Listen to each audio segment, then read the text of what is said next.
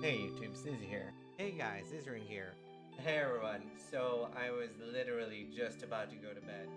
Hi, Scissorin here. Scissorin here with Scissorin here. Scissorin here with Scissorin here. Hi, Scissorin here. And welcome to my channel.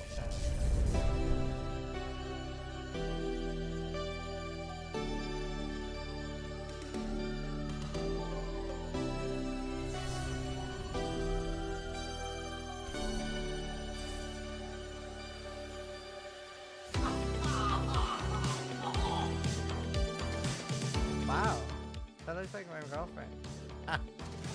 Sharks is the best one. Go away! Leave! I believe in Sharknado, and you should too. Vote Sharknado to go away!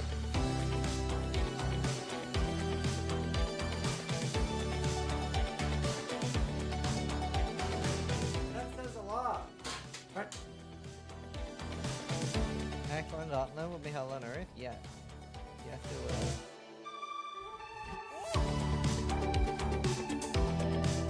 Oh my god! Nothing prepared me for that! So creative. Oh! Oh! We made so much money! Oh! Oh. Scripted! Scripted!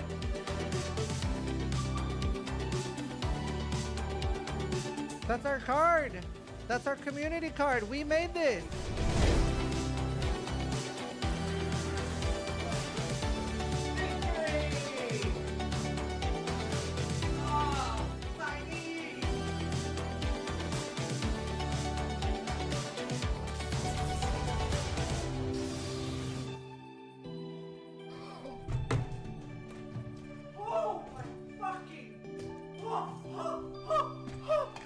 That is... Oh my... This is the undisputed best axe in the game! For duelist, for banquet! Fucking banquet! Holy shit!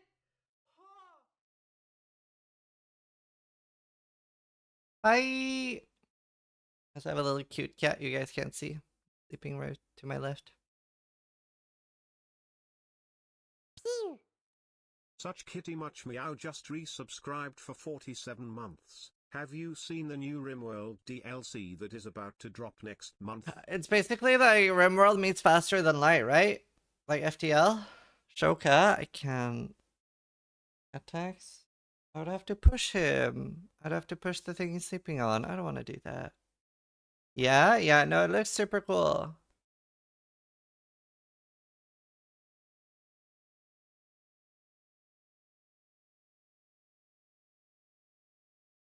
I'm good. I talked to my university today. They want me to like promote their internet cafe. I don't know how though. I don't know, like, is it like just now with like 1,000 people here? Is anyone here in Northern Ireland? I'll ask when we have a few more people, but like there's so few people in Belfast. No doesn't help me. Me. Okay, so one. I know I have like a few hundred viewers from Belfast.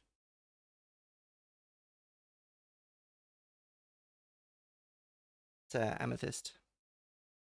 I'm in the Republic. That's close. My brother is.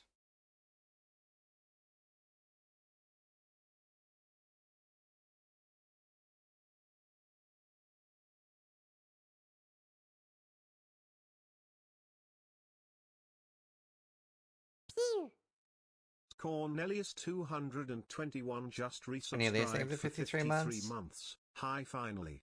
I can't listen to the rest of the streamers anymore, there's so much drama it's unbearable. You're finally here. How was D&D? Good. We leveled up. Let me through. We leveled up and we did like a pretty hard fight, and then we had to choose rewards at the end, but it was like very like mystic rewards. So I chose the Tome of Reflection. I got Wisdom, +1 permanent Wisdom. Does nothing for me. I didn't hit a breakpoint. It's just completely wasted. Nugi is a Warlock and got Strength. Helena got a Familiar. Steel picked up a quest book.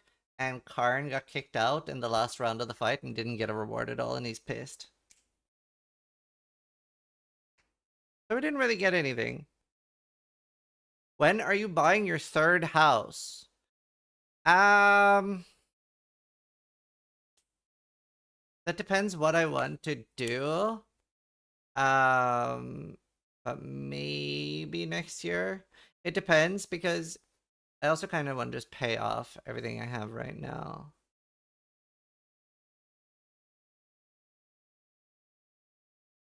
I might just pay off everything instead. Landlord arc? Yeah, I mean, I definitely want 2 houses so that I have one for each of my kids. For sure. No, we don't stream it. At 50k subs, can you get a Starforge tattoo on your forehead? No, I wouldn't get one on my forehead. I wouldn't get one. I am thinking with the new drops, I am thinking about having another tattoo sub goal. Do you think if I set a sub goal to get tattoo Rue as a cat, do you think people would go for that? Yes, there will be displays for this content with this thing. I'll unsub. I was joking. By the way, for anyone that lives, well, technically you could live anywhere, but I would like the honest yes or no's here, but especially for people that live in Europe, if I arranged a meet and greet, meetup, hangout day in Belfast, would anyone be interested in that? Obviously, particularly people that live close-ish, like in the UK.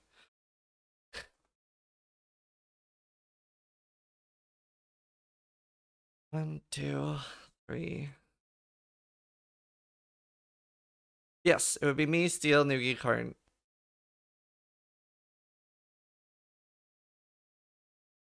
Depends on when it is. 4. I haven't made a lit filter. I do that on the day. Can't get a visa. Why can't you get a visa?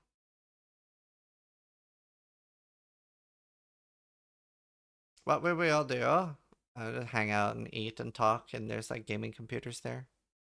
I'm just it's basically like the university that I went to is they have like a net cafe that they want me to promote. And I'm like, there's like less than 1,000 people in Northern Ireland. Now there's like, I don't know, I only have like a total, I've seen like a few hundred people say they're from Belfast that watch me. And I haven't been recognized on the street a decent amount.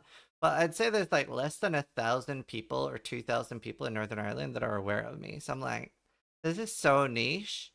So LAN party. So what I suggested like I can talk about it on stream. Like I could do regular promotions for it, right? For the people that are in Belfast and just talk about it. I could do like a tweet or have a panel below my stream. I said I could go do a meet and greet, like a 2-hour meet and greet at the Net Cafe. I said I could stream from the Net Cafe, like a stream/meet and greet. And then I said we could do like an event where people fly out and visit. Those were my options that I gave them. But yeah, I don't know. I was just surprised. I was so hyped for today, and then they released it tomorrow. What happened to GGG? So most likely what happened here is that you rammed your face into the door, and you somehow mixed up the dates. Nothing is being delayed. This is a you problem. They always release on Friday.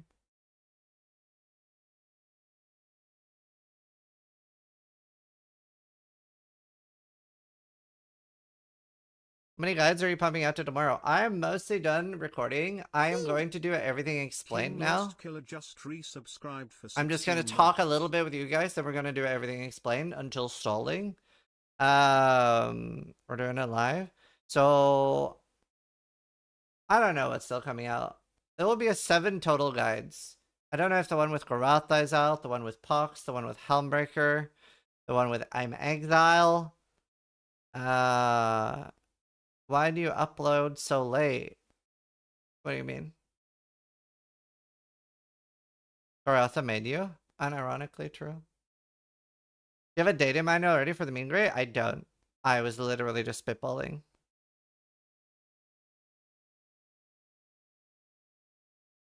Or Shutter for everything explained. Elementalist just came out 1 hour ago. Oh, I want to see the intros because I haven't seen them all. Because obviously I just record some like weird cringe shit and then Scry turns it more or less cringe.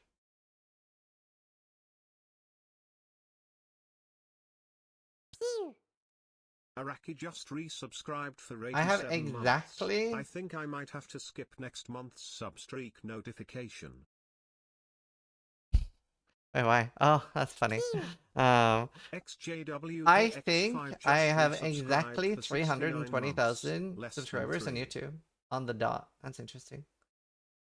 Okay, let's look at the intros.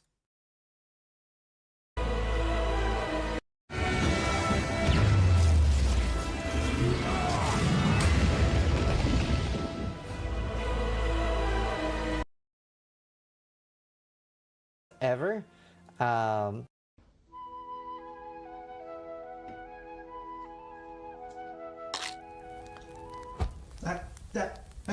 can't believe this. No, not butter.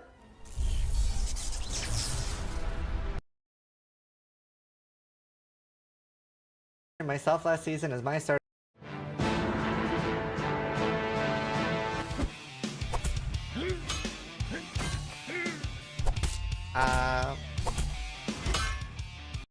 The fuck was that?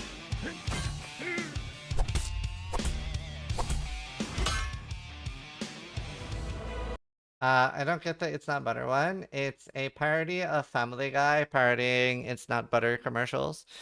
King Lost Killer, thank you for the 60 months. Danny DeBloons, thank you for the sub. Welcome. Araki, thank you for the 87 months. And JWK, thank you for the 69 months.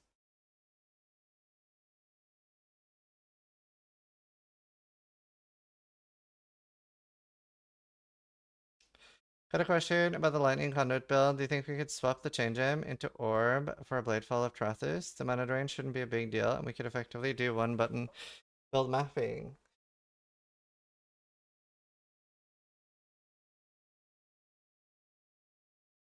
Wait, why?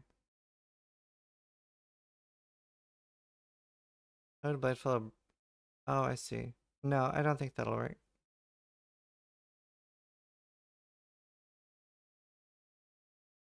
My mom called me this afternoon after asking if she can visit and stay the night tomorrow. She's driving 2.5 hours to visit a friend the day after. How do I, as a 31-year-old man, explain to her that it's League Star without hurting her feelings? Say that you have an event planned with friends and that you've already committed to this beforehand and you really don't want to like move your schedule.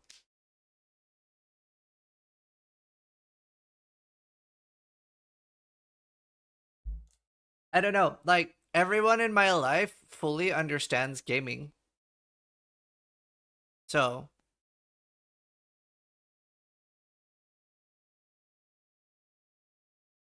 it also depends how old your mom is. If she's above 60, then spend time with your mom instead of League Star. If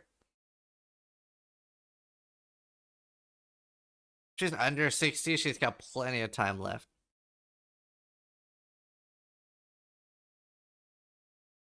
Yeah, we have a Champion EA coming up. What mic is that? This is a rig microphone. So this is a sponsorship we're doing for a month.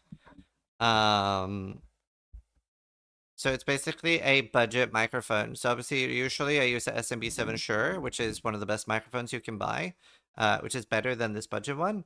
But I can show you the difference. So this is $100. So you guys can buy it with a discount code. And this totals for $800 total because I have a $400 mixer and a $400 microphone.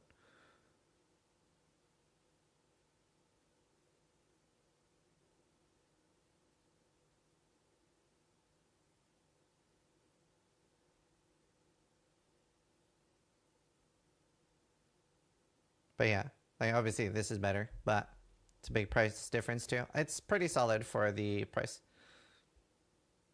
I like the sponsored one more. Okay, I mean, I would say the SMB7 Shure is better, but it's also a lot more expensive, plus has a mixer in it. It would be weird if there was no difference. But I let you guys decide if I should take the sponsorship or not, and loads of people said yeah, it was good enough to... Yeah, so... Decent. Not a terrible idea. Yeah, I mean, I like running all my sponsorships through stream. I think it's the best way to do things. That's why I decline so many too. It's why I decline so many. It's some Yamaha mixer. Am I sure? Yeah, I'm sure I could make both of them sound a lot better. I'm really bad with audio.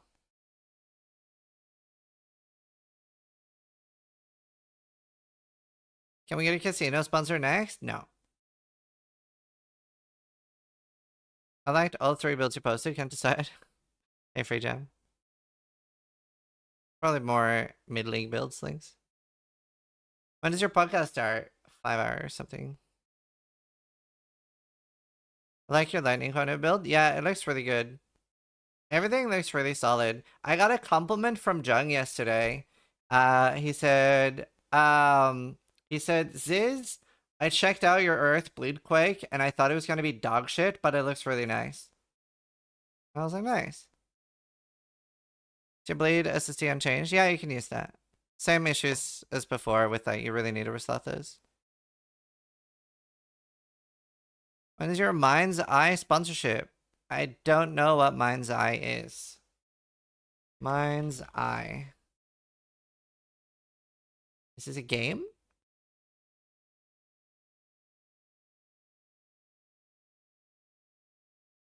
You didn't see the drama. No, what is it? GTA ripoff that went horrible.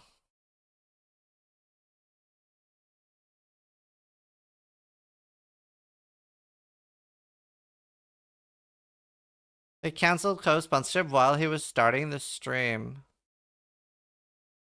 Did you see Lily's flowchart yet? You're featured. No, but now I want to. Lil. Where am I? 3.26 starter flowchart. It's here. Probably the biggest flowchart I've made so far. I don't know. This took me like 8 hours. Okay, granted there was some stalling, but yeah, it's a pretty big one. I think Wait. starter variety is This multiverse. pretty good this league. Actually, I think it is. I think there's a ton of viable options. And so this is along the meta flowchart. I might do an off meta one if I have time. Is this a good thing or a bad thing? I don't know if I'm being complimented or roasted. But I tried to stick everything on here that's like guaranteed good. Some things I did branch out a little bit more. And I will point those out when I get to them. So let's get started. Attacks. I want to skip Here to we my go. part. We got Sphinxy ranged, just resubscribed melee. for 9 months. Both. Feeling the Messiah. Head to 747. True. Thank you, Sphinxy. You can also play Pathfinder if you want for a more well-rounded experience. For No, 'cause getting I don't more, have time like, to watch the video. defense, max res, perma, uptime, regen. Recommended creator, Jungron. Jung bro. And then going over here, still on the do you want to pretend you're a speedrunner track? Now we're at I'm old, born before 9/11. Here it's actually portaling away. Wait. You're not old if you're born before 9/11. I was like 13 or 12 when 9/11 happened. What the fuck? Space, so it's portaling down here, and we're entering the Zizarin multiverse here. I feel attacked. So got a couple portals here. We'll start with Happy Ziz. Pros: buff this league. Your next build will feel amazing after this one. It auto targets, so you focus on dodging. Yeah. It's got an extensive Ziz guide for new players. Decent tankiness. No lab farm. What build Cons, is this? it is totem delay, and it, Is this EA? Oh. it gives away what the build is, but okay. yeah, it's got totem delay. Yeah, Explosive arrow has a fuse delay, and then it's also a dot build for more delay. It's slow. It's mad DPS. You're gonna have to backtrack for the loot. By the way, the most I've gotten my EA to is 26 million DPS, which that's not meh DPS on hardcore SSF, in my opinion. Do you know what's mad DPS? I could not get ED of Contagion above 9 or 8. Because you drop the totems and you keep running, and then On Elementalist, that was one-shotting Ubers. No. You softcore players don't matter at all, okay? Because your death is above 2. Okay? So, shush. Softcore players don't matter. We're talking about actual builds here. enemies burn slowly. It's obviously explosive arrow champion. Chance for success 60%. I feel like the build's probably 60% of what it was at his peak. Yeah, I agree. Literal So perfect that's why number I of put 2s too. 60. Recommend creator is, and then go to the next portal. We got unamused Ziz. We got pros buff this league. Better than champ, I think. Same pros as champ. Bioconviction? Doesn't need chance to ignite. More damage than champ. Now for cons, we That's got less damage than champ. squishier than champ. Still has giga delay. Bit faster than champ. This is great. Loop backtrack, and now it needs accuracy. Explosive arrow totem elementalist. Actually, 80% yeah, this is honestly, it looks like a sick build, even on hardcore. This thing. success. I really don't think champion explosive arrow is super great.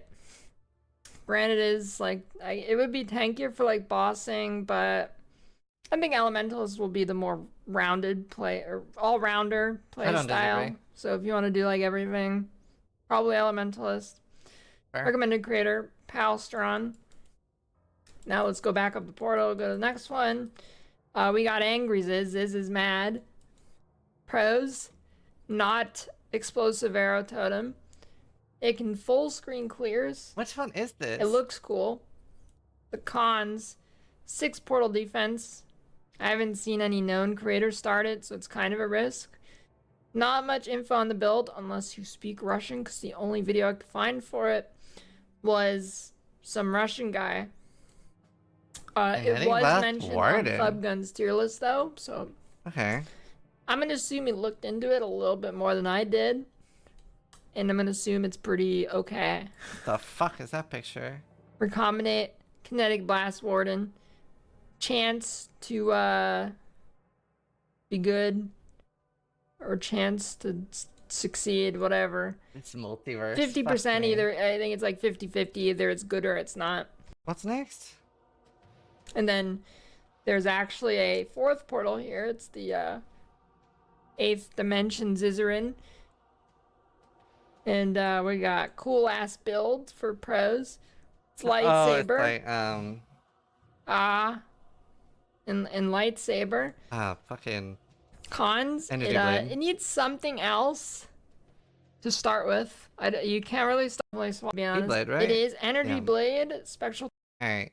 Well, I'm honored to have a Ziz multiverse for our fellow boomers. Screen is better. I think more zoomed out or more zoomed in. I guess this looks better. Whatever, I'll keep both for now. Fellow boomers in chat, that was awesome. That was really funny. Link the vid, you leech. Okay, shut up. I'm literally linking it. Chill the fuck out. You even saw me click copy. Fucking chill. What will you start, and will it be new player friendly? Or Shutter, and yes.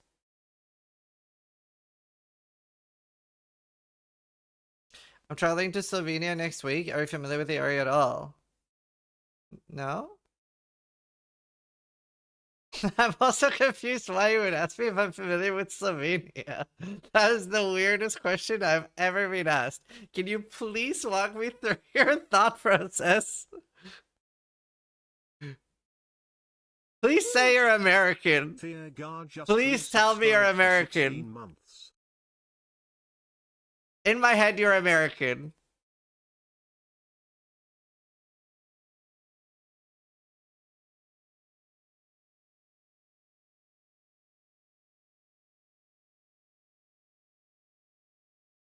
Do you happen to know about nuclear fusion? My thought process is if I've lived in Europe, I would have traveled everywhere by now. Please say you're American. You have to be American. There ain't no way. See, no po Slavyansk? Oh, I don't know. You want out? You just want to play there? Oh, you're a good. Yeah, you're the best. Want out? Okay. Wait. Did he say he's American? He must be American, right? Oh.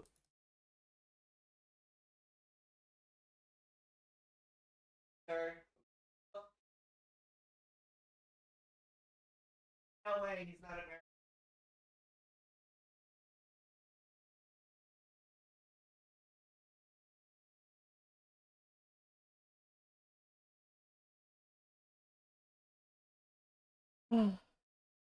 Europe as a whole is way smaller than America, unless you count Russia as Europe.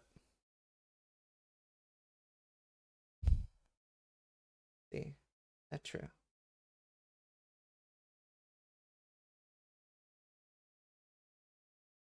What is the size difference of Europe and the United States without counting Russia?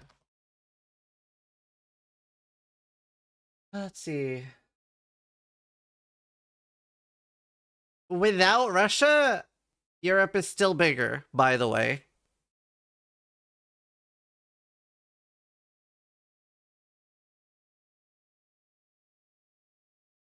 No, wait. No. Total area. No, this is including. You're wrong. You're right, I mean. Without Russia, you are larger. You got me. Let's see. Did he say if he's American yet? No, he didn't say if he's American. Okay, I just assume you're American, banana. I am from NA, yeah, but not US. You're Canadian? Huh. Jesse Banks just resubscribed for 37 months. American until proven not. So wait. If we can't have Russia, you can't have Alaska. In this example, can you remove Alaska from America's from Alaska and Hawaii from America's total size? How is Russia Europe? It's literally in Europe. What do you mean? It's a continent. 20% larger than us without Alaska.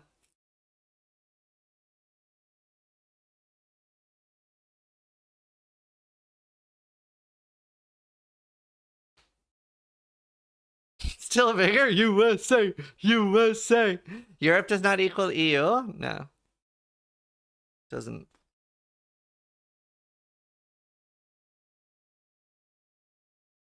All I heard W's.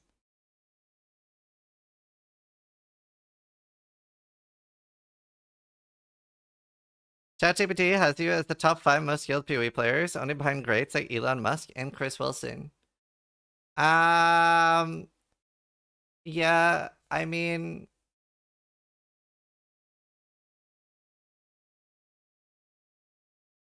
I think this was my favorite.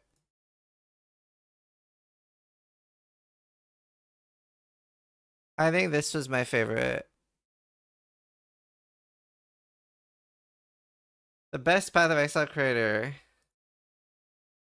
And then it was like this one. If I had to crown a best All-Around Guide creator, Scissorin takes the throne. Hell yeah. Strong. Strong.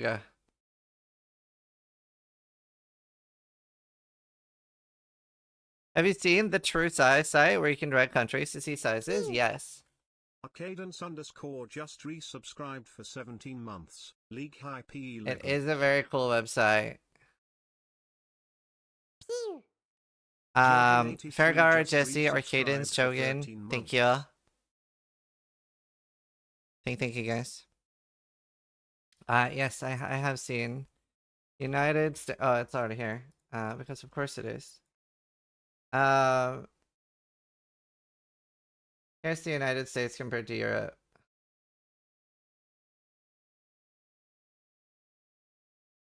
Imagine if you put it up here, dude. Compared to Greenland. Greenland looks so big. I mean, Greenland's still pretty big though, right? It's still like half of fucking Europe. Or like a third of Australia.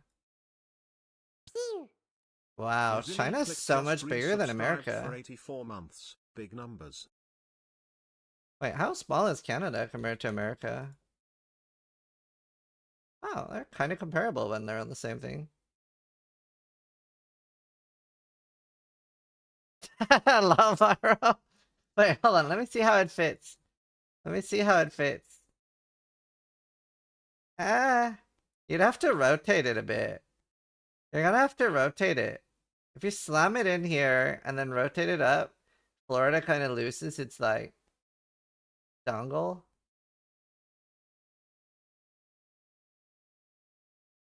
Yeah, Alaska's huge, dude. Dude, Alaska's like 30% of you. How many people live in Alaska? Bro. Brother. Like same as Scandinavia. Wait, can we do Pangea? Oh. 3 people, 20. Also, Australia is so big. Look at this shit. Fucking Europe sized. What's bigger? I guess Australia is bigger than the United States. Look at that, dude. Do Mexico. Wow. Surprisingly big too.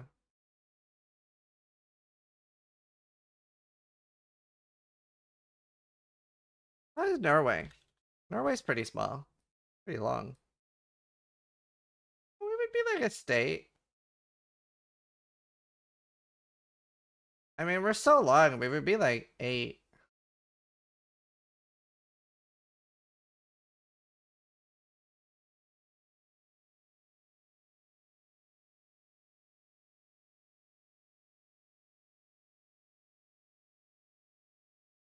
Algeria is suspiciously big.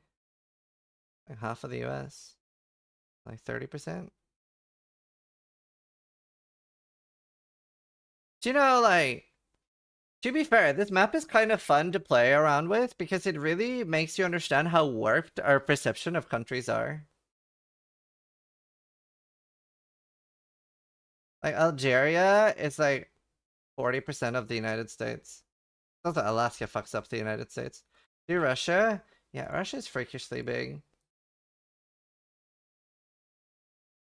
Like 2 United States. Sure. Greenland? This one. It's like a third of the United States. How big is Poland or Germany compared to the US?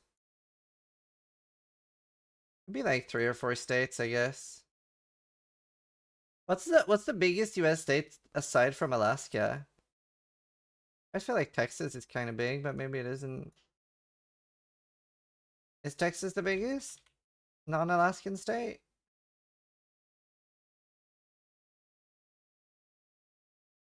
I guess Texas is pretty much the size of Ukraine. The most comparable European one. Or Sweden and Finland. Probably it's not that big, right? I guess it's kind of long.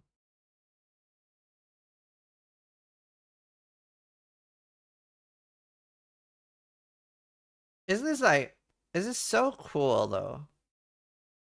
This is so cool. Do you know what I mean? Like, just the way maps work.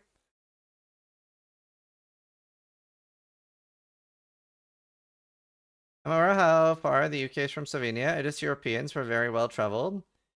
Yeah, but like Eastern Europe isn't like very high up on like travel destinations.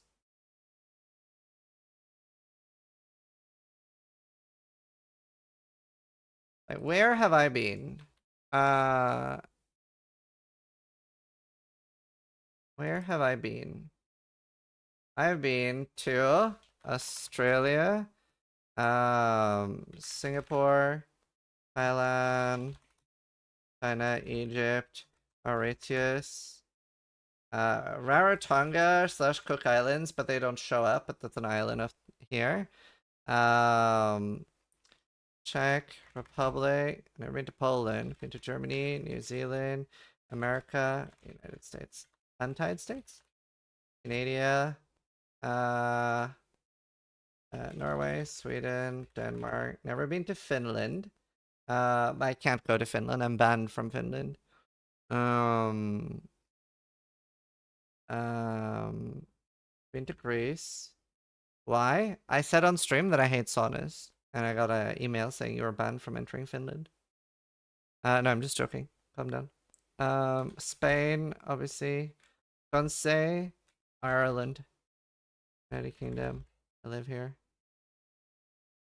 Where else have I been? Like, a lot of the time I've been to the same places a lot. Bali. What does Bali count as being part of? Is it not the Philippines? Indonesia? Lamp _shade_ just resubscribed for 4 months. Province of Indonesia. Login, Cool. dude. Where else have I been? Czech Republic. Romania. Definitely the worst place I've ever been. Any Romanians in chat? You still like thank you for the 84 months, dude. Thanks so much for the support. And Lampshade, thank you for the 4 months.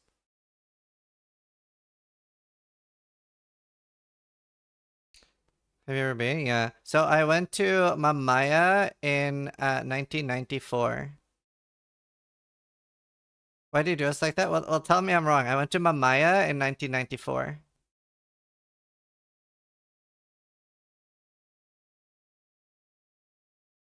Yeah, worst trip ever. We all had diarrhea the entire trip. It was right after the communists falling, so I can't blame you. Yeah, it was rough. That was basically North Korea today, yeah. Why was it the worst? I will regale you with a tale. When we got there, we got to the hotel. And by the way, my parents had never been to a foreign country before, but their friends had been to Romania several times. No other country, by the way, and said that it was the best place they've ever been. Technically correct. When we got there, the hotel had an open buffet. As in, the ceiling was open. There were literally birds pecking on the bread and shitting on the food. There was bird poop in the food. There were literally cockroaches everywhere. The inflation was so bad that they recommended us to take out money right before paying a restaurant. And it was almost like satirical how bad it was. I've been to Czech Republic. I'm not guessing. I'm just writing what countries I've been to. And it was just so bad. A few of the people in the group got accused of stealing by the hotel. Until like we contacted the embassy, and then they were like, oh, okay, they didn't steal anything. And then there were like so many issues. We all got diarrhea. It's the only place that we've been served medium rare chicken. Literally everyone had diarrhea the entire trip. I remember, yeah, like the food was cooked extremely bad. Was one of the worst things. The water was really dirty. There was like insane amount of like bad stuff in the water and like poop. There were insane amount of like Roma gypsies / beggars and stuff that would like try to like actively hurt tourists. There was like there was a crippled boy on a cane begging for money. And then somebody was like, no, go away. Then he ran after them and started hitting them with the cane. Obviously not crippled. Medium rare chicken. And then the scariest thing that happened was there was a group of 8 of us or something. So like my parents and their friends and then the kids were suddenly surrounded by roughly 15 Roma gypsies. And they made runs at trying to like, so they put the kids in the middle. So I don't remember this at all. It was my parents' scariest experience in life. and they like tried to like grab the wallets and stuff until like one of the women like screamed so fucking loud that they all fucked off. But yeah, so it was like a horror story. Well, I don't remember most of it. My parents have like retold me because they bring it up whenever there are like family gatherings with that friend group. I do remember a decent amount though. I mean, I have pretty good long-term memory, just bad short-term memory. I just don't remember like the being surrounded by Roma gypsies. That was Romania, particularly Mamaia in 1994. But yeah, where else have I been? Have I been anywhere else? I don't think so. I wrote Germany. I've been to airports, other places. So, I mean, I've been to the United States like 7 times. And I've been to Thailand like 6 times. And then I've been to like, Malta. I've been to like a lot of like Spanish islands and stuff. Never been in the Netherlands.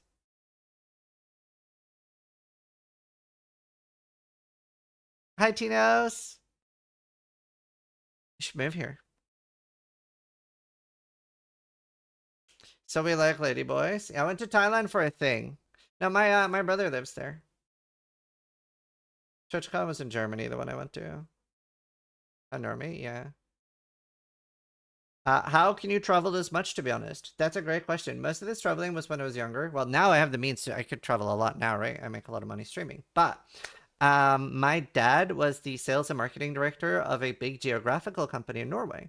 So he would fly so much for work, and I don't know if it's like this in every company, but he would get to keep his own airplane miles. So we didn't have to pay for flights ever. So they would actually take me out of school to go traveling. So I've been to like Spain several times, Greece several times, and we would go on like holidays like that. And we only had to pay for the hotel and food there. So we would go on holidays 3, sometimes 4 times a year. So and I've been to like, I went to Hawaii. Like the coolest trip we did was called a around the world trip. And I think I was 13 or 14. So then you're starting to get some perception of money. So I was 13. So this is like 20 years ago, 22 years ago. And I remember my parents told me it was 10,000 kroner for the full trip. That's flights and hotels. 10,000 NOK to USD. So that's 1,000 USD. Inflation calculator. So let's say 2002.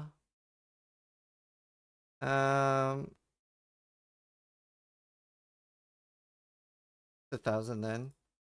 Okay, so just like £2,000 per person. That sounds about right. But anyway, it was a really cool trip. It was a 1-month trip. I think that would be twice the price today. It was a 1-month trip. We went to like United States, then Hawaii, then South Africa. I've been to South Africa. Then we went to South Africa, and then we went to Rarotonga. Oh, and that's the other thing. Since Norway is so expensive, everything would be relatively cheap for us. Like my parents would always remark like how cheap the food would be in other places. So since we got the flights for free, right? That's how we were able to travel a lot.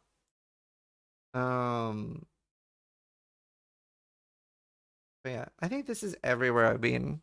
There's not many other places I really care about going. I would like to travel to Japan. I would like to travel to Bora Bora. And that's pretty much it. Not really, because the kroner is super weak. See, that is a dumb way of looking at it, though. Because it doesn't matter.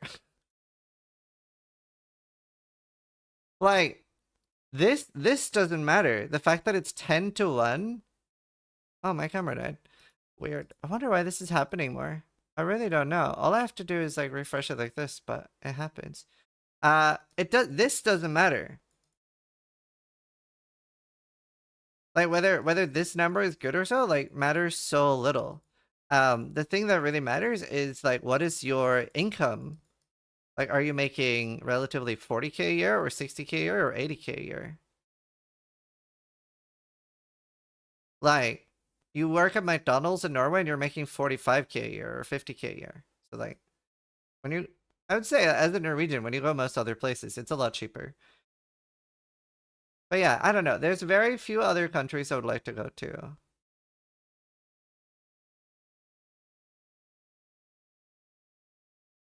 Oh, nice, Danny.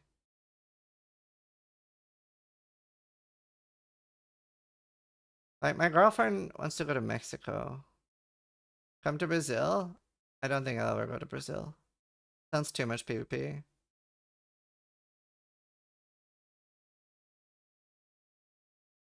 Would you go to Guam? No, no plans. Yeah, your girlfriend? Well, my wife. Girlfriend, wife. Oh, I've been to Italy. Several times. What's scuba diving in Belize? Yeah, I don't know. I went to Mongolia. No, I went to China, Songshan region for a wedding. Do not come to Brazil? Yeah, I know. I don't want to go anywhere where I feel less safe than where I am. I actually, every time I'm in America, I feel very on edge just because people have guns there. No, I've never been to Finland. But yeah, so I haven't been that much in most of Europe. This is everywhere I've been that I can think of. I've been to Canada. Don't they have the Purge in Belfast? Yes, but I don't go outside during the Purge, and the Purge is just for 2 days. But yeah, I've never been outside on the Purge. Ever.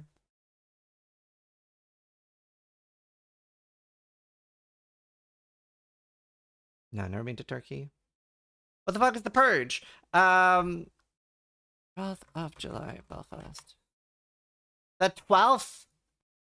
The 12th, also called the Orange Men's Day, is primarily an Ulster Protestant celebration held on the 12th of July. So basically, I can't remember whose side is celebrating. I think it's the Protestants celebrating killing the Catholics. And since they're celebrating killing the Catholics are not happy with this. So there's PvP. And they burn pictures of Catholic religious figures or politicians, and flags. Like they burn the Irish flag and stuff. No, they don't reenact it, but there's it's been less violence lately. Yeah, 20 years ago Belfast was really dangerous. But it is pretty, the effigies of people. Yeah, I mean it is pretty bad. I don't go there.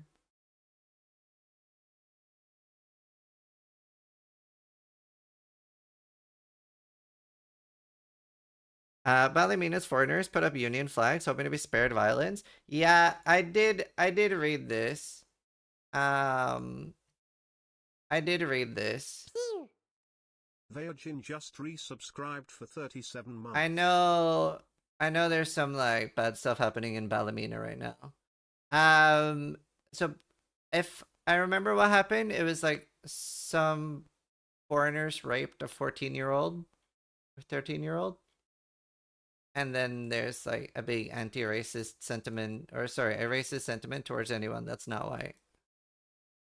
I think that's what happened.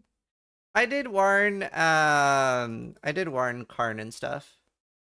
And Steel. I did mention it to Steel as well. But, you know, I'm very happy I'm white though at times like these. It's good camo. Even though I'm an immigrant, people I even remember in a bar, somebody was complaining about immigrants. And I was like, bro, I'm an immigrant. And he was like, you're the good kind. And I'm like, bruh. Oh, it do be like that.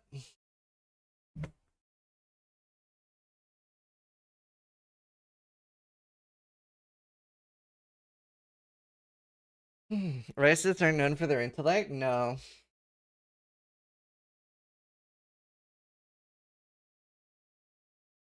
More than half the world isn't white, yeah. Monka laugh, yeah. Would I get deported in NA? Genuinely though, I've never seen a country where Norwegians aren't welcome. No, I'm gonna do everything explained, at least the early part.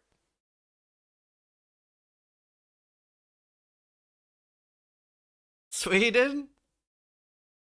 I was about to say, like, there's fun racism, like the Scandinavian racism, and then there's bad racism. Like, we have good racism, don't we, Scandinavia? How do you sink a Swedish submarine? You swim down to knock. Exact same thing while walking the dog with this old guy. The problem is all these foreigners, but I'm foreign, no, you don't understand. I mean, the real foreign ones? Yeah.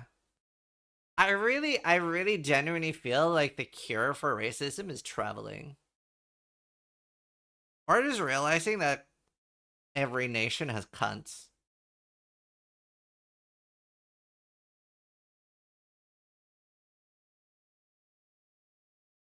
I'm Irish, by the way.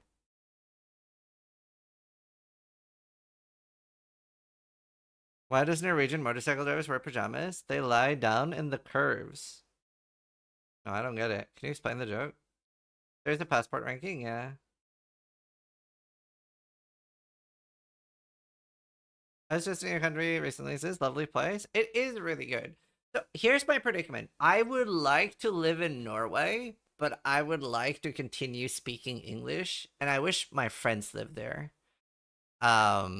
Maybe I should just like pretend to sound like I'm British or Irish.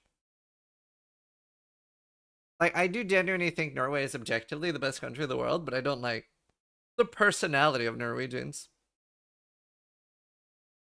I bet you would like Irish taxes instead of Scandinavia. I did think about moving to Ireland just for taxes. So at the moment I live in the UK, so I have 23% tax bracket. And if I moved to Ireland, I would have what? Is it 8 or 6? I know it's so stupidly low. You do speak absolutely perfect English? Sure, but right now I sound Norwegian. Well, Norwegians don't really have an accent because of the way we learn English in Norway. But, I mean, like, like, when I was back in Norway, I went on the tram once, and I'd forgotten to buy a fucking tram ticket, right? And the conductor's like, tickets, please. Billetter. And I'm like, fucking, can I just buy a ticket off you, mate? And he goes, oh, no, you have to buy a ticket before you go on. And I go, mate, I fucking just got here from Belfast last night. I'm so sorry. Can I just buy one on the next stop, or how does this work? Can I pay you? And he goes, oh, it is okay. Don't worry about it. But in the future, you need to buy a ticket before you get on. So maybe I should just do this. You know, just fucking Northern Irish accent, and fucking everyone in Norway would just assume I'm not from Norway. Half the people won't be able to follow what I'm saying if you speak really fast anyway. But like, just being able to personally, being from Northern Ireland, fucking dead on, like. Are you American? No, I'm not American, mate. Unironically, you can pass for Californian. We're pretty accent neutral too. Man, I feel like I would need to like do like a little bit more of a raspy voice. I feel like a lot of Californians have like a little bit of this going on, you know what I mean? And like I'll never forget, we got in an Uber in Cali, and it's so different from here, you know. So I get in an Uber, and here I would just sit down and be like, "Hey, how are you?" And the difference is in America, they'll tell you. So I get in the Uber, and I'm like, "Oh, hey, how are you doing?" And he's like, "Yeah, man, I'm pretty good. So, you know, today's been a bit of a rough day. So my nephew went to jail. Turns out he was a pimp. So he's a bit of the black sheep of the family. But you know, we gotta hustle. This is my only job. I also work for NASA, you know, just as a side gig. So, you know, that's really cool. Got a lot of stuff going on there. You know, just making ends meet. You know how it is. But then, and then my other brother, and you know, this genuinely happened to me in Cali. This genuinely happened to me. Like, I was in a taxi with Kit and Kat Noodle. We were going to Disney, and it was like a 1-hour taxi. And he started telling us about his pimp brother and how many like girls he had. And I was like, what the fuck? And then I actually had a similar experience with Helena when we were in Florida. That our taxi driver was also a lawyer. And I was like, what? And she literally said, by the way, this isn't my only job. Like, literally, like my, like, meme stories. It was so crazy to me. Yes, EA is coming up. It's not the king, though. It's like, yeah.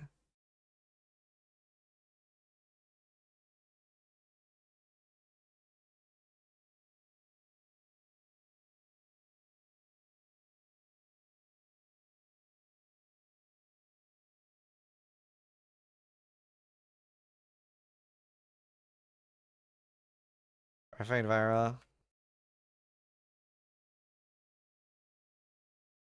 European mind will never comprehend coastal culture. Did you like Florida? I mean, I was there at a pretty good temperate climate. I really liked it. I didn't have to walk as much. So whenever I'm in Cali, the homeless people have me really on edge, to be honest. I really don't like American homeless people. They're really scary. Like here, homeless people just sit on the street and they're just chill the fuck out. They're non-threatening. In America, they are flailing. Literally. Like I've seen a homeless guy walk around like that. And I'm so fucking scared. I literally don't want to go outside. I hate being in Cali. The only thing that's good about it is churros fucking everywhere and Mexican food everywhere.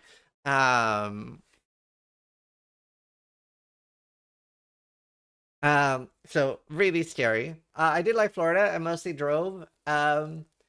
You know, it was very. I had some American moments. We went into Universal and some guy was being apprehended, and we literally heard him say like, "Man, they're confiscating my knife. Can you believe this? They're taking my knife." He was trying to go into Universal Studios with like a fucking this big knife, and then was surprised that it got confiscated. And I'm like, the fuck? So like, I don't know. Yeah, I liked it though. It was nice. I mean, also the fact that there were alligators, they were very scary.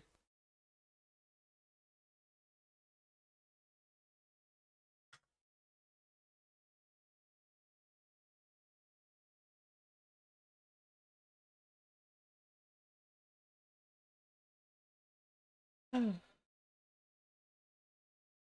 seeing Sanctum changes. Do you think it's a viable start to rush it? We won't know until we get to do it.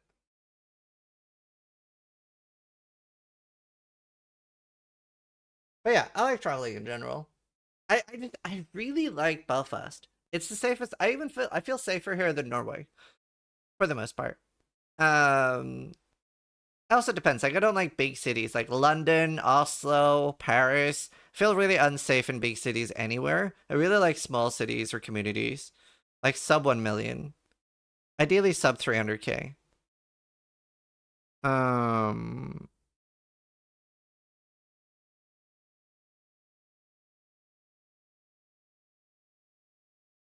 What do you think you would be doing if you weren't doing this? Crying. I don't know. I don't think I'd be good at anything else.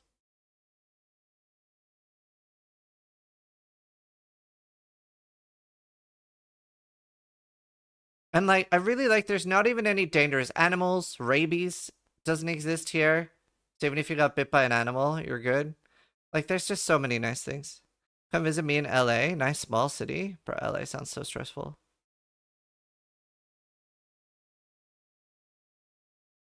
I just like the more humans are in one place, the worse we get.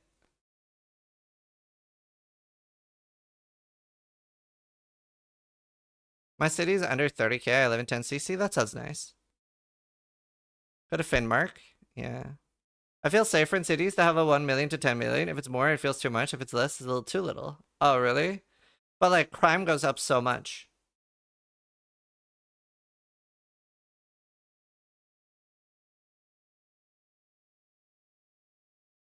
But yeah.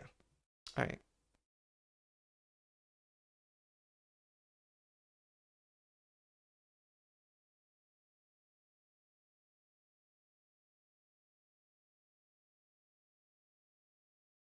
My city is 250K, but the Netherlands is basically one big city. Well, the thing is, I would feel very, very unsafe living in the Netherlands. Not everybody knows this, but the Netherlands is below the water. So it's just propped up by dams, and that is why Dutch people are so tall. So they're basically genetically preparing to be flooded. So the purge will happen in the Netherlands in a different way than other places. Like it'll just flood, and all the Dutch people will just be bobbing above the water, like, and you'll just see like little bubbles coming up of all the short people that are being purged. And I am not particularly tall. I'm 5'9", whereas like size like 8'2". So he would just be like, "Oh, Slytherin, hello, Slytherin. Why are you underwater?"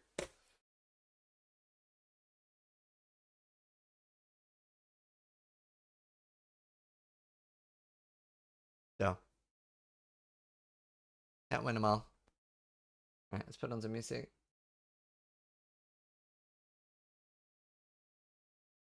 Dude, by the way, was it this I was listening to earlier? I was listening to this for like 3.5 hours. It was so nice.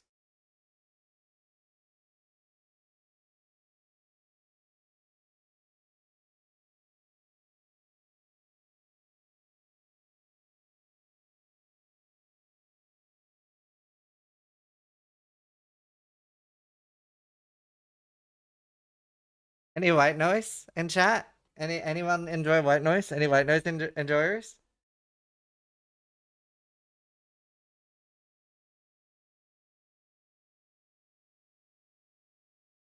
Literally no one? Me? Yes?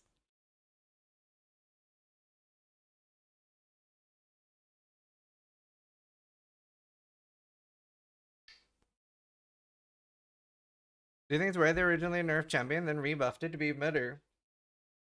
No, I think like it just change things. It doesn't matter. Like they should never be trying to balance ever. They should never be trying to balance. They should just change things. It doesn't matter. Just change things every season. Let builds be good for max 2 seasons and then kill it. Destroy it. Don't aim for balance, just destroy it. Builds should never be above a certain line for more than 2 seasons. Kill it. Right. I'm gonna toilet and then we're gonna do everything explained. No more stalling. Before stalling.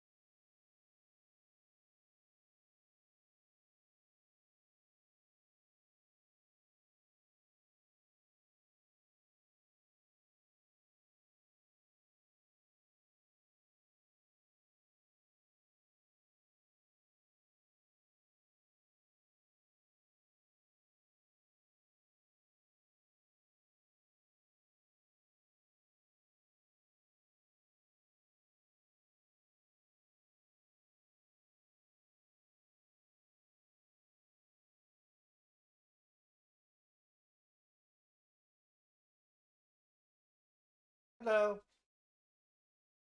That crystal probably wasn't cheap. No, it was like 3 or 4K.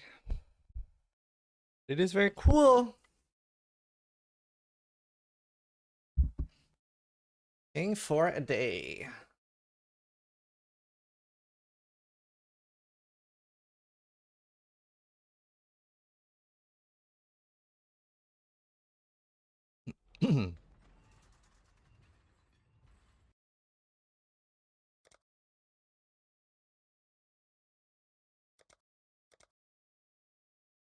So exciting that we can stream in 1440p now.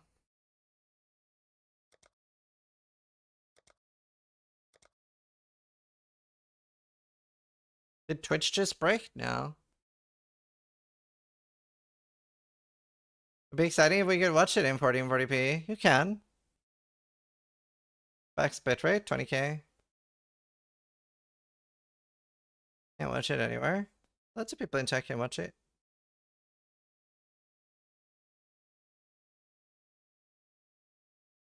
Yeah. I can. I get 1440p. Anyone watching? Oh, damn, Simone. You can really see the difference? Yeah. Works for me and I'm EU. Yeah. To be fair, they probably didn't want you to see it, Skria. Madiki is also 1440 or LCK, no 1440. I don't know. Works for me. Where did I see how to like Annie or something? Yeah, look. That's like this is how I found out it existed. Quality 1440p. It's pretty good quality now. And then she was like, "You should try it and see if it works for you." I just started streaming with it. Works for me too. Yeah, Netherlands. Turn on hardware acceleration for 1440p. Right. Yeah, I stream on YouTube too. Alright. Let me mute alerts, I guess. Thank you so much for the subs and resubs. Super size me, thank you for the 19 months. Alright. Hi, Zizarin here with a Everything Explained video. I'm a little short on time, so this will be a little bit scuffed, but for those that are new to the Everything Explained formats, this is basically a video where I will make a new character from scratch and try to explain everything. A little bit more rush than normal. I have several one of these previously for other builds, that are probably going to go more in detail. Normally, this goes to like Act 8 or 9 or 10. But we do have a stalling in 4 hours, so we'll see how far we get. But the majority of the information is very front-loaded anyway. It is in the start. So Act 1 is going to be very slow, and then we'll speed up, and I'll start playing faster. So to start, you need to have Path of Exile, and you do need a third-party program. It's very important, called Path of Building. And then we can link, this is what I'm going to be following. This is a collab I'm doing with I'm Exile. And through this, you'll be able to see, like, it'll be very step-by-step what we're doing. I'll just be following this to the letter for this. It's very easy to follow. So once you've installed Path of Exile, you'll, I think when you create a character the first time, it goes directly in on this. I think this is what you're greeted with. And there will be seasons. So right now, it's only standard. These are the permanent leases. This is always here, never gets reset. And then the 326 expansion is starting soon. And I would recommend that you play on the something Trathus, I guess is the actual season name. And you'll be missing the Scion. She's unlocked later. But yeah, let's start. Right. We are going to start a Marauder. Enough to face the land of the damned, Marauder? We offered you truth, yet still. Let's see. Right. So when we start, graphics aren't that important. There's nothing you really need to change here. If you're having lag issues, switching between Dynamics and Vulkan can help. You do need a loot filter. If you go to filterblade.xyz, there's like instructions and stuff there to like install a basic never-sync filter. So I don't think the game itself comes. I guess there is a default filter, but you do really want a filter anyway. So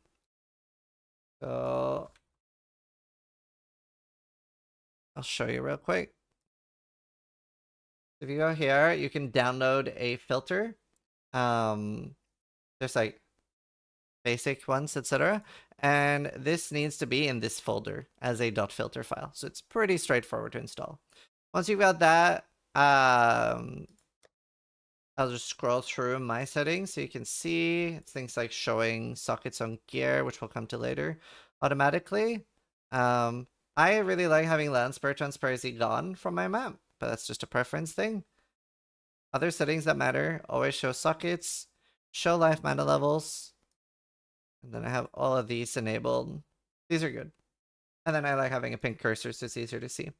So, Path of Exile, bit of a complicated game, very overwhelming. And I will try to talk you through a lot of it, especially in the start. I'm going to skip the tutorial because I am your tutorial. We're going to pick up the weapon, and here in start you'll see that this is an item in Path of Exile, and it has some sockets on it. Once we have that equipped and we talk to the dying exile, we'll kill the hungry corpse. The the dead should now we get our remember first gem, this. and sometimes you get loot. That's RNG. Now, gems in Path of Exile are unlike games you might have played, like Diablo, where it's part of your character, and like, let's say that the Marauder gets Heavy Strike, right? In some other games. Here, you could be a Witch, you could be a Ranger, and also use Heavy Strike as your main for the build. We are, at the start, going to switch default attack to move only, so the only thing you need to have now is Heavy Strike here, and move only. And we have that in the Driftwood Club. Now, another thing that's interesting while we're moving, and we're walking, you can also put move only on buttons like T, but you can put it in the chest. Like, it doesn't need to be in your weapon to do damage.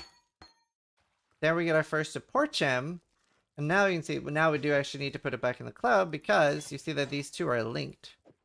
So these could not be linked. There could be a socket there and a socket there that aren't linked together. Then putting the support gem in would just do nothing. So Heavy Strike just gives us this ability here. And Ruthless makes that every third attack deals more damage. Also, on the Heavy Strike, you want to click it and do always attack without moving. It'll be a good thing to get used to early. It's, if you've played other RPGs, it's the same functionality as holding shift to attack in place. Now, a number one thing that I like teaching players really early, this isn't something you need to do, but it is something you need to know, and that is the power of mobility in games. So, you can see that he's not able to even hit me. So just like being aware of this can make the entire game infinity times easier. It's like something I do like showing early. I can literally run here forever. And a lot of bosses means that you can do this then, and not get hit. Because like in the start, you'll see most people will just be doing the boss like this and using your healing potions, which you can find in the bottom left at 1, 2, and then mana on 5. You do need to use potions, but mobility is very important. So we picked up a bunch of items, so let's go into town, our first town out of 10 towns, and we'll talk about items, rarity, and wisdoms. So we got a wand, which not very interesting to us. We are a melee class, so we're not going to use a wand, but we did get an iron ring. This is one of the best things that Halo could drop for us. So I'm going to identify that. It's a bit archaic, but we do identify our items in Path of Exile. And then I'll equip that. So this gives me more damage now. It's very good. The rest of the items, we can swap out and use the Driftwood Mall, but the rest of the items we can sell. And then you'll see that I'm about to get Transmutation Shards. And we'll keep the Ruthless support because we want to use that on our new ability. Transmutation Shards, once you have 20 of them, becomes an Orb of Transmutation, which gives you the ability to craft an item. And that will basically turn a white item, or normal, into a magic item, or blue. So we use those terms interchangeably. Normal or white, and magic and blue. Fine work with Hilly. Here we're going to pick up Ground Slam, and then we're going to put that with Ruthless. And then you can check out the vendor, and you might have, for example, the triple red here is very nice. So if you see that on like a helmet, a glove, a boot, or a chest, and you see a triple red or a 2 red and 1 green, I would recommend buying that. So these are 3 linked sockets. We can't use this until level 6, but we see that these are 3 linked. Now I'm going to scare you by opening the passive skill tree. This is really scary when you're a new player. That's why we recommend the path of building, and that's why we make our build guides very step by step so that you don't get lost or overwhelmed. We have a new ability now, and this also needs to be clicked, always attack without moving. Now, you can see that Bestel has an exclamation mark. And we are going to do Bestel's quest. We don't need to talk to Bestel. There are some games where you need to accept every quest, etc. There are only 2 or 3 NPCs in the entire campaign that you need to talk to. Generally, we just hand in quests. That's also a good thing to learn early. I'll try to just explain everything as we're going along. There will be some things that I'm lying about or omitting because there may be only exceptions at the end game that realistically don't matter. Also, you can see all the hotkeys for the different things here, like inventory is I, character screen is C, and the passive tree is P. But right now, we're going to continue. Nothing else we need to do right now. When you're a new player, you will be full clearing a lot. It'll feel very natural to you to be like clicking on everything.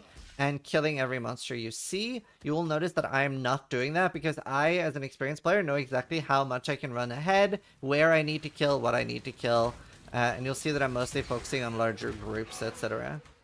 And a lot of that as well, I will keep doing some of it just to like keep the video on the shorter end, and like I said, I don't have a ton of time. I do like doing these. Especially because they're so information heavy in the start. And this is also what I'm going to be playing at League launch. So this is a very good build. And it's a very simple build to play. That's an Orb of Augmentation. So once you transmute an item, or we previously talked about, and it turns blue with one stat, what is going to happen is that the augmentation can fill in the other stat. So a blue item can have a prefix and a suffix. Pre is whatever comes before the name, so in this case hail, and the suffix is cloud. And a total max stats you can have on an item is 3 prefixes and 3 suffixes. And that is on a rare or yellow item, which we'll come to later. The Mudflats as well is strangely, relatively to your strength, the most dangerous stone in the game. So if you die repeatedly here, don't be too discouraged. You have very, very little stuff at this point, and they hurt. So it's very likely that even like some of the best players die here on their first character in the season when we're trying to go fast. Picking up that row nest as well actually like debuffs or buffs the monsters around it, making them scarier. You can see here I'm actually killing a lot more, and I'm trying to move a little diagonally compared to my enemy. And you can see that I'm a little bit like intimidated by trying to click the quest reward while there's a lot of rows around it. You might also notice that I'm not picking up like every white item. I'm mostly focusing on blues. So it's up. I'm guessing that's the quest reward for where we're handing it in. Or not. Oh, it should be. And we're going to continue following along the skill points exactly the way the Path of Building says. That is here. Anyways, where we handed in. So, very scary in the start. Ooh. There, I got all of it. Playing chests and stuff is not terrible, as long as they don't slow you down too much. Okay, we got another skill point. Oh, and when you are playing this in 326, this will pause the game when you open up pause. That's a newly added feature that we don't have access to until Friday, so tomorrow. So, now that we have this waypoint, which is like our way to travel through Rayclass, we're going to go straight back to the coast. And then we're going to go to Tidal Island. Because we have a quest, the one Bestel was offering us, so we haven't accepted yet, and we're going to do that quest now.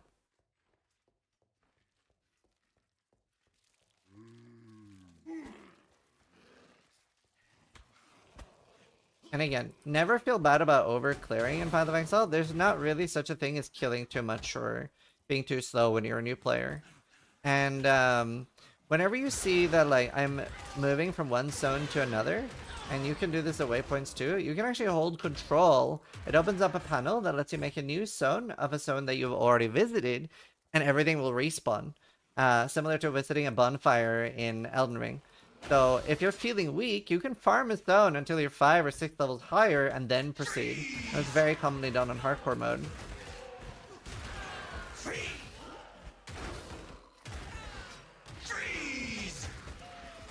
So Hailray actually has the best AI in the game. A little funny to mention. He's the only AI that'll actually try to track you. Everything else is completely dumbfounded by circles. We'll use a portal scroll here. Let's just go back to town. Could also log to character screen. Very common. You'll see a lot of good players doing that. We identified rare boots. And here we have our first rare item. So if I hold Alt, and I'll show another setting, and I don't know if I showed already. Is it this one? No. Did they remove the setting and just make it default? The Alt thing? Is it just default now? Maybe it's just default. Okay, it's default now. If you hold Alt on the item, it'll show like the name of the affixes. So here, like Infixed, Hail, Runner, Inuit, Pupil, and Newt. So the important one here is movement speed. And then resists are also incredibly important in Path of Exile. The intelligence is also really good for our build. And in our build, we are actually taking versatility early on just for the intelligence. These boots would technically let me not take that, but this would be some of the best boots that I could possibly find. We're also going to identify the gloves because that can have resists, life, some basic defenses as well, and damage. So let me talk about the basic defenses in Path of Exile because we now have all three of them. So you have evasion, which simply lets you evade attacks by monsters.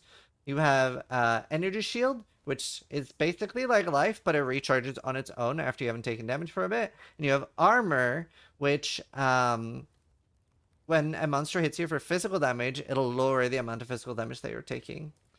We'll keep that here, and we'll sell everything else.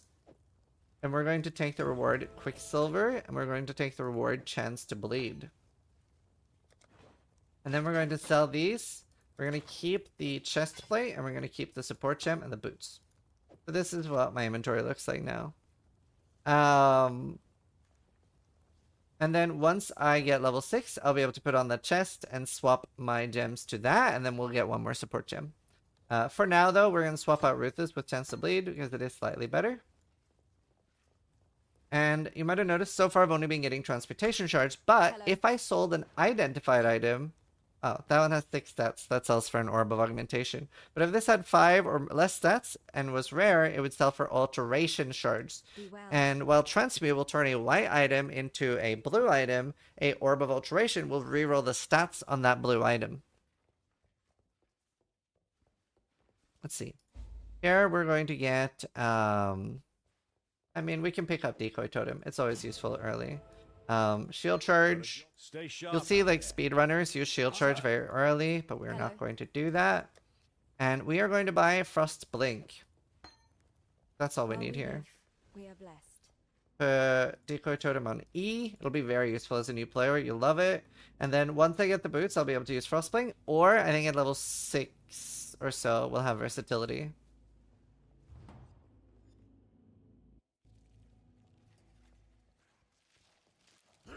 And somebody in chat asked a good question, so I'll answer that. And you can see how good the Decoy Totem is now. Like, it's basically tanking while I just get to do damage. Somebody asked a question, since PoE 2 is out, is it better to start with PoE 2 or PoE 1? Path of Exile 2 is simpler, there's less stuff in the game, and it just frankly has better new player onboarding. So, for a lot of people, Path of Exile 2 ends up being like, almost a tutorial for PoE 1. So I've switched around so I was able to equip my new boots, and now you can see I'm able to wear Frostblink. I put that on spacebar. I do the same thing with always attack without moving. On the off chance that somebody went for dash instead of Frostblink, it's worth mentioning that dash is the only skill gem that you don't want to put always attack moving with. It makes you go backwards. Pick up another Iron Ring, and these are good things to use Wisdom Scrolls to buy from the vendor. That 1 to 4 lightning damage makes a big difference early, because we don't do that much damage. We're going to place another skill point, just more melee physical damage. And now that we've started explaining a little bit of damage and stuff, let's talk a little bit about gem tags and how you know what works with what. So here on the gem, you can see at the top it says attack, AoE, slam, and melee. And at the bottom of the green text, it says what it can be used with. So if I picked up a sword, I could not use Crown Slam. And then another thing that's important to mention, you do see in the bottom right here that an E for Chance to Bleed is being highlighted. So that's how we know that the Chance to Bleed support is working. But you can also hover over either the Ground Slam and Chance to Bleed and see that they're both highlighting. Another good way to know.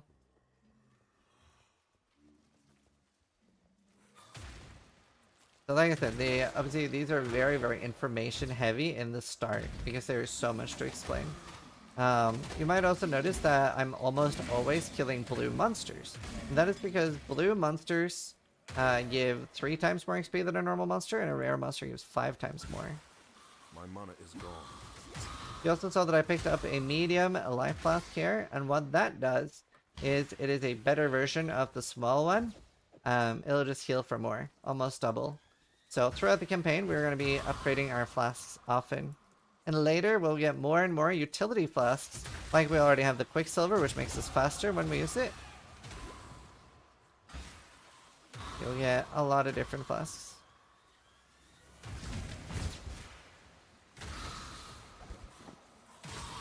Here is like a little mini boss. We're just gonna put decoy totem down. He'll focus on that. You can like try to dodge the like red things, but especially as long as he's attacking our decoy and not us, he's not doing that much damage to us anyway. We mostly just get to beat him. And this is with just using a white driftwood maul. Obviously we could have weapons with actual damage on them. But there's no need for us to try to craft anything at this point. We are just fine with the damage we have.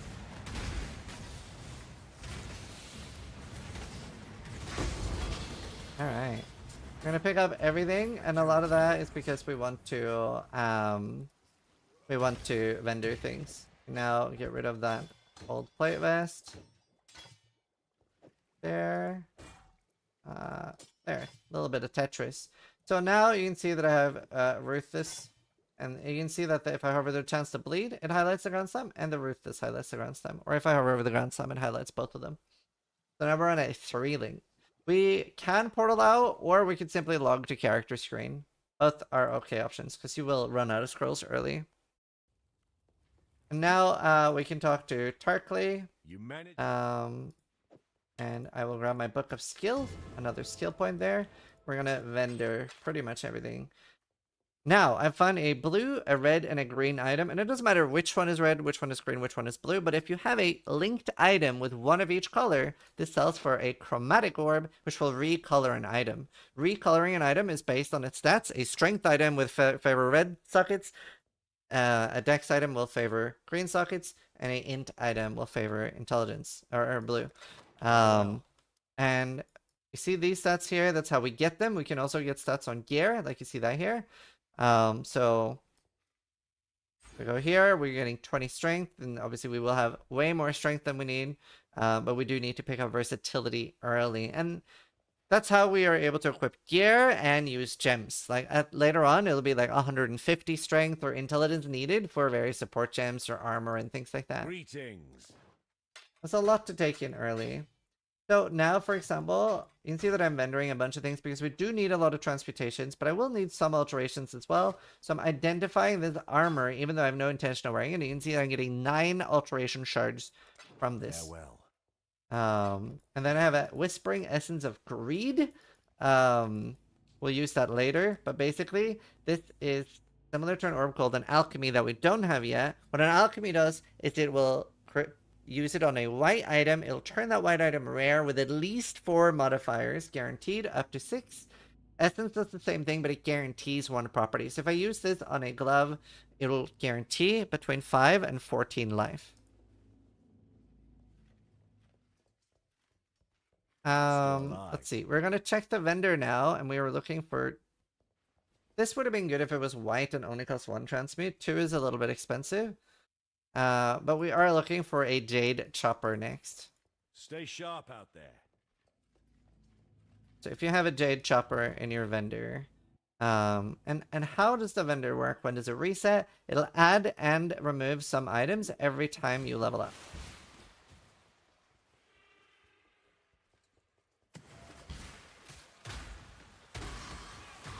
We'll add and remove some items every time you level up. We also have a decent chance of finding decent upgrades just by progressing. Like I said, right now we have okay damage for what we're doing. The iron rings are doing the carrying right now. My monitor's gone. We're just moving through here. And obviously the decoy totem is so nice too. Now, sometimes you might notice that like you don't see items on the ground, even though you might have seen one actually physically drop, or you're hovering over them. So click Z, and that fixes that. Or Z, depending on where you're from. There's a lot of dangerous monsters in raid class as well. Those birds that you just saw me kill are one of the more dangerous monsters. What they'll do is they will eat a corpse, and then they will do this that they're about to do. That does a lot of damage. And don't feel bad if you're like going slow or you're dying a lot. Like, sometimes even like professional game reviewers of Path of Exile have taken crazy long hours to get through the campaign. So your first time through the campaign might take as much as 10 to 20 hours. And obviously, I'll be going faster than that, but that's more because of the video. Obviously, you can pause and catch up. And like I said, you can't be over-leveled in PoE, really. Don't worry about that as a new player.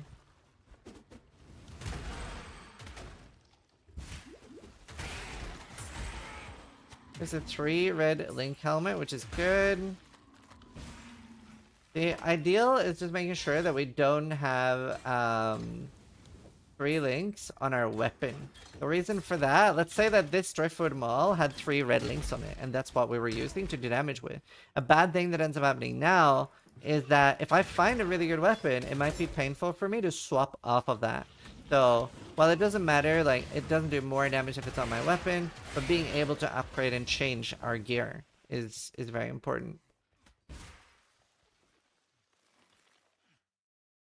And we're in the climb. Very dangerous zone, lots of goats.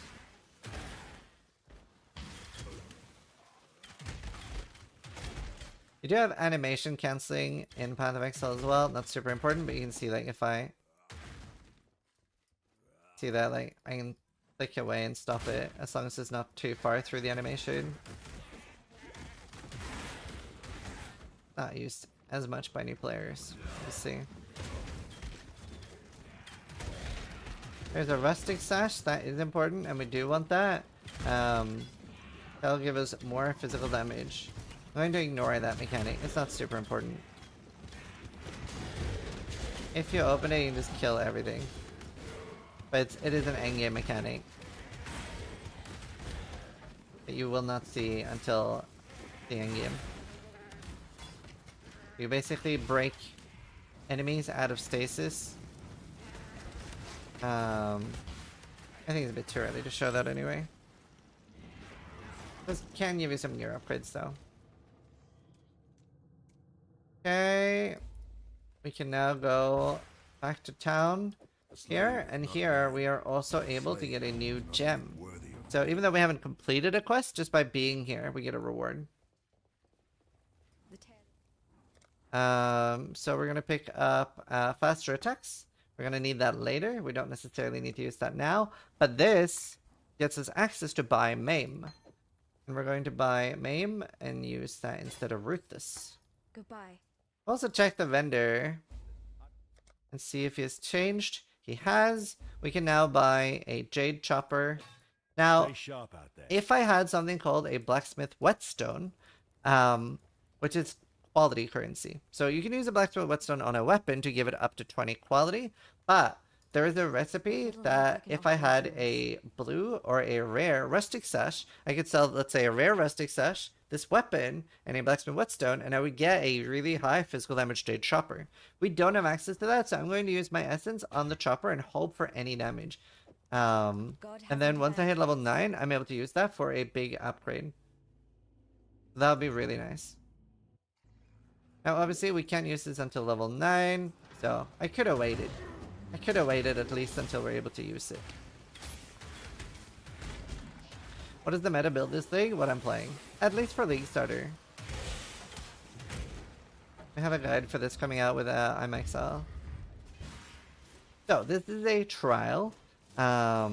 This is basically a trap system where it'll do percentage-based damage. And they don't do that much damage in Act 1. Later on, they will do more damage.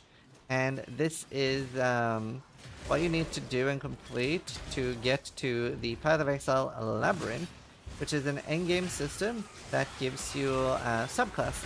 If you've ever played D&D or anything like that, it's effectively subclasses. They're called ascendancies. Also, you might have noticed I skipped like the rare large summoner. They're just really tanky, not usually worth killing. Very often I will skip a bunch of rares. Again, nothing wrong with killing everything as a new player. It'll only make you stronger. It'll make things take longer, of course. but it's completely fine. Oops, dead end here.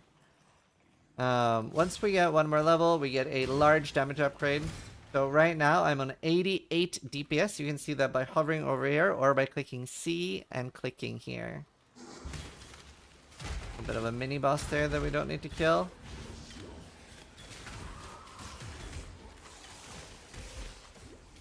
But yeah, this ends up being basically a new tutorial for you. A hands-on video tutorial. You can kill this guy, because we're about to level. Then we can switch and show the weapon upgrade we're about to get. We're going from 88.78. And you might notice our damage did not increase just by leveling, because like there's very few like actual bonuses that you get by leveling. You just gain like a little bit of health and mana and stuff. But we are now able to take, I believe this is what we're taking next. Yes. So we'll go for butchery. So let's talk a little bit more about the skill tree. It is very intimidating. Obviously, the POB, the path of building, tells you exactly what to take and when to take it. So you don't need to understand any of it. But these are called notables. And that's important for the endgame later on. You can see that they're like slightly more special. These are travel nodes, but the small, like these that just give stats or these that give melee physical damage, all of them are called travel nodes. And you have something called keystones. They're like build altering. Sometimes they can in a way be a downside, but also different upsides. So they're very build altering. Some of these wills have masteries. So for example, if I took this notable here, nomadic teachings, I would be able to choose an additional out of these 6. So they're like to give you a little bit more of like a dynamic access to your build and changing it a little bit more. We are now going to wear the Jade Chopper. The name is completely unimportant. It's only on unique items that matters. We haven't found any to talk about yet. You can see that my damage is going from now 93 to 190.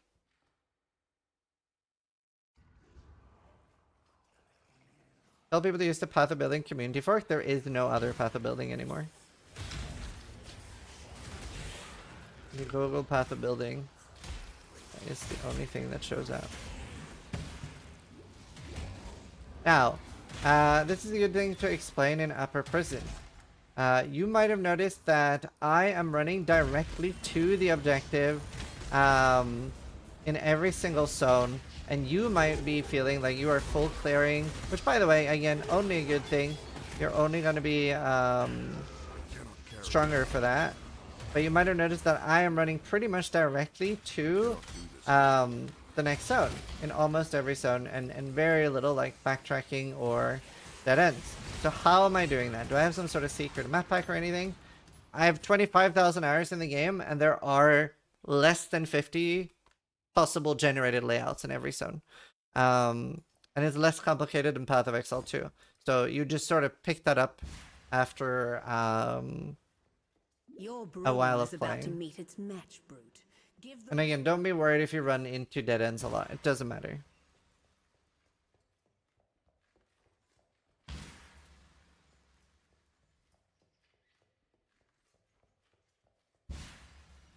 Alright. Barrels. So here we're going up against the first relatively difficult boss. It's called Brutus. Now, here's an interesting thing to display that even a lot of veterans don't know about. Whenever a boss is at 100% health, it virtually has none of its abilities. They actually gain their abilities the lower their health bar goes. This is true for every boss in Path of Exile. I love saying this because it's so fun that so many veterans don't know this. So you can see Brutus right now, he has that like chain hook that he tries to pull you in with at the start. But now that I'm in melee range, he's fully auto-attacking and he can't do anything else. And now I'll put down a decoy totem and start hitting him, and now he's going to gain a bunch of different abilities, like his big slam, another slam. But it's just an interesting thing. Also means you can get a little bit comfortable with their auto attack at the start. So as you can see now, we had really good damage for this, and the decoy totem, it does help a lot. And if you are able to master the whole like running around the boss, the entire game is going to be easy. Literally. Not exaggerating. We'll pick up the other blue. Oh, it's a 2x3. And then we'll just log out here. I mean, we could pick up the chrome instead. There. So I picked up 2 rares and a chrome item. I had no idea. 3,000 hours, and today I learned. I don't think I knew until I had like 14,000. I think I was one of the people to point it out. Let's see. We don't have too many transmutes. Transmutes are very important. For several reasons. We don't really need alterations right now, so I'll sell everything here unidentified.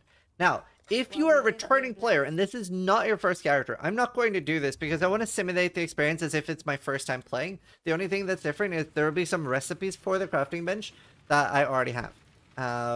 But the crafting bench is available to you on your first character. So if I was, well, first character of the league, I should say. So very early, you would actually have access to this as long as you have a hideout and a crafting bench. That means that you can actually get really good cold resistance for the first boss Merveil already now.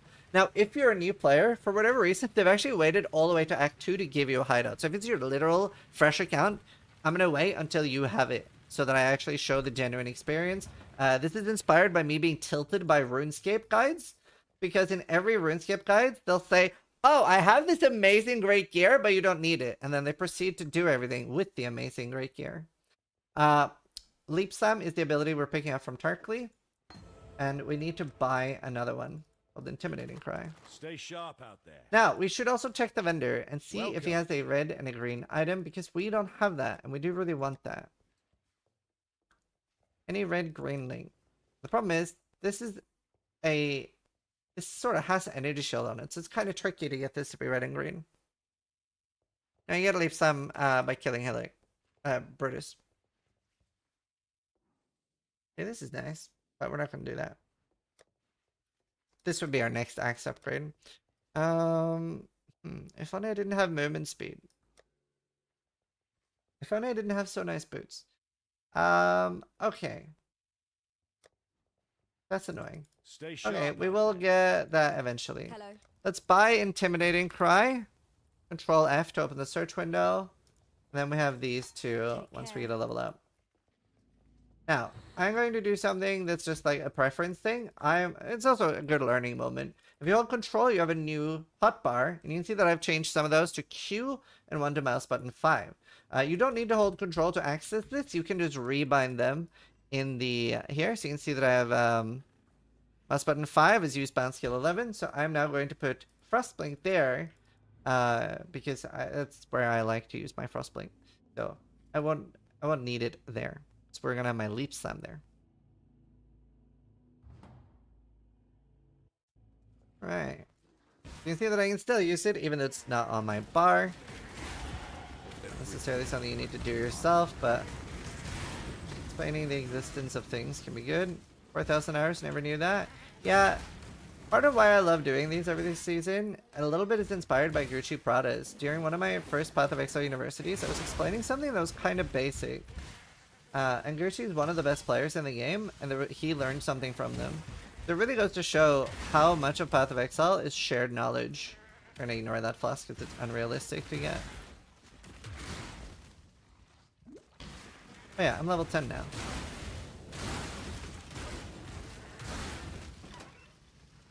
Right. Also, so you are using an item filter by now, but if you hold Alt, it'll bypass the item filter and show things that are on the ground. We did find something right now that actually is kind of usable for us. But, like I talked about previously, we do have a rare item that has really good stats that I don't really want to lose. What I can do, however, is I can move my decoy totem. Let's kill this thing first. Owie. It hurts. Let's just kill this. You don't need to, but like I said, killing is always better than not killing. Let's move here. Alright, so let me... I guess technically the easiest thing would be to chrome my chopper, but I do want to see if I can hit a red and a green on this. Bruh. Also, I'm holding shift. Okay, well that was a good teaching moment of why you should care about the base type. So this, since it's armor and energy shield, is likely to get red and blue, unlikely to get green, and I did end up not getting a red and a green. I'm probably just gonna take the L. and replace my gloves, even though they are really nice. Oops, I don't need that. Put Intimidating Cry anywhere, doesn't matter. I like to have that on W. I usually use W for offensive abilities. Leap Slam here, and then faster attacks here. So to go over the gems I'm using currently, it's Crown Slam, Chance to Bleed, and Maim. Leap Slam and faster attacks. I have a Decoy Totem, I have a Frostblink, and I have an Intimidating Cry. So Zizarin, why are we using 2 movement abilities? You don't need to. You'll notice most people will. I forgot they added this thing. It's fascinating. It's like a new mechanic, I guess, that I rarely see. Jade Chopper, that one could be good. You kill this like unique, which is ghosted. Ghosts basically, they're a bit like loot goblins in Diablo, but they go inside enemies and buff them. Basically assign grades. It doesn't really matter. But yeah. So get this. So now we picked up Butchery. Now, movement abilities in Path of Exile are really interesting. They have a cast time, or rather an attack time in this case. Same with another ability called Flame Dash, but that is only used when you're using it multiple times in a row. So you'll feel that the first one always feels incredible, and then if you use it twice, the second one feels really slow and sluggish, almost like you're lagging or there's some sort of delay. But if we are using, let's say, Leap Slam and then Frostblink, the Frostblink is always instant. So that's like sort of something speedrunners do. You don't need to as a new player. But I just wanted to explain the lag feeling that you might be feeling while spamming Leap Slam. So how we get around that is basically using Leap Slam every few seconds. And I just wanted to explain what I'm doing, even though you don't need to do that yourself. Like I said, I do want the video not to be forever. So I'll try to explain everything I'm doing, even if you don't necessarily feel the need to copy that. It isn't everything explained after all. Yeah, I do get that they're very top heavy. Right now we're going into a side zone and we are getting another skill point quest. This is obviously good to pick up on the way.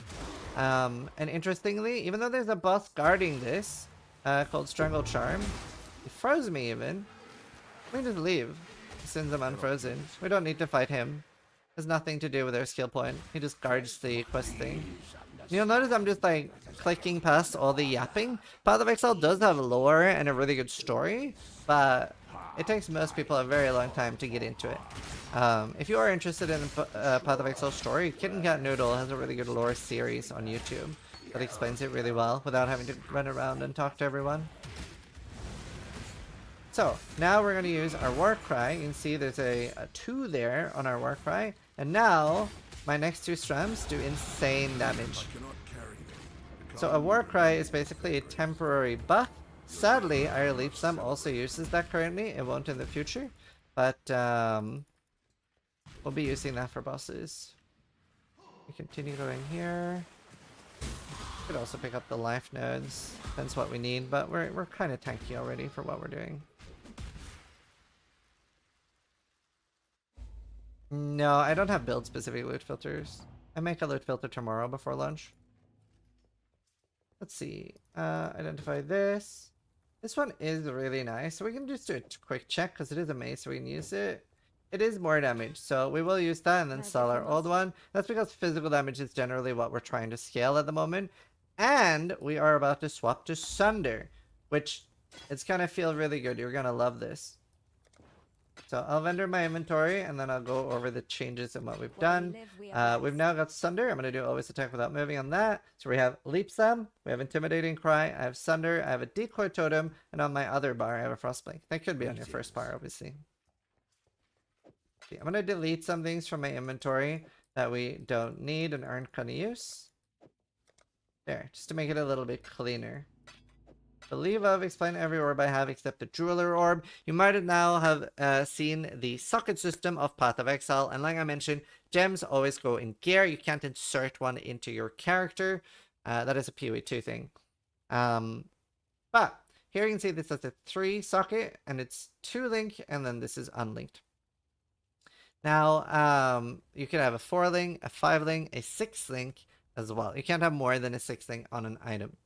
And then that is also bound to item level. So if I hold Alt, you can see that there's something called the item level. This is basically so that you can't find the strongest item in the game now at level 12 or whatever. It is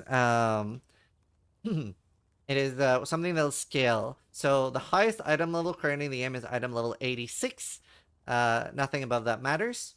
So that's the highest mod that can spawn at item level 86. What else? Hey, we need to talk to Bestel, pick up the skill point. So it is based on item level, so I believe it's item level 25 for a 4-socket, item level 35 for a 5-socket, and 50 for a 6-socket. There are no item levels for links, and you will later find ways to bypass the item level requirement. So, for example, this could later be for linked, even though it is a low-level item. Not super important. So now we're using Sunder, and you are probably feeling pretty happy about now. If you've ever wanted that like melee power fantasy and feeling me strong, me go bonk, this build will absolutely give you that. You might also notice that I'm not doing my war cries. And that's because I really don't need to.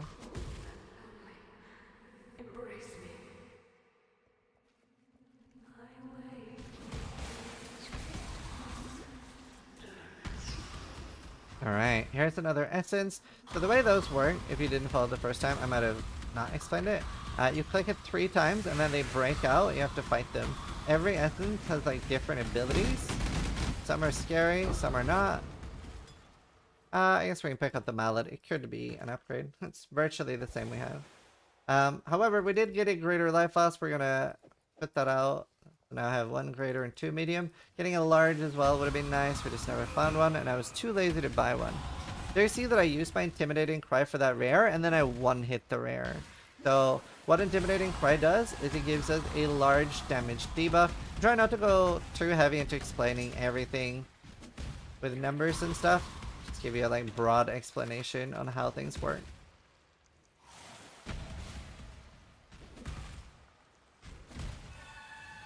We're recording some new Path of Exile Universities later today too, which will hopefully be up before launch. Maybe a bit after.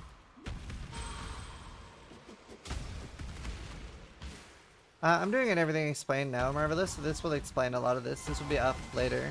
So this explains basically what you're asking. Like this series is basically like a play along. Like Bob Ross play along for new players. So this is Merveil, first boss that we're gonna fight. She does really heavy cold damage. By now, ideally, you would want cold resist, which we don't really have access to. But since we have none, let's go buy some. And there's a few ways to get it. Yes? Under those. So thankfully, she's selling a sapphire ring. If she wasn't, since we have an iron ring, what I could do as well is I can buy Frostbling for 1 wisdom scrap and then sell my iron ring with a Frostbling, and it turns into a sapphire ring. Goodbye. I'm not going to do that with my blue one. This is fine though. 30 cold res. If you already have a hideout at this point, you can on white items use the crafting bench and craft cold resist. I'm going to not do that because I want this to be applicable to completely new players. And do our war cry and just smack her. Now, here you can see that I'm really like moving a little bit back and forth. My decoy totem does like carry pretty hard, but if I get hit, she does do a lot of damage. Yeah, the decoy totem is super nice. I'm a huge fan of decoy, especially for new players. It'll carry ridiculously hard. Just killing her adds here, and then she'll have more adds in this stage. I'll put down decoy again, intimidating cry, and then we smack her. Teleports around and summons minions each stage. We keep the decoy up. That makes the minions go to the decoy instead of us. It's a decoy after all. We got a bunch of rare items. We'll pick up everything. Now, rare items will sell for more alteration charge, more transmutation charge than magic items will.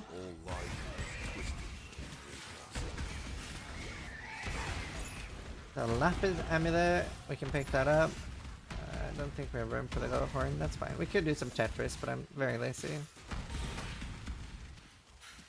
Here.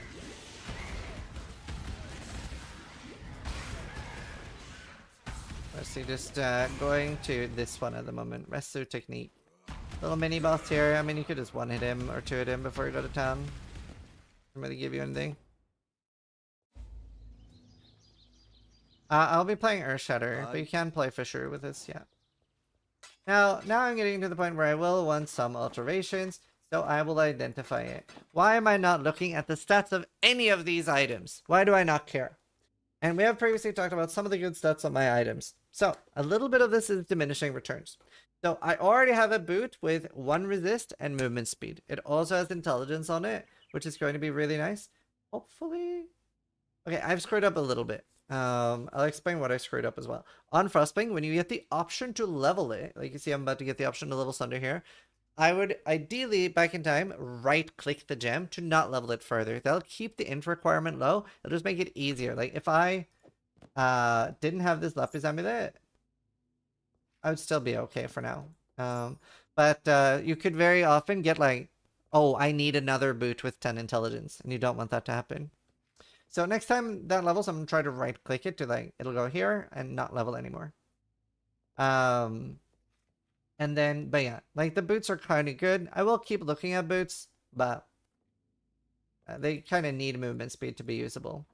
And then the other gear, I'm caring more about sockets this early than I am about the stats on the items. So I would care about rare helmets being decent because I'm not really using the sockets there, and I will care about weapons. And then on weapons, we're looking for physical damage. And this stack can combo with flat physical damage and percentage physical damage.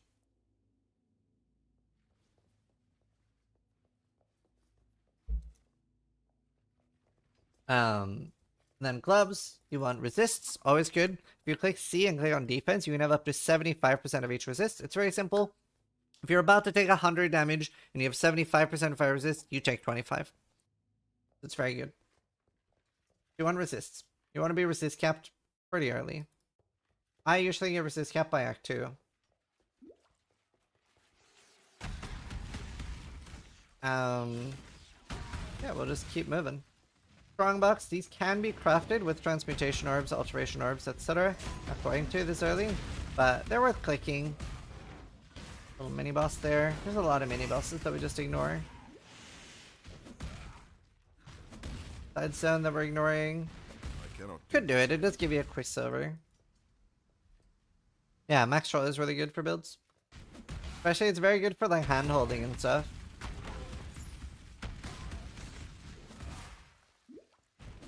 Like, it's very, very detailed. This filter's pretty bad that I'm using right now. You don't really need much for leveling though. The ancestors watch over me. You don't really need much. Right, we're now in the Chamber of Sins. We're about to, next level, get our first mastery, and then explain those a bit more. I can talk about masteries while I'm doing that. So obviously you saw that I got the middle node in a life thing. And we're about to get a life mastery in that. As long as my test doesn't have any life, it'll give me 15% life. Also, there's a lot of tips in Path of Exile showing you where to go. Like, since this is pointing in this direction, I know that the next zone is here.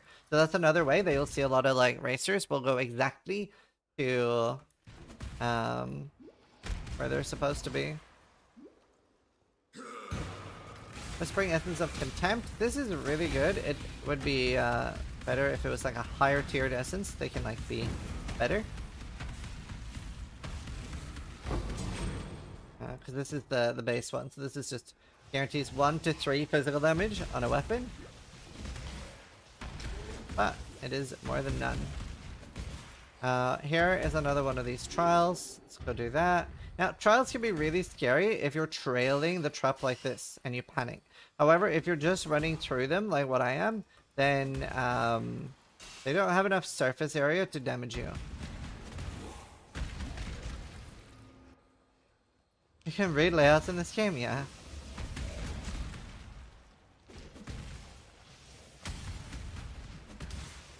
can. I'll be streaming this at lunch every day.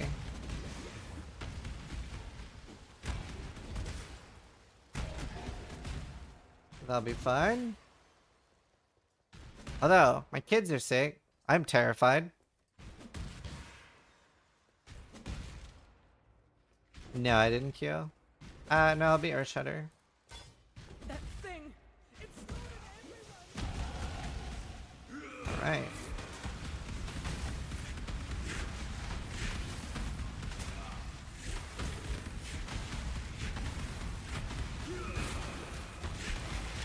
There. You can log out again to go to town. You can just portal, but I find that you run out of portal scrolls. Yeah, Simone. Alright, we're gonna pick up Seismic Cry here. Some people are using Herald of Ash early as well. And you can do that. We're probably gonna do Herald of Purity. We can do Herald of Ash. It's fun to use. I'll show it to new players. We'll identify those. And then now that the 1-4 lightning damage is starting to matter a little bit less, we're gonna use the Topaz Ring. Going? What trouble? Okay, and we are going to buy a poleaxe for 1 transmute, and we will use the Whispering Essence of Contempt and with Hybrid Fist. So this is a pretty Going decent would be upgrade. wrong to do that here. We're not going to do the mastery I talked about, so you click the middle bit there, and then you pick 15% life. Boom, 375. I'm gonna go back to the crossroads. We'll be using the waypoint system a lot. I cannot do this yet.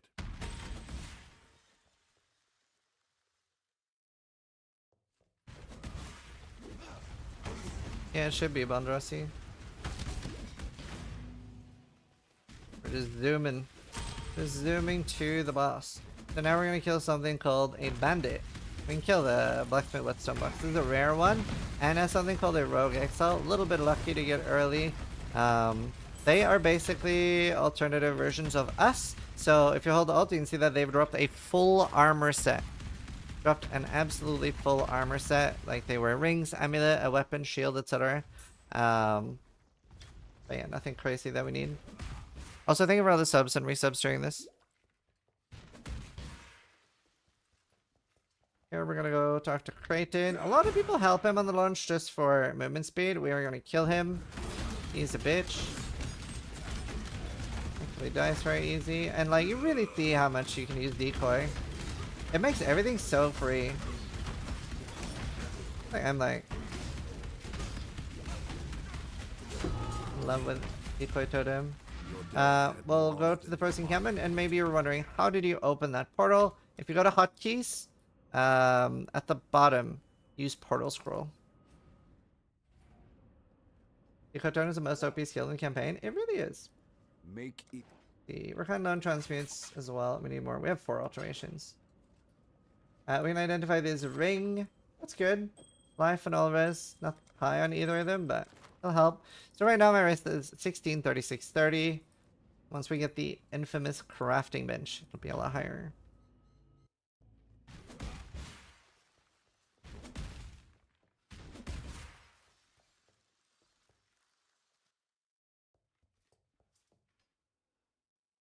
They shouldn't be building Yimmer.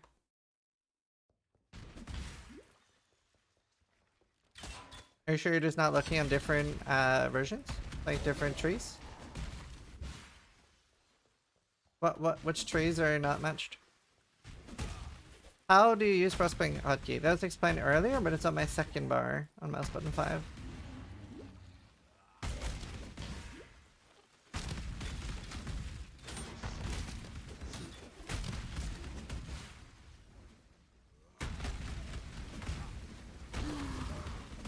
George says I needed to type the name. No more channel. I love that it's there on the left. Yeah, it's different sometimes. Bugs out.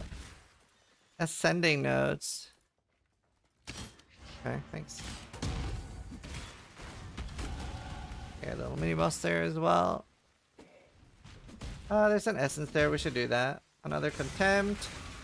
Now, we are getting a little bit old to use whispering. I think it's muttering. This is a level above. Ah! Guaranteed fist is still guaranteed fist. Oh, that's just because Path of Building's not updated to 3.26 yet. It's not different.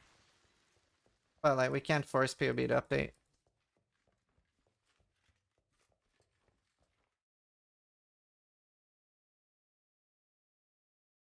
The podcast is in 3 hours. I don't want to have a timer open though while I'm doing everything explained.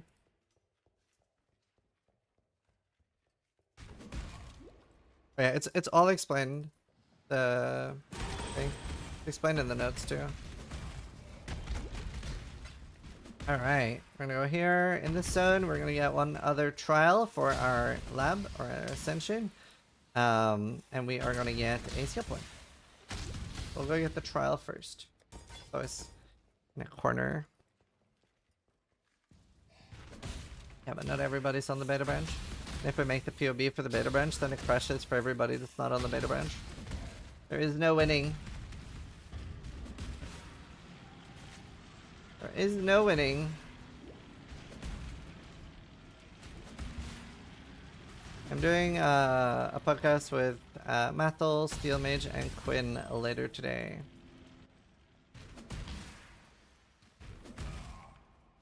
Now, a scary thing with the rare strong boxes is they can have a mod like freezes you. It can be very scary. It can kill you. On softcore, there is no penalty for dying until Act 5, and then there's a very, very small penalty of 5% XP, and in Act 10, once you finish Act 10, you get a 10% penalty. So you virtually don't lose anything when you die on softcore, and on hardcore you lose your character. Well, it goes to standard.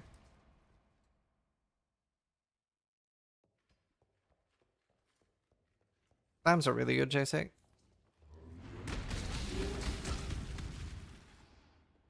Alright, and then we just gotta go far in this zone. Oh, blue pack.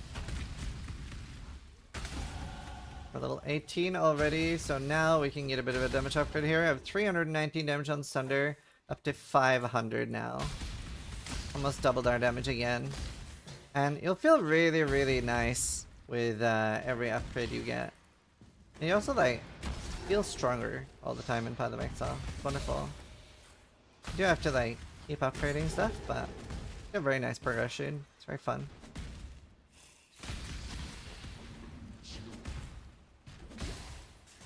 What's Layout doing?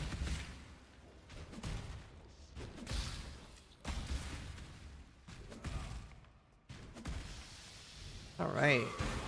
By Archbishop Goffrey. I will go back to town. I hope they'll change the Path of Exile 1 Death to be like Path of Exile 2. Remember. There, we got our skill point, we got our trial, we can vendor these. Again, right? There's no point in me identifying this because it's not going to compete with the 3-link chest, and I don't have another place to get a 3-link right now, so I don't really care about the stats. Here, however, I can see that the vendor sells me a 3-link copper plate. So if I really cared about an upgrade, what I could do, I can use an anger, get this upgrade, and this will genuinely help me quite a lot.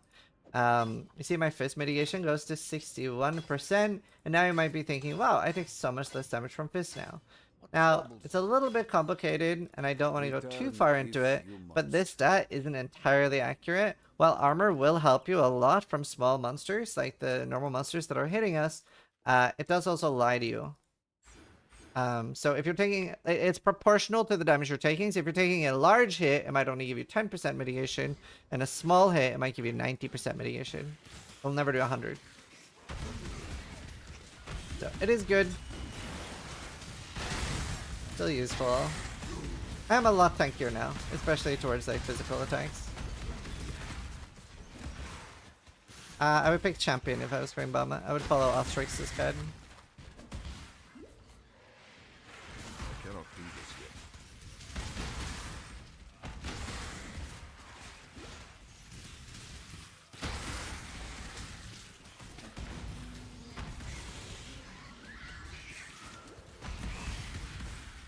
Alright. Yeah, we're just gonna move through the zone. Now, this is the wood splitter. So that is like a level 13 base. So it is worse than a pole axe, the base we're using. But if this has like, let's say like 60-70% physical damage, and flat physical damage. It could actually be better than what I'm currently using, because I didn't get a particularly good poleaxe. So it is worth checking this, and it could have had attack speed too. But this is just a big downgrade. And in-game, it's pretty easy. Wait, I already answered J6's question. It's pretty easy in-game to just see how much or how little damage you have. Late game though, it does start breaking down the calculations. Right. Now let's talk a little bit about accuracy. Thankfully on this build it's not something you really need to worry about, but you can see that we already have a chance to miss. 90% chance. However, we're about to take this. You never deal crits anymore, but we can't miss. 100% accuracy. Here's another one. Like you can see, this paved road leads to Alira. That's where we're going. We are actually going to be helping her on this build for the guide, especially. She'll give us rest, so we're not killing her right now. Pretty likely I'll...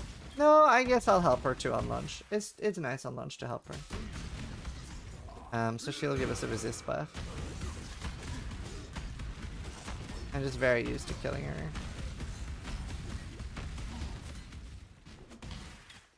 Let's see.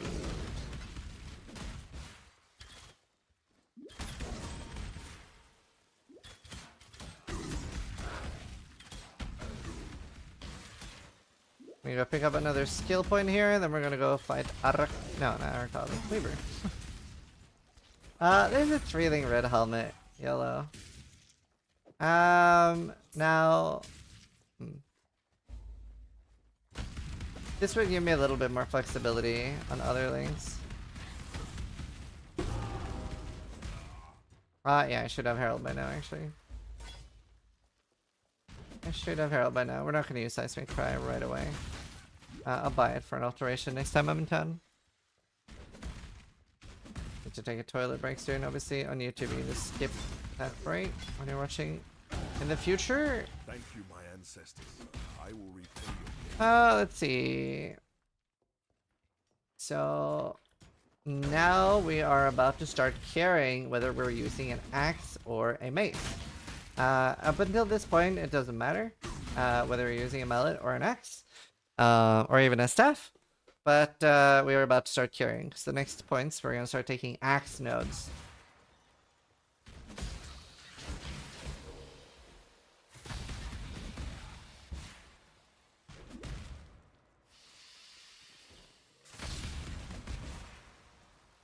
Yeah, even I answered him. He ignored my answer too. I think Jasek might be a bot. He just keeps repeating the question, even though I answered. Okay, let's kill Weaver.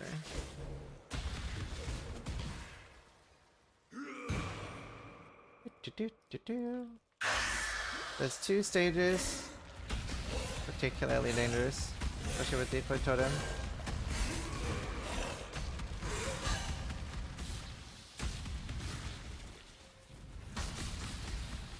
What happened to your consideration in software in PoE? Oh, to go software in PoE 1 to make more guides? Oh, that's not something I've ever considered doing. That's something I said I should do. Never actually considered doing that. I would not enjoy the game anymore and then I would quit. There's a thing I should do that. Not that I would. Alright. Pick up everything here. Do not carry this. Now there is a staff there. Obviously, staves could be good for us, but now we're about to be locked into the Speak. the nodes. Yeah, let's sell them an ID.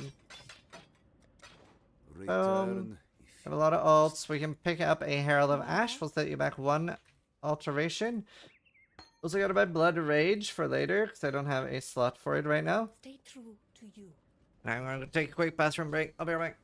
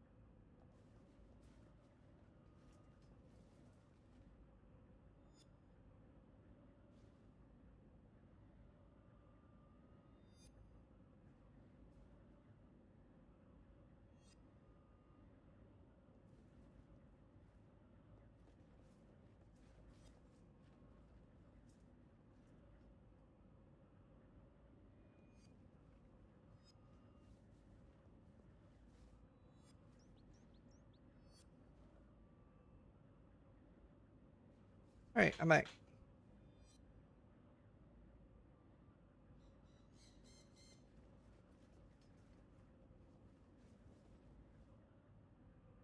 Right. Let's chuck in Herald of Ash anywhere, and we are gonna go to the Riverways. Actually, that's a lie. We're gonna go back to Act 1.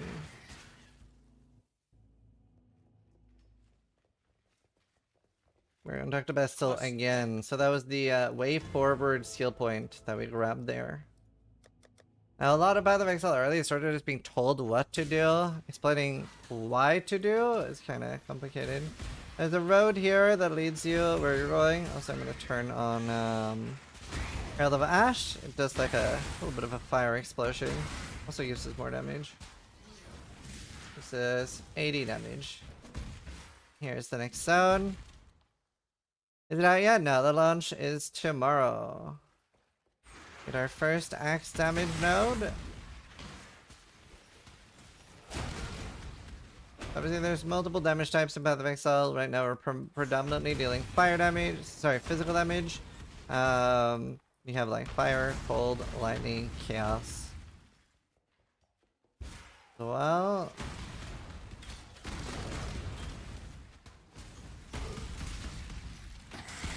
you see, we have crazy damage though, considering we don't really have anything. This is a very extremely strong build. Here's a waypoint. We'll go grab that real quick.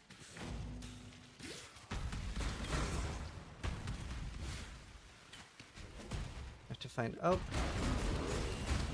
Detonate nearby corpses. Corpse explosion is pretty much the highest damage and least balanced thing in Path of Exile. It's what killed me the most, by far.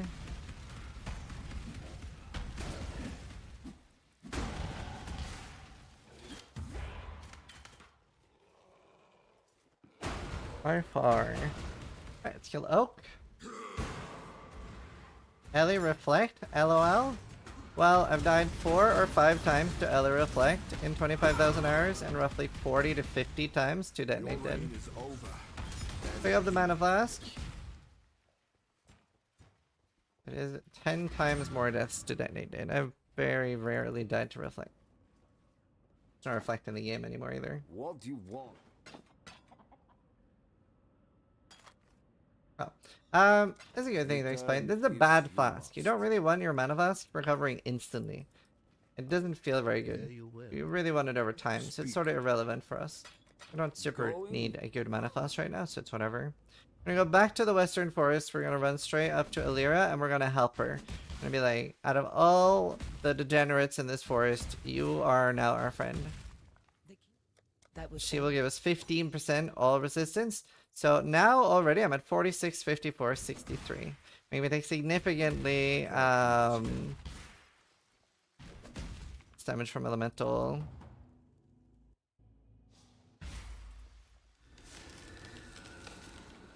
There. I remember tallying them up. You died more to disconnect than reflect. But like I never died to disconnect. Interesting. I only had 2 disconnect deaths, or 3. Stalling is in 2 hours and 28 minutes.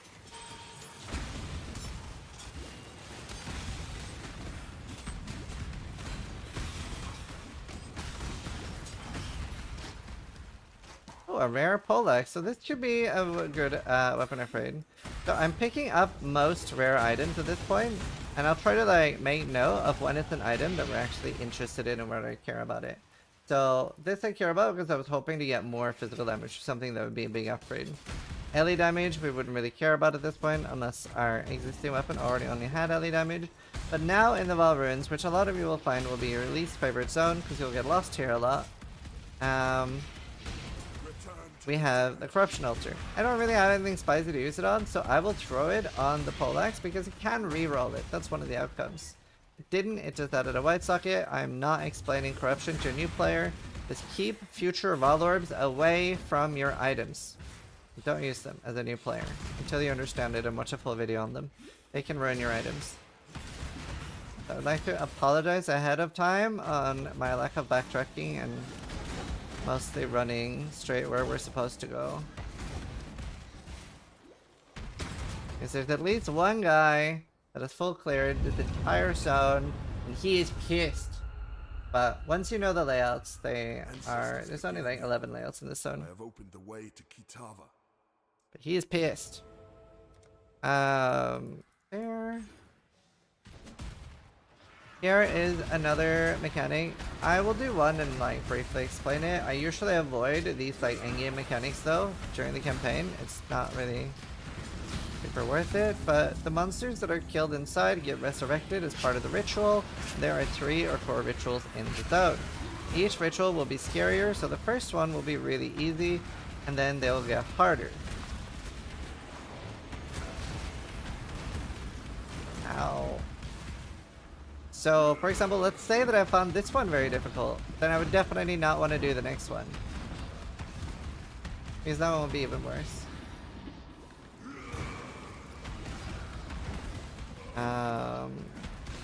So I'll get some rewards now, but the main reward of this is that we can look at items and potentially buy one. And then if I did this, then like if I did more of them, I'll be able to buy more rewards. So you can do this as a new player. Obviously you might get the option of being able to buy something good. And there's a deferral mechanic. I don't really want to go too hard into like endgame mechanics that you're not going to see for your next 20 hours. Here is a jewel that is a socketable item for your skill tree. So if you thought the skill tree wasn't complicated enough, there are things that you could put in that enhance it basically. So that's fun.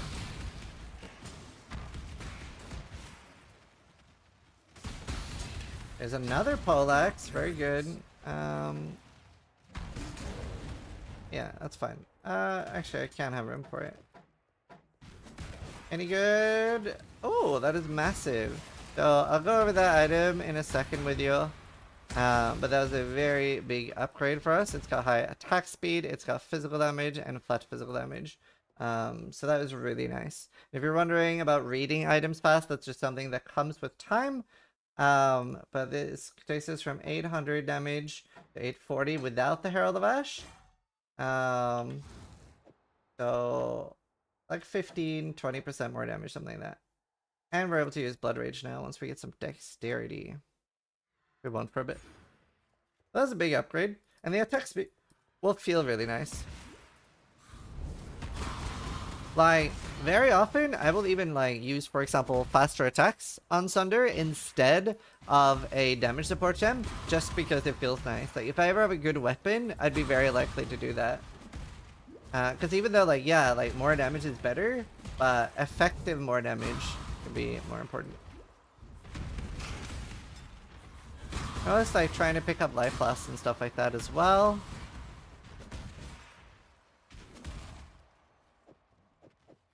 Trying to keep them all upgraded. At this point, we're quite happy to use 3 life blasts. Yeah, Blight is a good lead mechanic early on.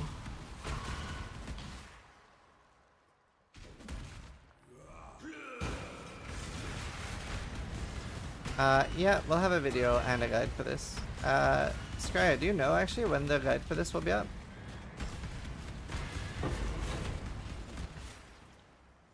Are using Frostbite without it buying any bar? It's on my second bar, the one you have to hold control to access to put things on.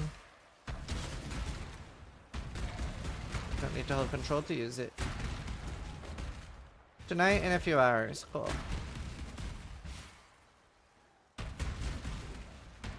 So, at this point, you need to make sure that you have the Apex, or you won't be able to kill the boss. I think maybe solo you can't even get here without it. We're gonna go to town, empty our inventory.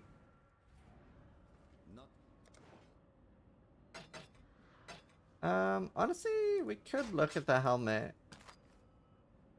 It's tempting. We don't really need the sockets of my old one, so I can actually put that in. Return if you must. Oh. Am they having a normal tab? There, that's fine. So we would keep this for the future in case I do really need the socket pressure. Now, I almost forgot. Oh no, I have to backtrack. Okay. fast forward 1 minute if you're watching on YouTube. Obviously, we can't really edit these because they're too long. It's annoying. I'm going to very quickly. I forgot to pick up the northern waypoint. I need to show how to unlock a hideout. Oh, I missed this somehow. Actually, a big upgrade for me. I cannot do this yet. Yeah, EA still kind of meh. Decent, not the best. Let's see.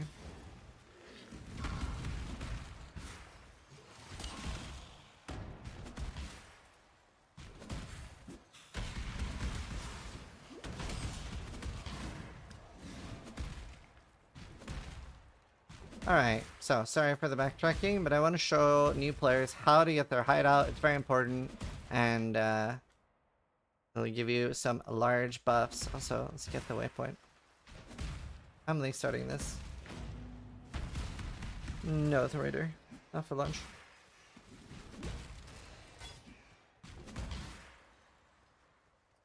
Alright. We need to go into this side zone called the Dread Thicket. I just forgot. So in this zone, there will be another side zone. Oh, we can explain beasts too, I guess.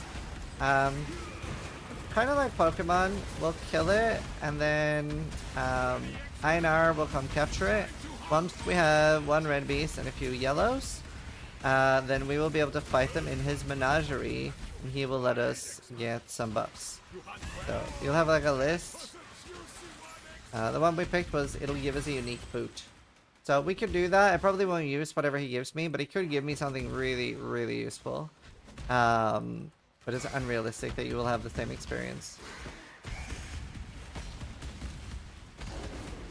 Oh, my Herald of Ash turned off. If you like unsocket an aura or something, it'll go offline. Once you find this like blue thing, that is where you need to go. Then you find the Lush hideout. Is there a rare? Oh, just a hood. Don't care about that right now. But it was an axe. So in this, we need to kill every monster. There's 2 like unique monsters here.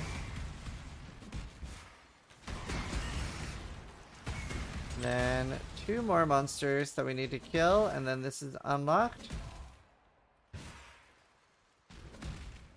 No, it's unlocked already. Then I think the first time you do this, Helena will appear and give you a hideout. And then you talk to Helena here. And now boom, for the rest of all eternity, you have a hideout. I'm also going to use this. I need dexterity to use Blood Rage. Very nice. Boom. I'm going to put Blood Rage on middle mouse button. That's where I prefer having it. And we're going to go to our hideout. And now we get some big upgrades. Now, a very important thing to learn early as a Path of Exile player is that an item can be crafted on while it's white. Even a lot of veterans forget this. But this is huge. So now, and this is the only one you'll have access to right now, 16 to 20 fire res. This one already has stuff. And how does the crafting bench work? Well, it needs to have open affixes. What does that mean? Like this has 3 suffixes, which is the max for a rare item, so I cannot craft a suffix on this. I could craft a prefix. No good prefixes that I care about on a copper plate though. This has 1 prefix and 1 suffix. It's a blue item. It cannot get more currently. It would need to be rare, and we haven't found the orb to change that yet. This one, however, has an open suffix on our amulet. So I can see that I still need cold or lightning resist. I'm going to put cold resist on that. I'll put lightning resist on my belt. And now we are already rest capped before finishing Act 2. We're also getting Slaughter, which will start generating Raid. It's like a passive thing that makes us do more damage. A big part of our ascendancy. Makes us angry.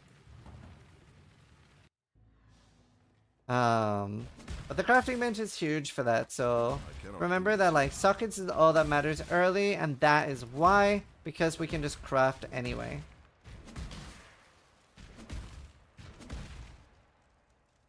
Alright. Blood Rage, what that does, it starts degenning my life. As you can see, it's not that much, and it also gives us life leech, so as long as I'm clearing, I'm pretty okay. And if we get any item with life regen, I don't know what I have right now. I have 9 life regen. You see that, like, with the leech and stuff, it's fine that I don't have to spam my potions. Grab a new mana flask here. And this jewel that I found, I haven't explained that yet, but these slots can have that. So I would take 2 points and then I could get that. For 7% attack speed with claws. And as you can probably guess, if that was, let's say, 7% attack speed with axes, it'd be a lot more interesting. And they can have 4 stats, so you could have something like 7% attack speed with axes, 5% attack speed in general, 14% physical damage with axes, and 7% melee damage. That could be a jewel that you could find. And then it would be super worth those 2 points. And really cool thing about jewels, there's no like advantage to jewels that you find later when you're level 100 compared to jewels you find now. If that was a rare jewel, it could have been one of the best jewels in the game, which is a cool thing. So item level does not affect that. We are going to take the mastery here for 2 rage on hit with axes. I forgot to say as well, if you've been wondering how I'm applying skill points so fast, that's by holding control down when clicking the node. Well, there'll be no music in the video, but I can lower it. Blood Rage also gives me attack speed and also gives me frenzy charges when I kill something. So for a boss like this, it doesn't really do much. But whenever I'm clearing, it'll give me frenzy charges, which is a huge damage boost in general.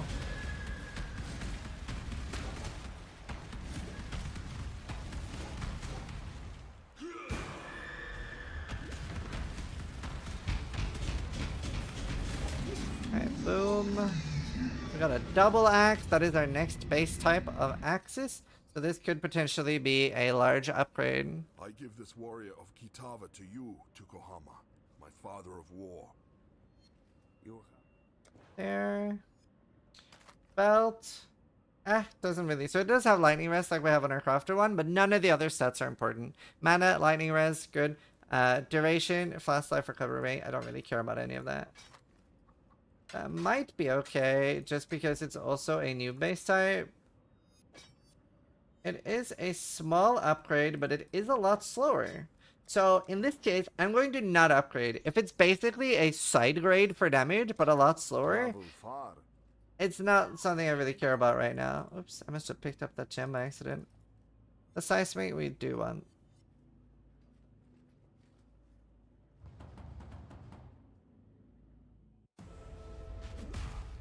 We don't have a whetstone, so it's fine. It is good to feel your warmth again, Rama. Here's another good beat. This one will basically give you a random unique item, so it could be a lot of good stuff. I'll go to town and then I'll show.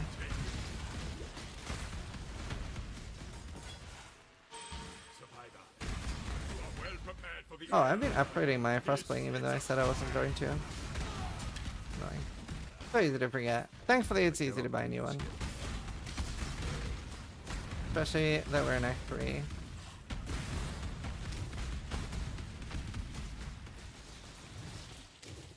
Is the PoE 1 story before PoE 2? Yeah. Oh, I need to go to Act 2. Let me log out. No, if your trigger mana cost is 0, you do not trigger mana forged arrows. Alright. Let's talk to Einar here. Visit his menagerie. Oh, nice, yeah, my words. Alright, I don't think we need to talk to him. We're just gonna go here and we're gonna click the boot one. Right. That's just some beast from previous characters. Anyway, this is fine. I can now fight this. And, we gotta have this, like, gauntlet of death. This can be dangerous. You could die here. Especially on new characters, because you could accidentally have high-level monsters from your previous characters. Fun way to die on hardcore. So that is really good. I'm obviously not going to use them because it's unlikely that people watching would get one. This would just give me a bunch of flat damage, and it would also give me movement speed and chaos resist during any. It's honestly one of the best things I could have gotten. Only thing better would have been a Wanderlust, another unique item. So this is a first unique item we've found. It's called Dusk Toe, and a Dusk Toe will always be this. If I hold Alt, you can see what changes on the item. So you can see that the damage changes a little bit, and in general, it is the same item. Bye. Let's see.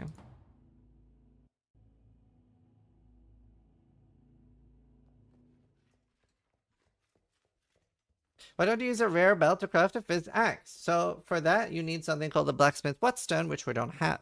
So if I don't have it, I don't have it. So we're doing this in an SSF scenario, solo self-farm, so I'm unable to trade or buy anything. I did explain that you can use that. You had one.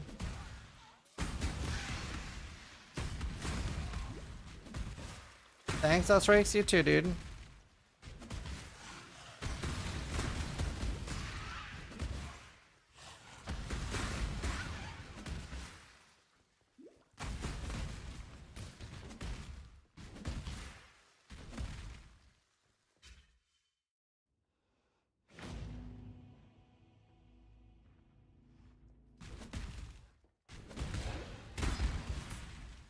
Alright, let's see.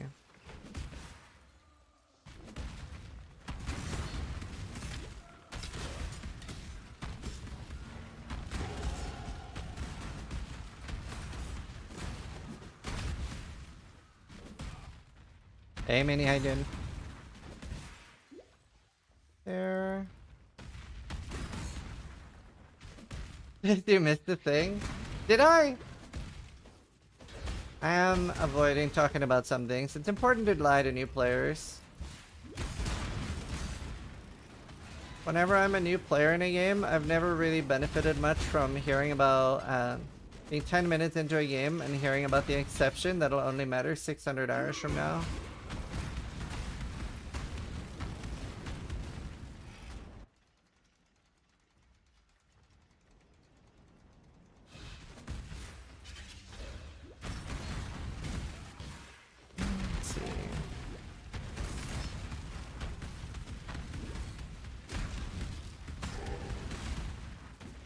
Alright, let's see.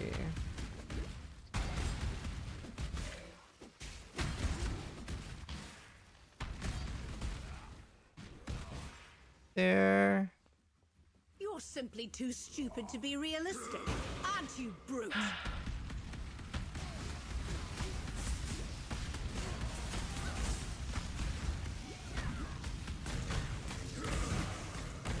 Alright, let's kill Piety. Enough of this! Alright.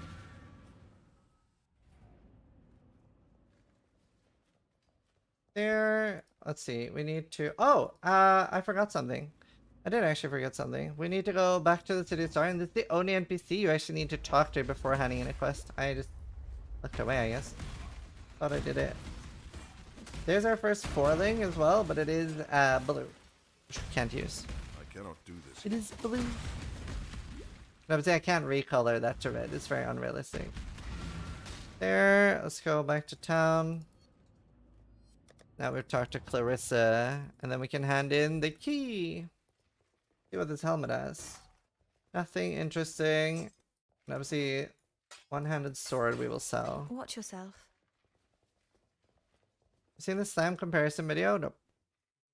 Let's see. Let's look at the POB. Where are we going next? We're going to be going down here. We should also get this now.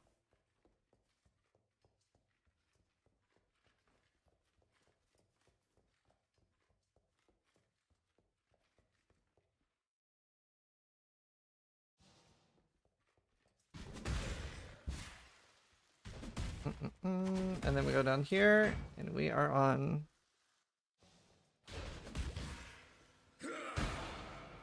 the Spring Essence of Hatred. It's always good to pick these up. It's just really good for crafting whenever you need it, especially whenever you're feeling weak. You can just craft yourself a new item. These like little dischargers, like the blue sparkly monsters you see, are getting buffed. They're actually bugged right now and don't deal any damage. They were one of the most scary monsters in Path of Exile for a very long time, and they're about to be buffed. Part of why they were so scary is because we didn't have that much res before.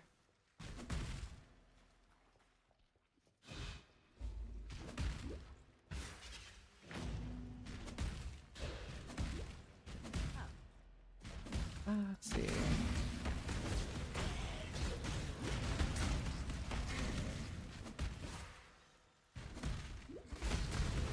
There. So, the way this quest works, which is for busts, you need 3 of them, and 2 are always after the waypoint, and 1 is always before. Never any other way.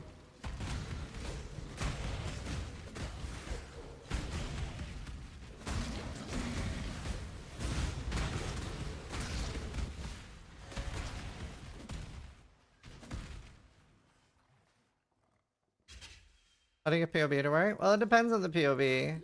Some POVs are made for 326, which needs the beta branch, and some are made with waiting for POV to update, which just needs POV to update naturally. Depends. If you're getting an error, then it needs the beta branch. Right, here we go. We're gonna go down here. There, now we have Heart of the Warrior. Gives us a bunch of health.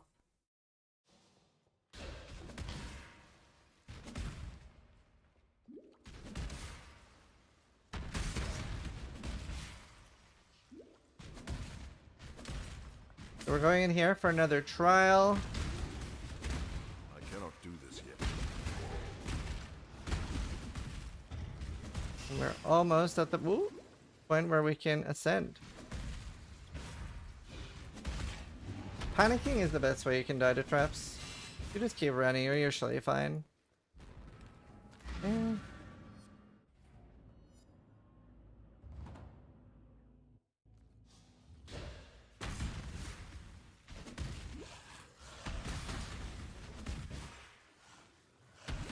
Alright, let's see.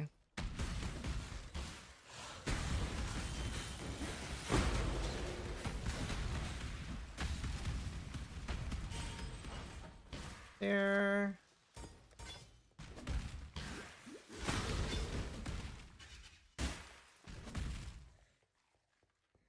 Yeah, upgraded lab traps always get me because they do so much more damage than normal overlap traps. Yeah. Podcast is in 2 hours. I'll be doing like a little bit more of this.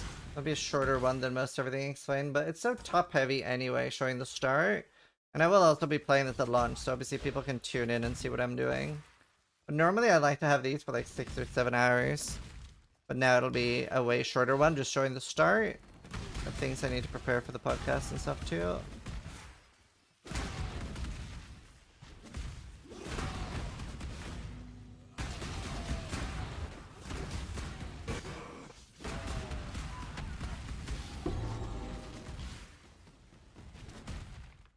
There. Like, previous leagues, I've had these be as long as like 7 hours. Just a bit strapped for time this time.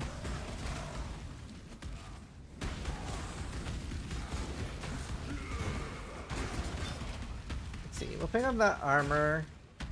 Although we're very strapped on Link, so unlikely that would be something we care about. This bug goes with Quinn, Methel, and Steel Mage. Didn't actually ask Steel. I kind of just told him. I'm assuming he'll be there. Ask the others.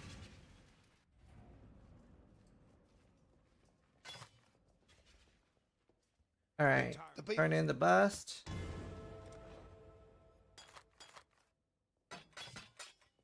Stay out of the shadows.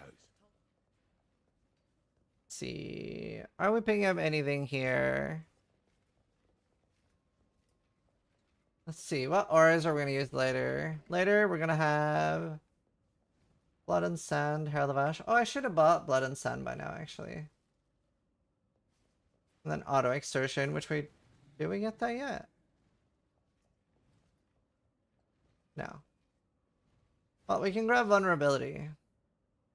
Vulnerability would be nice. A little bit of extra damage. It's a curse. You like debuff the enemy with it. You are a welcome sight, daughter of Namakanui.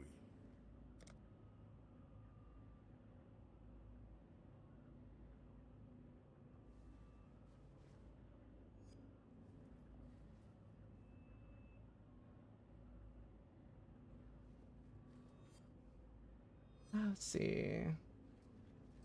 And what are we taking next heal points wise? Going down here, and we're gonna get ready to take Warcry nodes soon as well. We grab Juggernaut next.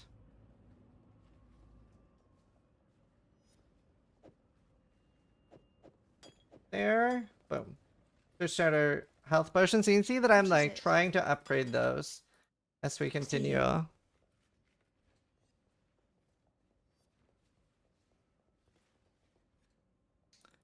Let's see.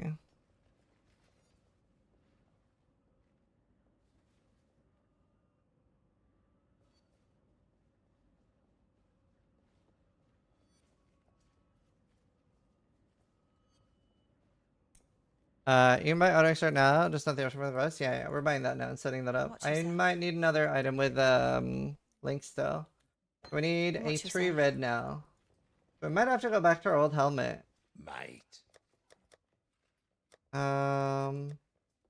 We can check the vendors for 4 links at this point. No, there's none. So we'll go back to our old helmet. Blood rage in our weapon. You can see it's starting to get pretty tight now. Now we're actually using all our slots. Auto exertion, seismic cry, and intimidating cry. This will now be auto casting this, which is really nice.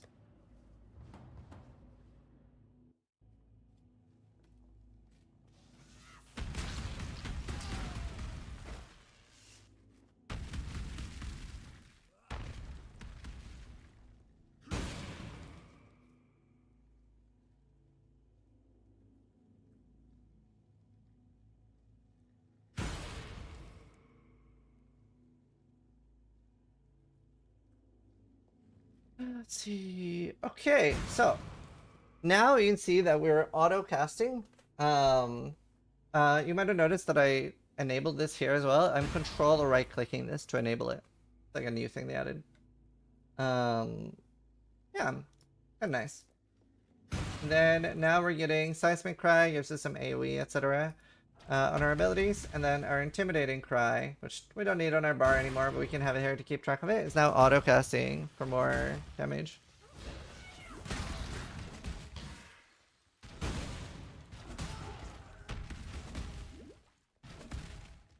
Now, a big downside to having that on auto cry now, well, not really downside, but you can see that it is currently being used up by my leap slam, so that is annoying. But there is a point we can take later that removes that from happening. I wish it was default behavior that it didn't use it, and that you had to use a point to get that behavior.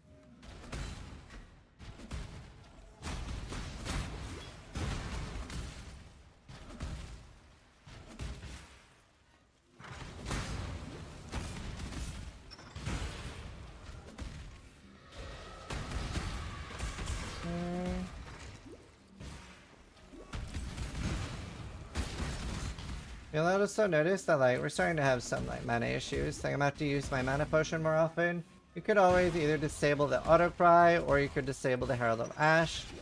Don't have too many sources of leech right now for mana. We will later.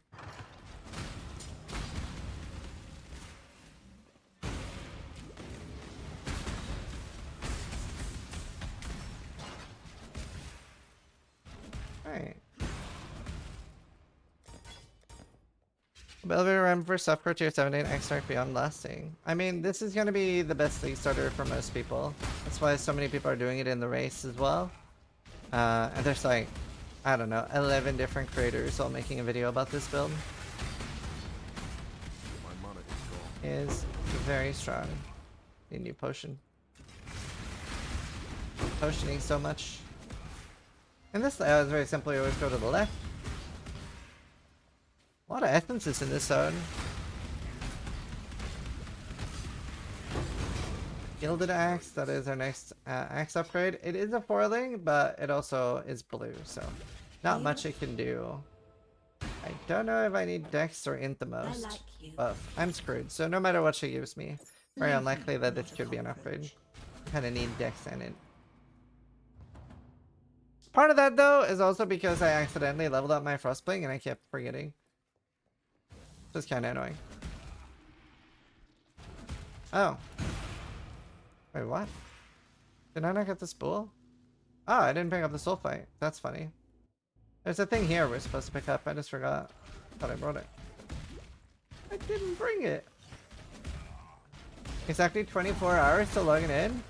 Well, not exactly. 5 minutes off. Yeah, now I'm excited. Oh, this is really good. Weeping Contempt. So that is really good. So this is a better version of Contempt than what we've found before. So what this will do now is it is going to give us slightly higher. So that will guarantee 9 to 15 or up to 9 to 15 fizz on a weapon. It's 25 hours, not 24. Oh. Wait, does it really start at 9 my time now? Sometimes it starts at 7. That's so much nicer. Right, here. This is soul fight. 25 hours, no longer excited. True. Type done. We'll vendor all of that and that. And we're gonna look see if there's a gilded axe. There's not, so we do need to find a white gilded axe. Stay out of the shadows. Now I'm noticing I have no wisdom scrolls anymore. So I can vendor 2 transmutes. What's up? For 8 wisdom scrolls, because I have a bunch now. Bring me back something nice, huh?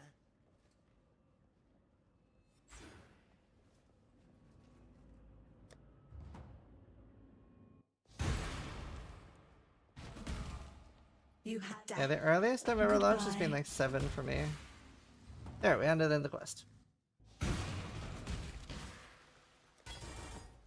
cannot do this yet.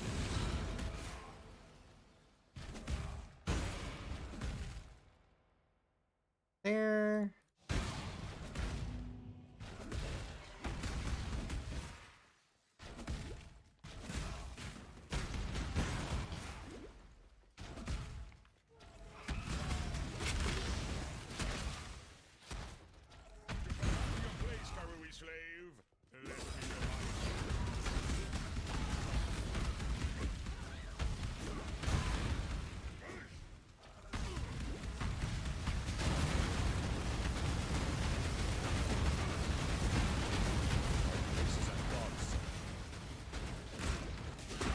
Here. Do we kill Vivicius? Don't really need to kill him, actually.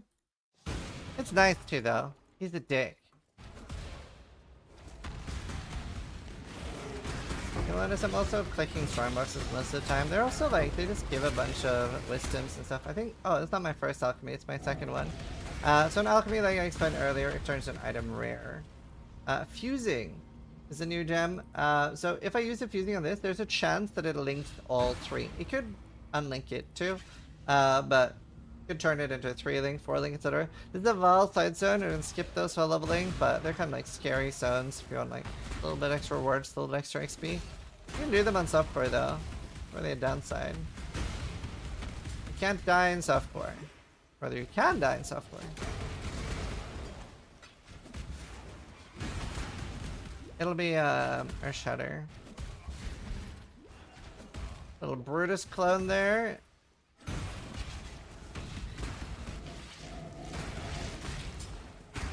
Our damage is crazy though. We haven't even had a damage upgrade for a bit, and we have that essence. So even though we don't need one, we're still gonna get one, because it'll be nice on bosses. Obviously we have crazy damage already. Piety, you are truly Kitara's slave, daughter of corruption.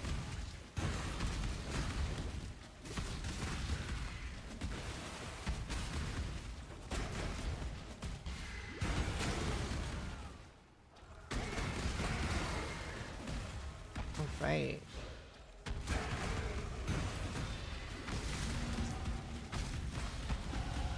This land is the cosmic power strength. I will find it.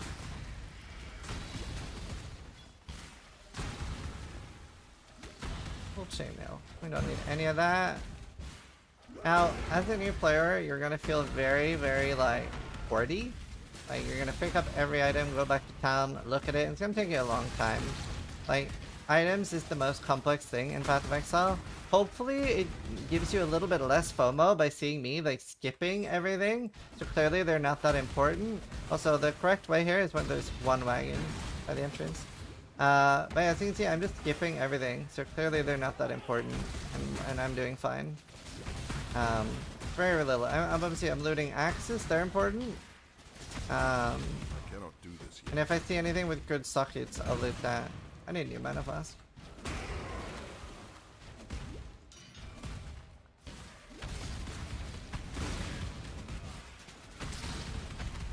There.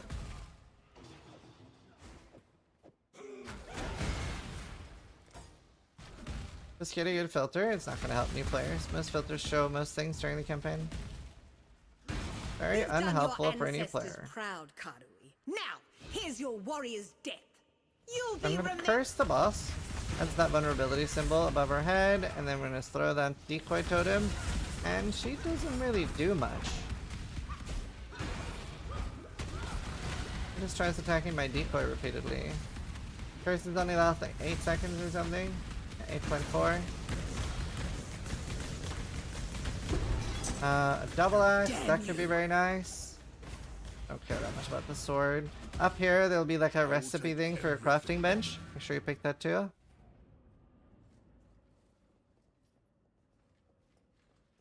Y'all are gonna play snaking and everything's gonna be 10 times more expensive. Well, that's the good thing about this build is that it, like, there's nothing that really can be expensive, right? It's a solo self-fun oriented build. We don't need any of these. I mean, we could grab Tectonic Slam for later. Well. Some people will want to play Tectonic Strike of Snaking. When I identify the boots, we're looking for movement speed. We'll sell these unID'd.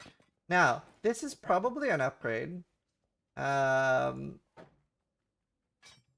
it has like so high elemental damage and it has decent fists. It's more fists than my current axe. So I do kind of want it. The issue is I don't have sockets. Don't do anything I would. Very low on sockets. It's also like not that big a deal of an upgrade. I'm gonna go for this instead. I'm gonna buy the Shadow Axe. I can't use that until I'm 33. And I'm now gonna use my first Jeweler. Don't do anything I So that puts a red and a green. And that already now solves my socket issues. And I have vulnerability and that on this. Now I'm gonna use my Contempt on this axe. And I hit fire damage and fire. And obviously you can see it even has more fizz than this. This is somewhere elemental, but yeah, we're just gonna switch out for this. Don't do anything I And that is because this can become even stronger. We have this recipe already, right? We got that in sewers. Yeah, we got that in sewers. So in the sewers, you pick up a recipe for this. 40 to 59% physical damage. I don't think we have this yet. I think this is quite a lot later. Anyone in chat remotely remember, because it is at level 32. No, maybe this is in sewers. Anyone remember where this second recipe is from? Sewer is the lowest. Where's the second one from? Okay, well, it doesn't matter. We're going to use the lowest one. It's also a lot cheaper. It's only 4 alterations. And now, with 57, you can see that this was 97 to 152 fist damage. Compared to my current, which is 42 to 65. So we're going to get an insane upgrade. Oh, I need to talk to a guy in town for a skill book.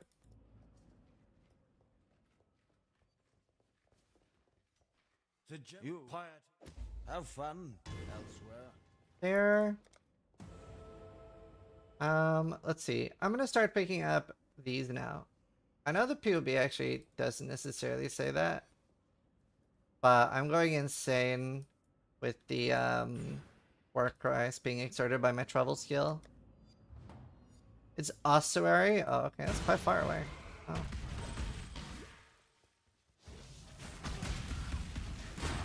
Right now, we already obviously have okay damage. We are one-shotting everything, but we could be one-shotting harder. And that's good. Oh, I also need a new mana flask.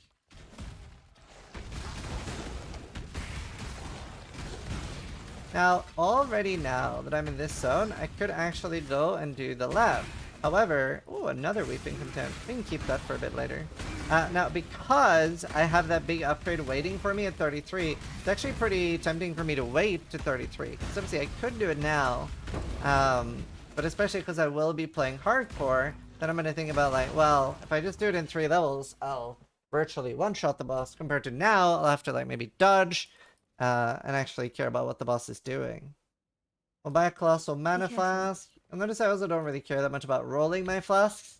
I'll care a little bit more on hardcore because I will want something called a bubbling or a seething. So whether on the life flask, whether it's half instant or fully instant. That's because whenever you're playing hardcore, you're very rarely getting killed like, oh no, I'm slowly dying. 10 seconds from now, I will have perished. It's very like instant when you die on hardcore, so it's like, oh my god, I need to heal. You have very little time. Here's what those recipes look like. I cannot do this here.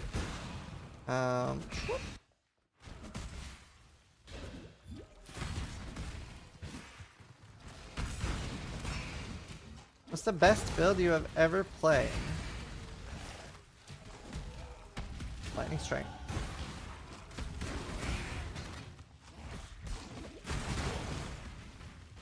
Exploding totems? No, that's the best build I've played on a budget. There's like 2C to kill Ubers. I don't know, there's a few really good ones. Insacre was really nice. Hey, you can play EA. No, Soapy. Not saying Spark is crazy. Spark's awesome. Not the best build I've ever played though. Do not hide in towers built.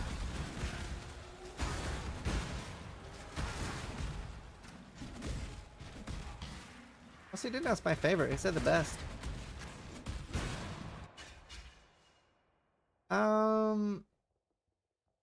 My favorite is Wild Molten Shell. Here.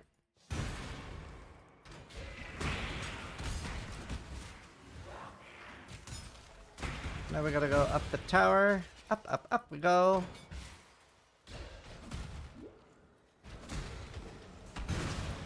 Gilded Axe. That's a good base.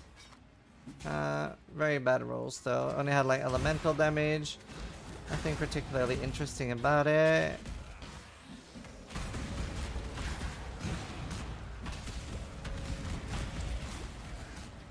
Yeah, I'm just gonna keep moving up the tower. Ugh. Oh, all the way over here. I just stay up so late tonight. Oh, nice of myself. Congrats, Steve. My mana is gone. Great. When is stalling? 1 hour and 45 minutes. I'll do a little bit more of this and then we'll wrap it up. Get ready.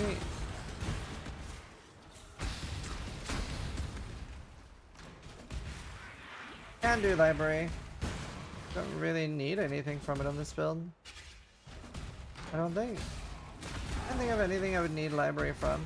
I mean, buying a level 1 Frostbank would be nice. But kind of just mowing everything down right now.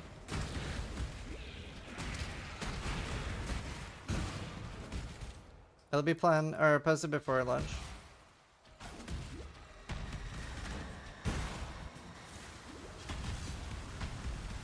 So urgent orders wouldn't be bad. I don't know if that's worth doing library for instead of just getting it at 6 though.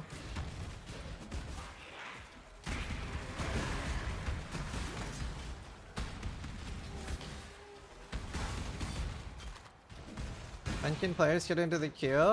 Queue is usually up 3 hours before the servers. 2 or 3. I think the highest, best I've been in queue, I think I've been double digits once. When I was sitting there hitting enter. Queue is always very fast though. Less than 15 minutes for the queue to clear.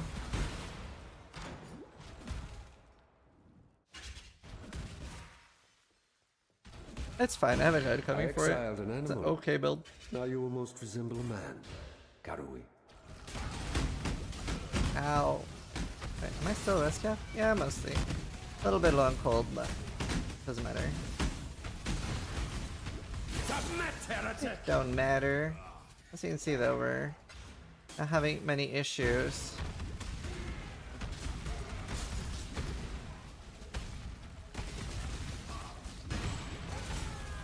Slam it away. And our decoy totem carries so hard as well. It's kind of overpowered for the campaign. See, it's not something you can like keep clutching on, but it's really nice. The touch of God. For Dominus, just yeah, decoy totem and beat him down. He doesn't really do much. Obviously, don't stand near his abilities. You're sort of too busy with your decoy totem. Die. The light of divinity. No, no light. Then he has the second stage. Is an illusion. Scary boss. Identified the ring. Didn't find anything good there. Maybe my high life and resist would be good. could do double Quicksilver. So we are slamming a lot. Whether you're using a single or duo. I find that especially as a new player, it's really nice to just have multiple life and mana costs.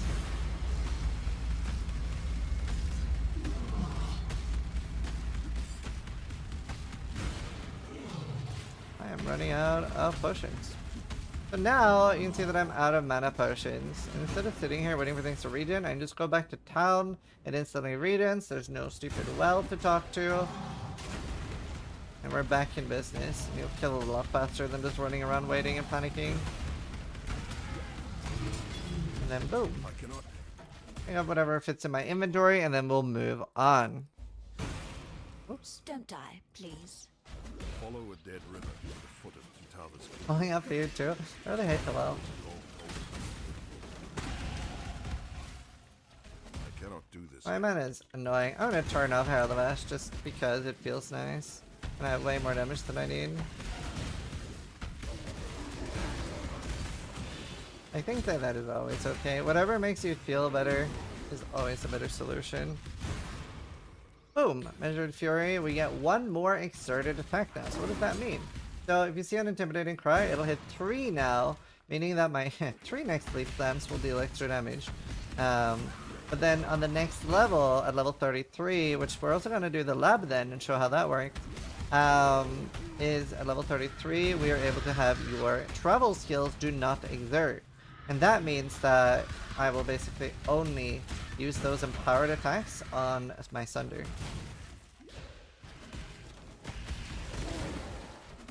What the pops? Yeah, the Herald of Ash is nice. I just like being tilted by my mana. Before lunch, maybe later today.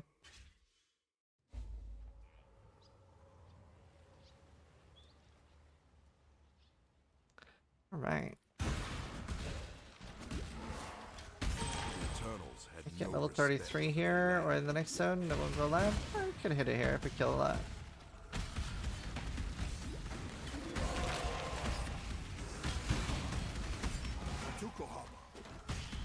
I cannot carry this.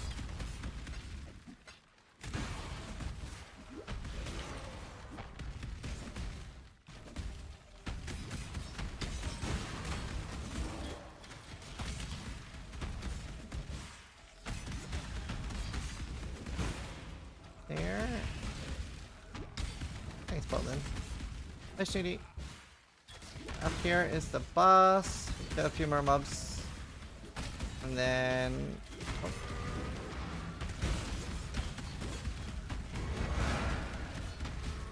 Down a decoy so you can slam that instead of me.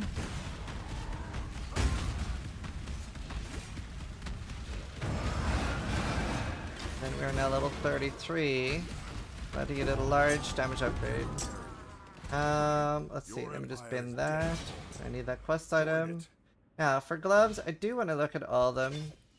There, so I just did some other stuff. Obviously, you could take your time and vendor all the stuff for alterations, but I don't have time for that. Warcries cannot exert travel skills. That fixes our Warcry problem. We're going to identify all the gloves. So this one has very low life, some armor, doesn't really have anything we care about. We care mostly about like the fact that this is a green and a red. So what I'm going to do, since this is attack speed, dex, this is decent stuff. There's an open slot for resist. And this one, we don't really have important gloves right now. I'm going to use this and hope that I get a green. See, if that... kind of annoying. Okay, I'm getting screwed by RNG. We're just going to ignore all of them. Hopefully we'll find a really good one at some point. None of those were particularly interesting. Sometimes lucky, sometimes not. These don't need to be linked, so our damage goes from 1254 to 2.5. So we literally over doubled our damage. What do you need now? And now, since we have such a good weapon, whenever we do find a blacksmith's whetstone, they look like these. And we normally would have found one by now. Some of the people playing might have 2 or 3. The way this works, and I'll show you the damage increase, we have 2.5k right now. If I use a whetstone, it gives me 9% more, so I could use this all the way up to 20% quality. It's another 200 damage. So with this, I could have 3,000 sunder damage at this point.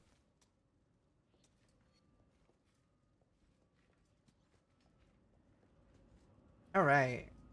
So now, with this in mind, we can go ascend.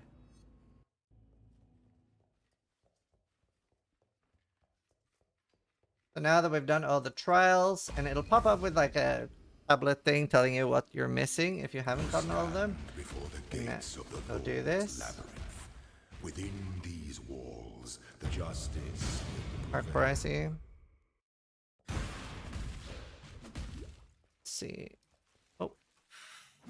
Ah. I just accidentally clicked the button. There. Alright, so there is a website which I think is still maintained, PoE Lab. But either way, at least in normal lab, you can pretty much just run north. Just run up top. And that's fine for normal lab. There are a bunch of traps in here, similar to what the trials have been teaching you.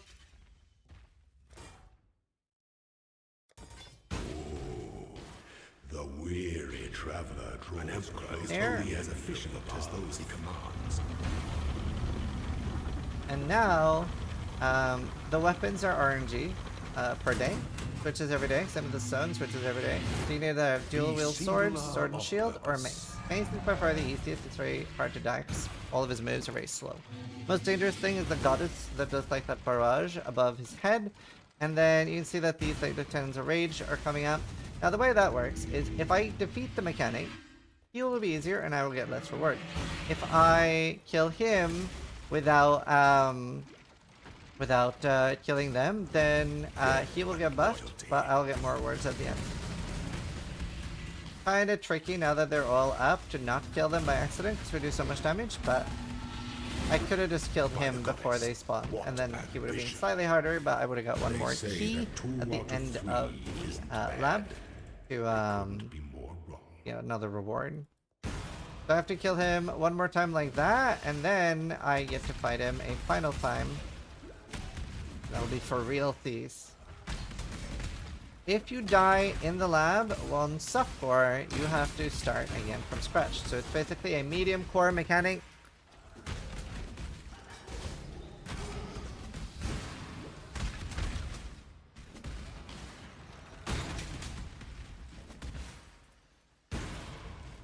Alright.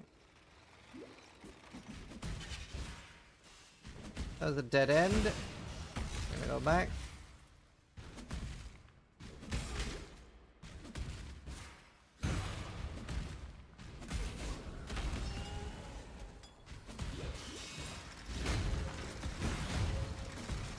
Let's see. When the time comes, There's the second lab, so now it'll be a different challenge. And that's the same per day. Changes daily. So these mirror spawn monsters. I'm just gonna ignore them. We don't need to make them easier. We're obviously very strong. I just put down my decoy totem and just slam him. And this is how I met your mother. That wind slash you just did is actually very scary. You are inexhaustible. This empire remains filled with emperors in waiting. Right.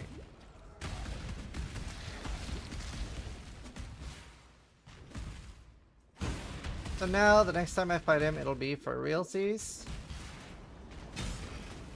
As you can see, especially fire damage traps, while your fire resist cap doesn't really do much. We can just run through them. We have to hit the levers and move through.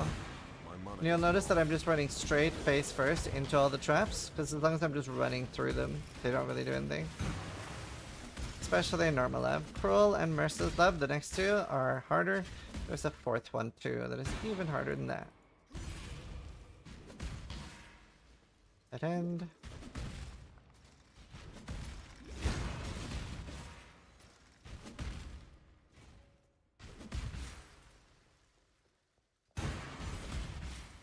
Not important moves. Lab is so comfy after the PoE 2 Sakuma trials. Oh, I actually really like PoE 2 Sakuma. It's one of the things I farmed the most in PoE 2.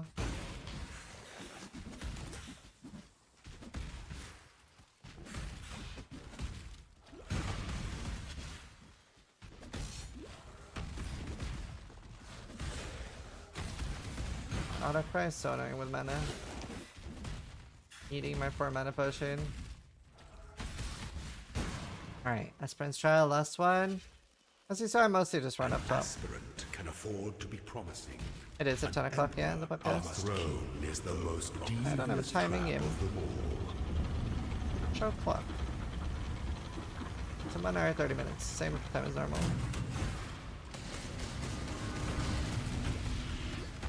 Show me your resolve.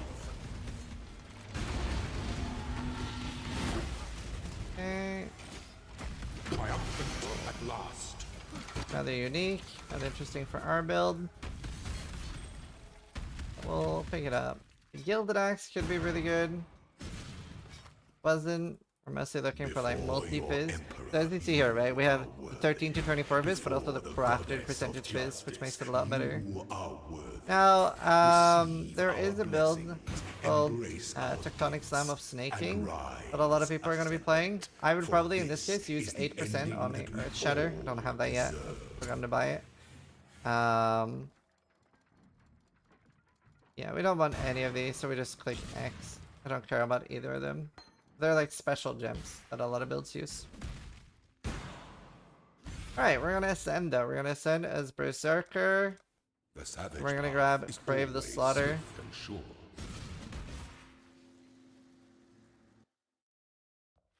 Alright, I'm taking a quick break. This would be really good right now. I'm just not gonna use it. You would use this though. I just don't like having like very unrealistic things, but like it's like 400 damage and resists and even more damage. Very good right now. Bye belt. You had a good run. Here back.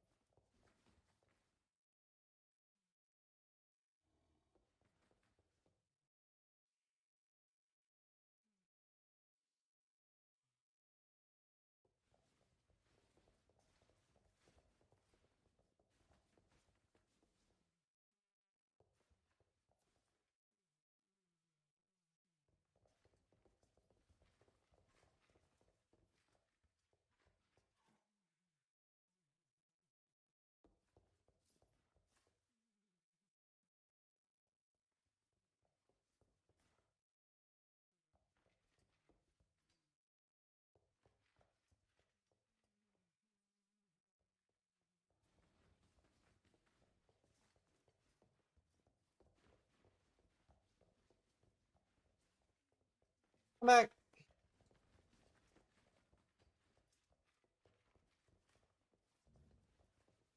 Let's see, let's search that out. How you doing? Don't do anything. It would be wrong to do that here.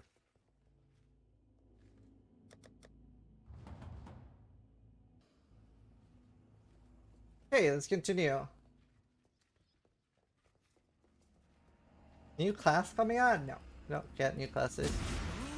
That's not a thing here.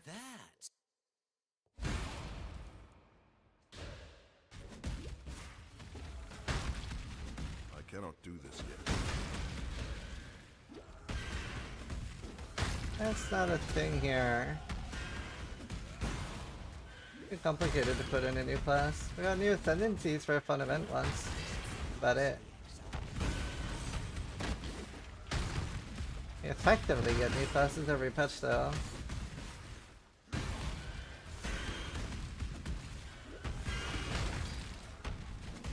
Right.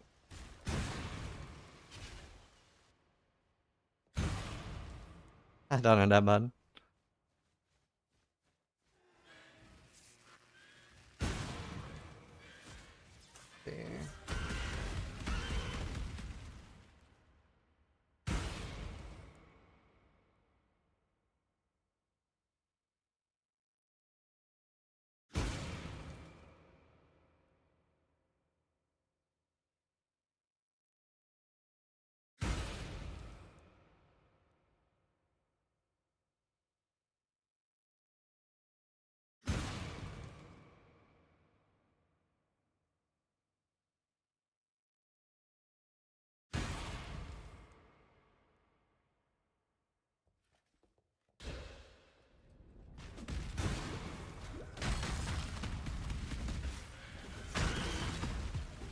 There.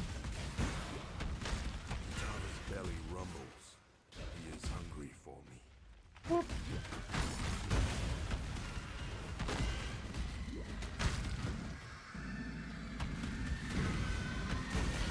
Karu and Marrakech once fought together.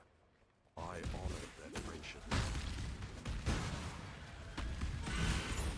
Let's see. We'll pick up that. Let's see if there's any, like, if we got like a, let's say that we got a ring or an amulet, or at least a ring with like 60 life, 50 life, which you can get surprisingly early. I think it is 35-ish. And you could do craftable resists. That would be useful already.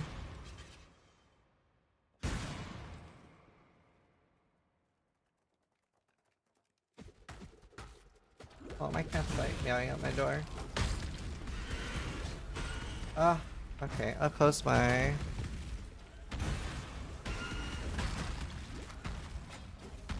close my window so she can come in.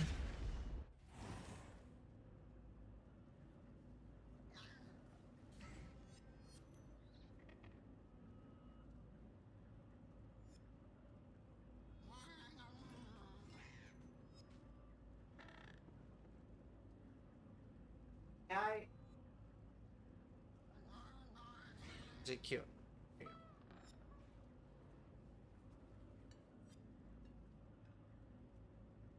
Let's see.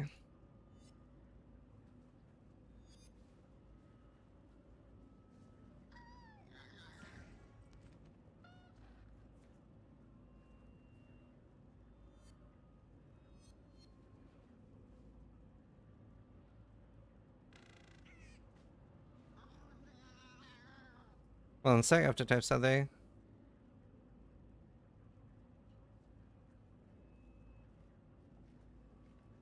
You want up? Yeah, you do. Hi, babes.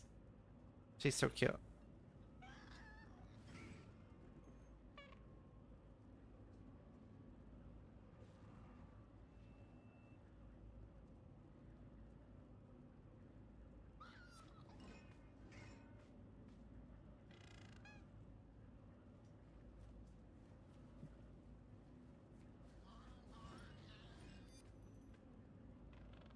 Lily mentioned it in her... Yeah, Lily's hilarious.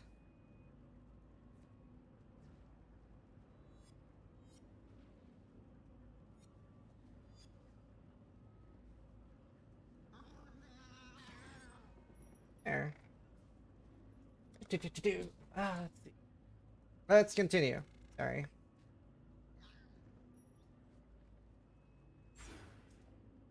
Pick up the skill point there. So I need to eat before the podcast. Way took him down into the darkest of nightmares. I felt it. Hunt well.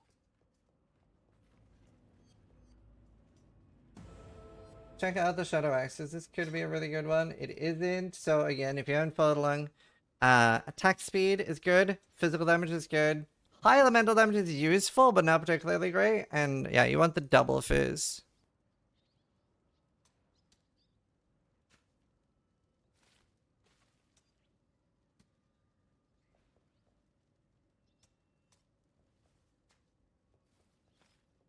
Dash.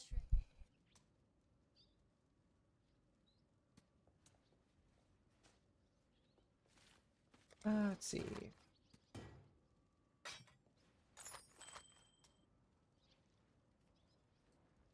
than our current one. All res. Now we'll keep that. Attack speed with swords. Now this one could be useful to keep. And the reason for that is, let's say that I'm not close to an int node, but we do happen to have a jewel node already. Then putting that in just for the int could like really just save like a fuck up. Like, oh no, I need to switch gear and now I can't. That kind of thing. But utility things like that is useful to keep.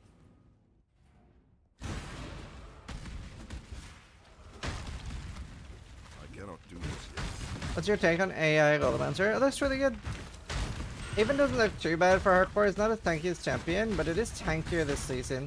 The one thing I'm a little bit worried about is the tank is slightly unreliable. It also relies on Mercenary and a item. We need to find comes finding. But it looks really nice. I think it looks great. Palstron has a guide for it. I really recommend Palstron. It's a really good dude.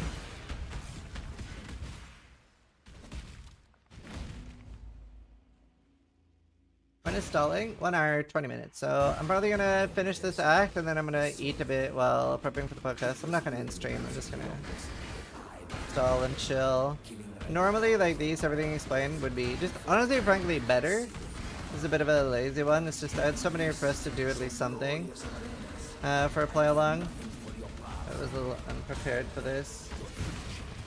Here, it's better than nothing.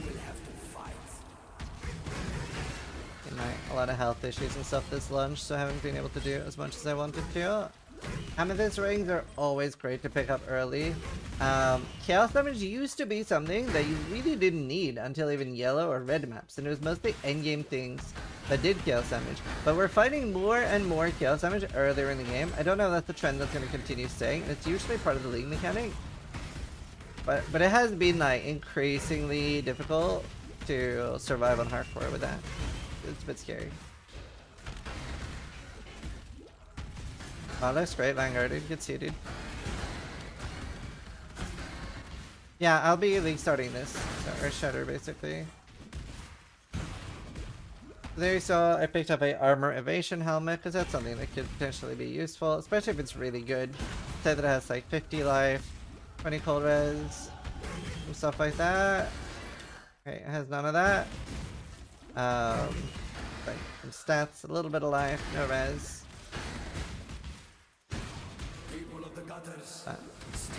Games like this is all about what could be. Fun scale boots. We're excited for that because that's an armor evasion base. So now we're hoping for high movement speed. We got nothing. Don't know, we'll find out tomorrow, Vanguard, dude. It will though. Not worried about that. Here, let's see. We're gonna go down here. Some more res here. This is very easy to res cap on the way we're doing this too, because you actually get like you get res from Illyria, you get res from the skill tree. So it's just incredibly easy to fit. Sacred Life Fast, we'll pick that up. Also, we're one-shotting everything right now. Let's see. Let's identify the amulet. Nah, nothing really. Int on the amethyst ring.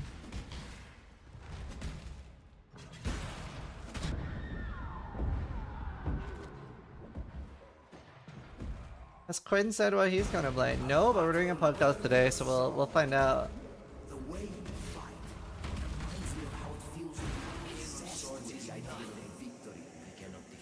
Hey, Shrine. Alright. This is Duresso, does mostly cold damage. And he'll especially target your last known location a lot, so moving a lot. Very, very useful here. Don't backtrack. It's very easy to like backtrack into a boss move and die that way. Moving in consistent circles is really good. You could also backtrack into your decoy totem. Look at that. So that's a good thing to be aware of. It's actually why minions or golems, etc. can get you killed. Because the boss could be targeting like a minion or a totem or something like that, and you happen to be there when the attack goes off. Hi Luna. Little cutie. Two Bengal cats. Alright, Yes. none of these are particularly anything interesting. Our test, first off, obviously we're relying on it for a 3-link, but we also have decent resistant life on this and armor. And we can even craft like a little bit more armor. No movement speed on the boot, so we disregard that. Energy shield item, we don't care about that at all. I'm watching you. Wax on, wax off in circles, yeah. Take care. Let's see. Now, you can stash things, by the way. Part of the reason why I don't is I like to show that you really don't need to buy stash tabs early game. So, like, when you're going to be playing Path of Exile for a long time and you realize, like, wow, this is a really good game, we don't have any pay to win in the traditional sense of, like, you can't buy, like, an axe, you can't buy, like, stats or anything like that, but you can buy quality of life, like a currency tab like this, or bigger tabs, or just more tabs. But for trying out the game, you can easily play for like 100 to 200 hours for free to try it out and see if you like it, but you'll notice that your stash will fill up and it'll be pretty annoying to inventory manage. That's how they get you. It's very fair monetization though. Once you've spent $30 to $50 on the game, you realistically never need to spend money on the game. Most people end up buying supporter packs just for the cosmetics. So that's really good. And like, I've talked to my viewers about this a lot, and very many people will say that they spend more money on Path of Exile just because they feel they aren't getting like juiced like every other game these days. There's a lot. Hey, to look good? Yes. Yep. PoE 2 stash tabs work for PoE 1. Yes. So if you buy a stash tab in PoE 2, you get it in PoE 1. If you buy a stash tab in PoE 1, you get it in PoE 2. Forever. Same with cosmetics. If you buy a cosmetic in PoE 1, you will at some point get it in PoE 2. Not every cosmetic is made and ready yet for PoE 2, but they have promised that every cosmetic in PoE 1 will be available in PoE 2. So that's crazy. Everything that's available in PoE 2 is also available in PoE 1.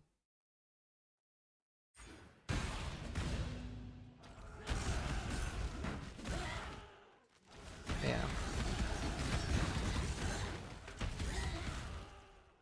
Oh.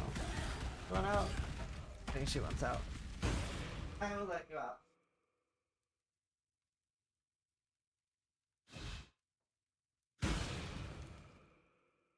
See, this is why pausing would be great. What should we get? Tomorrow! We're gonna be so nice as a cat owner. And, my wife is, going to Denmark to visit her, like, dad and, sister. I'll be alone with the cats for 3 weeks. They'll probably be in my room a lot, causing havoc. I cannot do this yet. Darno Herald? Yeah, earlier. The socketable tab session isn't available in PoE 1. Yeah, I forgot that we have a socketable tab.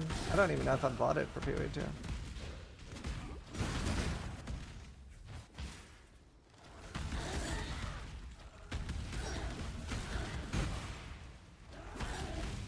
Alright. If you die onto a count on keyboard, that's going to make an amazing clip. I mean, now PoE pauses, and I probably wouldn't have them in the room while doing bosses. Depends how chill they are. It's also like, I wouldn't mind that much. I love my cats. They're amazing. If I die, I die. I love my cats. The Black Spirit walks amongst us. Amazing little creatures.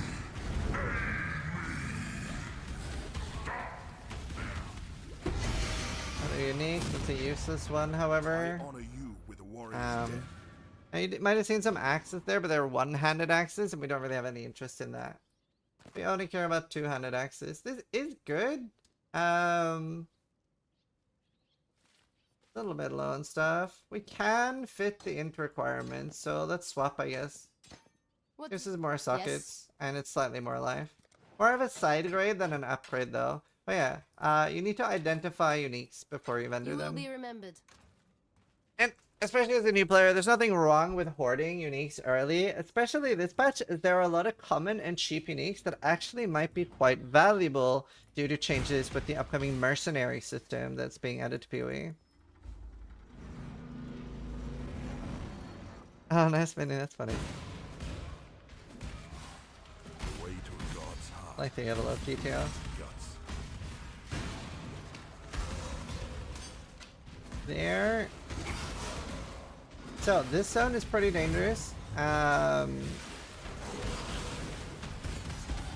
lot of bleed in here, and at this point you have a hard time getting bleed immunity. So you can get it on mana flask by rolling them, or a life flask.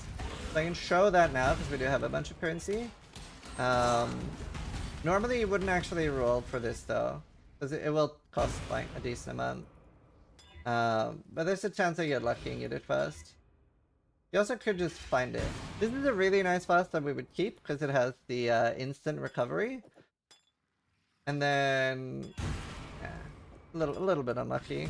But we were hoping to get bleed immunity. And what that does is basically if you get bled by a monster, then it'll remove it. It won't give you immunity before that though. So you need to like use it reactively. But this zone is very scary.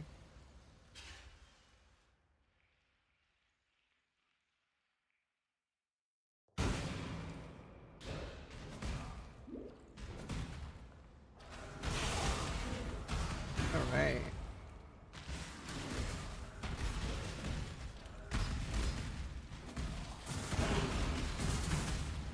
These are particularly scary. They'll summon a bunch of monsters, and then when you kill them, they will explode. So like these monsters on the way back here, you can see that they have like a huge scary effect. It wasn't always so scary. It used to be very subtle, and it would do 6 times more damage or something. So for a lot of people that have played for a while, that's the thing that's killed us the most. Very scary. Here is a 4-socket glove. So this could be a really nice upgrade for me, because now I can use a fusing to hopefully link it. It didn't link. I was a bit unlucky. Now, to improve your odds of linking, the quality stuff that I showed on my axe earlier, that is on armors too. I don't have one yet somehow. I don't know how I haven't found one yet, because it's on my filter.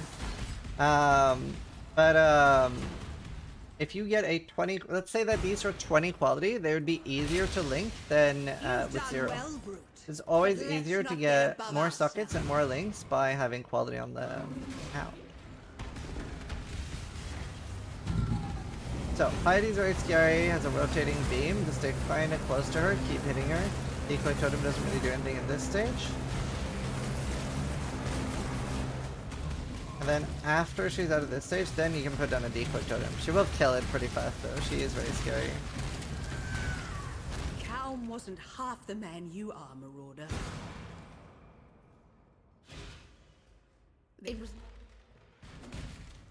Alright, let's see.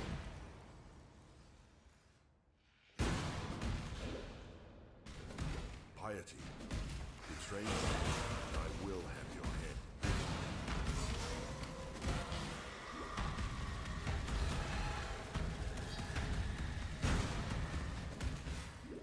There. So now we're in the harvest. There's a few teaching things here, and we'll wrap up here sadly. We do have other everything explains that go longer, and there is a lot of good info in those, even in the slightly updated ones. There wasn't that crazy many changes in 326. Normally these code do longer for those that like long form content. To kill for. Let's kill Malagado. He doesn't really have any special mechanics, he'll just like explode the purple thing. Pretty self-explanatory. Don't stand in the mechanic that looks like it's about to explode. Your sickness is ended.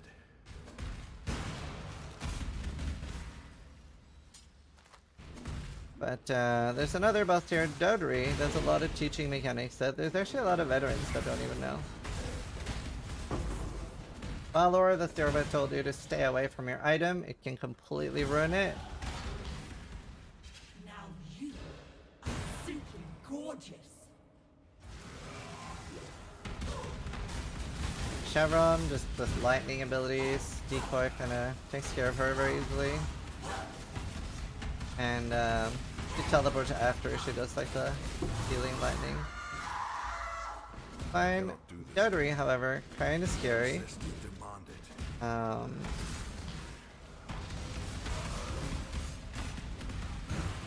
Dodri, really want Decoy for her. She will eat your curse. Look now, boom. You see that purple hue around her? That's her eating the curse, so she's no longer debuffed, and she does 30% more physical damage with extra kills. What's her kills for this? 0. So it's effectively just her getting 30% more damage. Very scary. Oh no. Inventory is full. Mostly because I'm being lazy with my inventory management. What do you need now? Identify that. I'm Enough level to watching use you. it though. There, Celestial. So now we're getting +1 all maximum resistances. So how does that work? Now I can get 77, 76, 76. Get another one from this. Honestly, very nice. And then it doesn't work for us right now because we have pure evasion gloves and pure evasion energy shield there. But later on, it'll have armor on every piece, and then we'll get another +1 max res from this mastery. We don't need to take that now, though. We don't need to take that now. If we're struggling on res, we can get additional res here, and also Warrior's Blood is really nice for regen. They'll take care of our T-gen from Blood Rage. Oops, I will just run back. Oh, he's doing an explaining run. This helped me a ton before. That's good. Okay, this one's probably the worst one I've done. I just wanted to do once I had something out. I'll do a better one at some point. I mean, I'll keep doing them. Who create the most beautiful of nightmares together. Creation, rather the realm of the gods. How's the health? Eh, pretty bad. Health update on Twitter. True God. Now, exile! Alright, here's Malachi. He has pretty high damage, but he's basically a glass cannon. So like that move will do a lot. The red balls that Piety sends out is really easy to be stunned by, and this Chun-Li move does a lot of damage. But the entire fight has like no health. It's incredibly easy. Now, exile! Like, he basically has no damage. I mean health. Especially on this build, we do so much damage.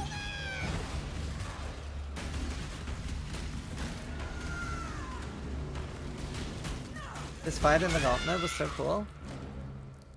Wait till the next one. Sorry, Piety. Now, let us see if you truly understand what it means to be Nightmare. I don't know, do I? You can curse him freely. There's no like curse mechanic on any other boss than Dodori.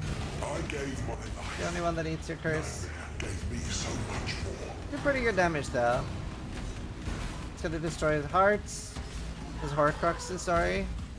Accept the gift of immortality. He's basically telling you to play softcore.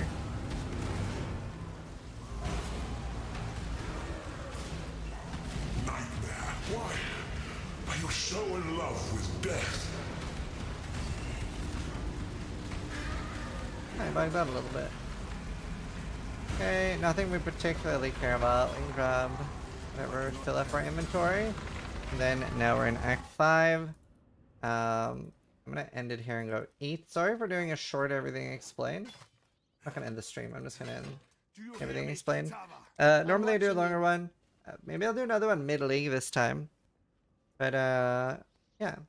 Hopefully it helped a little bit. Obviously it's very top heavy anyway with most explanations start. Hope you guys enjoyed everything explained. If you're watching on YouTube, thanks for watching. So if you liked the video, but more importantly, try to die less than I do. Cool. Okay. Back to normal stream. Let's unmute alerts. Have you seen the Berserker and Social Fury Flicker Hydra? No, I haven't.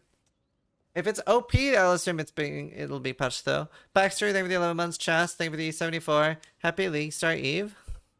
Yeah. Tonsky, thank you for the 84 months. Be cool, thank you. So to watch you tomorrow and weeks to come, thank you. JT, thank you. Latula, thank you. Sumi, thank you for the 1 month resub. Hope you're still here. I'm gonna play ads and I'm gonna go get dinner. Bye bye.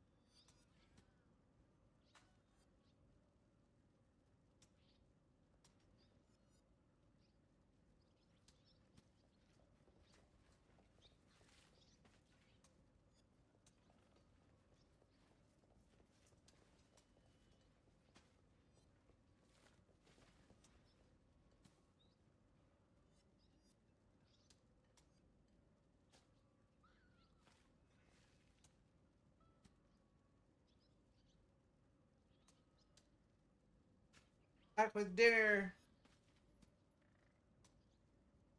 Devastating.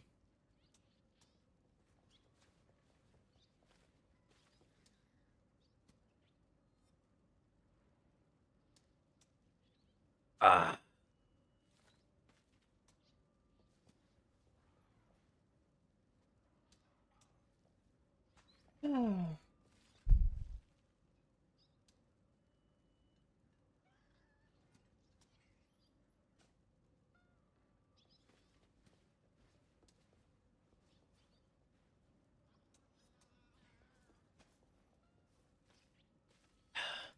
What other good content creators do you recommend for hardcore Seth? Fucking none of them. They're all fucking dog shit. They're all gonna die on the fucking beach.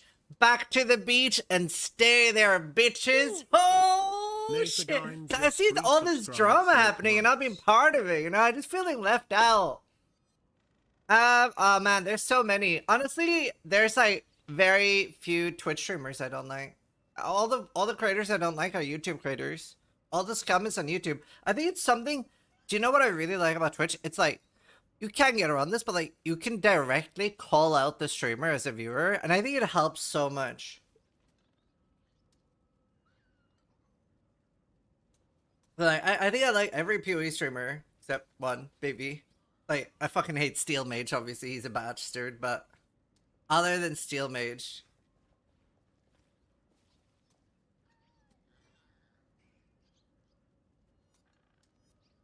Hi, Yannick. You hate your boyfriend? It's only because he abandoned you. It is because he abandoned me. We did D&D yesterday. Played D&D with like me, Steel Mage, Noogie, Karn, and my wife, and then my neighbor.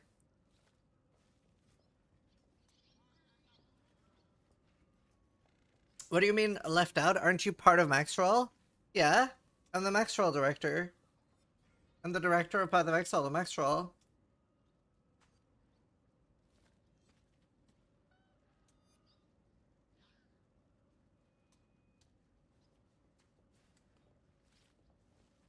He's not paying his bills, so what's the point? True.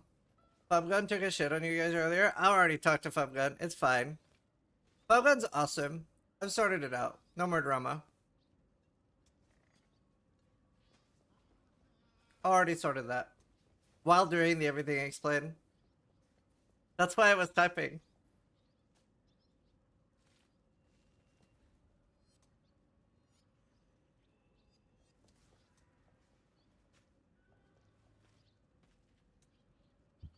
Fubgun's awesome. Best creators. Let's see.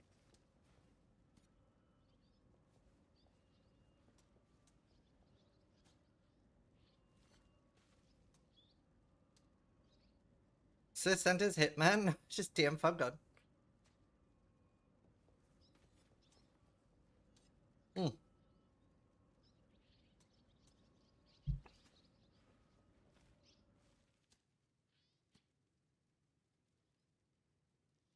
Is the Berserker Sensi meant to be permanent, or are you just picked it now for leveling? Yeah, it's permanent.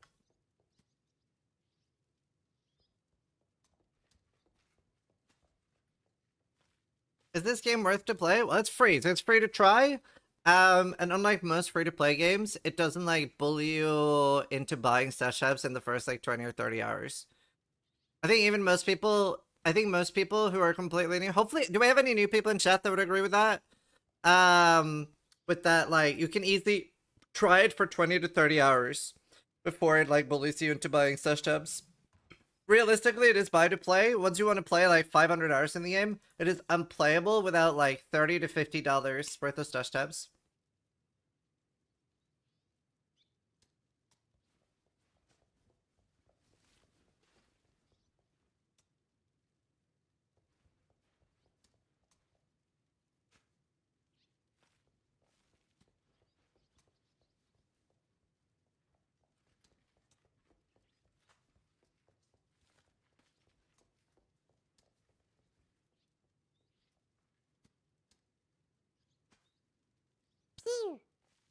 Rifo1 just resubscribed for 50 months. Lightning Conduit League starter looking poggies. To remove only tabs, I have a few hundred now, yeah.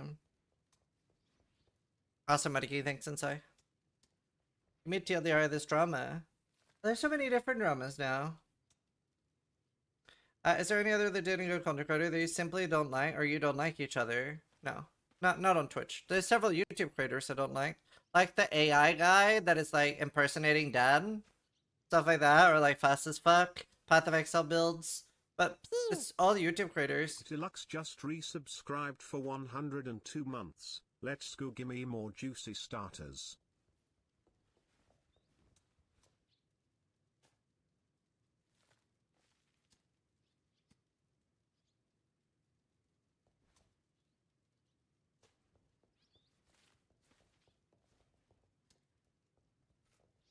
What is Rebellion? So Shopify has an esports team called Rebellion. Also, thank you for the subs. Nather, Babe Lincoln, Rifa, and TG. TG, thank you for the resub. 102 months, holy. It's Shopify Rebellion's esports team. I am on there because I do their Gauntlet event for Path of Exile. And I was their first team member. So I don't compete for them or anything. Like, they have esports teams, so for like, what are they rebelling? That's a joke with Amazon, right? Shopify versus Amazon. But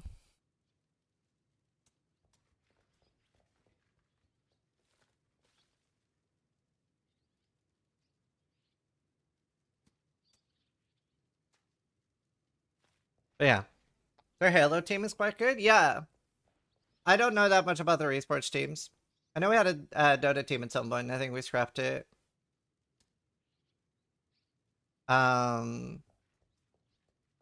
yeah, they help us through the gauntlet. Literally, Path of Exile would not have an esports team without them.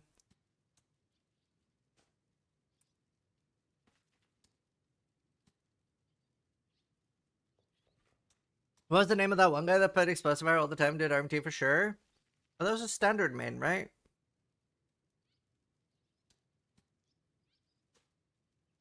Was it Dismantle time? Oh yeah, I hated that guy. That's the only Twitch streamer I've hated. I'm so happy I can talk about it now. Whenever I dislike somebody, I don't talk about them. That just fuels their channel. But he stopped streaming, so I can talk about how much I hate him now. Oh, he was insufferable. Also, viewbotted. He stopped like 8 years ago. He was insufferable. He also hated Path of Math. No, I did not hate Path of Math. I thought what he did was pretty shitty. He actually used to be a long-term viewer of mine. Before he started streaming. He was like a sub for like a long time and be in my chat a lot. Really nice guy when he was in my chat. I think he just figured like drama is a good way to grow on Twitch. And he tried to start drama with me, but I shut down fast. Do you see Volcanic Fisher snaking as the bait build? No, I think Volcanic Fisher snaking and Shutter are the two best starters by far. Shopify Rebellion is currently in the TI regional qualifier for NA to start. Yeah. I mean, like, the CEO started, like, just funding loads of esports stuff. Like, the CEO really likes gaming and StarCraft and stuff. He was watching a StarCraft tournament. He was watching a StarCraft tournament and it only had a $30,000 prize pool, and he just phoned up the owners and was like, can I just double your prize pool? And they were like, yeah. They would do stuff like that a lot. Pox is good. Collab coming out with Pox. I feel great. Hopefully this food will help me.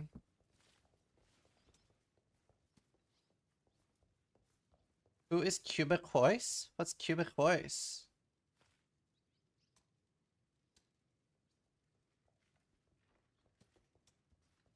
Food, yeah, food.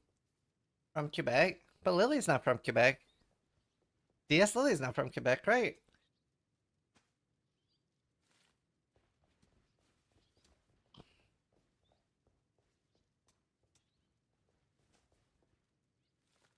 Yeah, SST from last season's fine. My League Start video is coming out soon. Lily's Midwest for sure. I have a video on Merc and Animated Guardian. Yeah, you can have both. Lily gives me big Florida impressions. I see what you mean. For sure. Yeah, EA is coming. I'll ask my editor what we still have coming.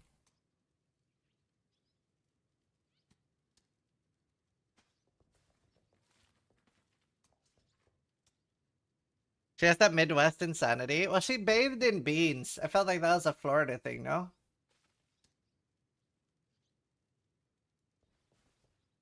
Now that you mentioned Florida, she does look like a gal who would pick up a gator by the tail and say something out of pocket. Yeah.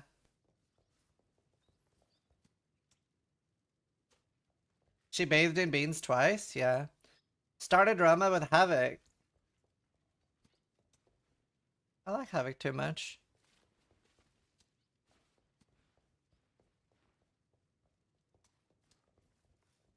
Who would I want to start drama with?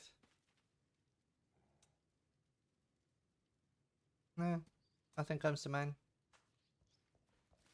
Steel? Yeah, it would probably be Steel. Fuck Steel. How to pronounce your real name? Shit, dude. That mods. I met that mods. Super nice. I don't know. I don't really like drama.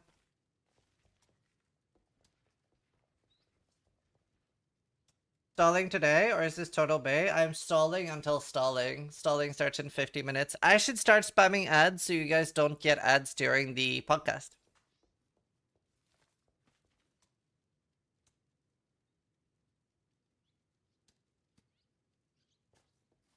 I haven't even brought my wife to Norway, Pia. How long is stalling normally?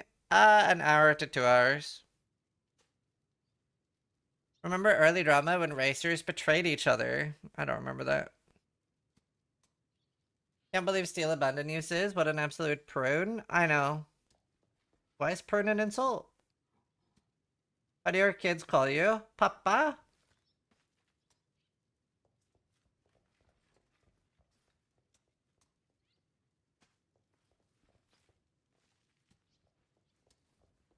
Are you racing? Yes, but I have not had time to practice enough. I've had a lot of health issues lately, so I did focus on getting like as many videos out as possible. I think we have like 13 or something coming total. He's no longer the tenant. No, he's still renting it for 3 months. To be fair, he's thinking about moving back here with her, but I know. Not super far away anyway. How many standard mirrors do you have? This is SSF. I think I only have 1 left right now. I mean, if I sold my stuff, it would be like 200. Yeah, just 1. Show us the axe. It's surprisingly good still. It really held up well. Could be 1.3k PDPS with some minor changes. Like tempering. What about the landlord and the tenant div card? Yeah, I still want to do that if he's down. Don't know, huge. We do that thing you did to me in Thailand again. I might come back sooner. Ah! He's here! Yo, Steel! Are we still doing the landlord and the tenant div cards? I think that was a nice meme. And then we'd always remember. It would be permanent.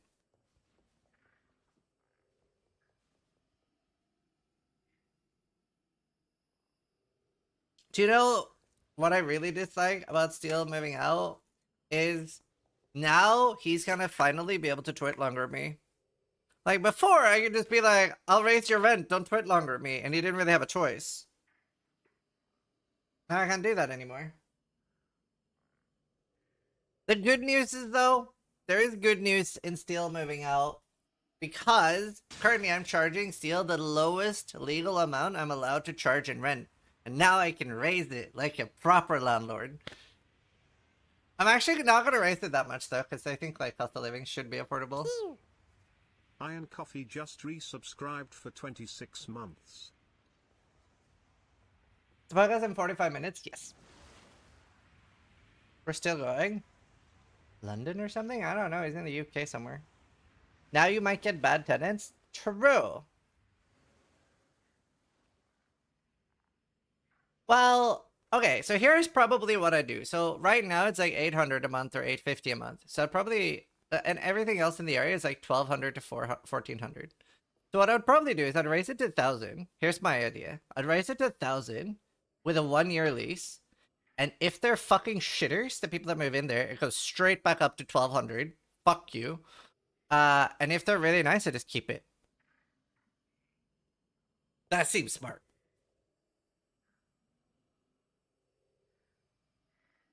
Why would you move here, Foxy? Do you live in like Germany or Austria or something? Is there not a limit by how much you can raise the rent there? I don't know.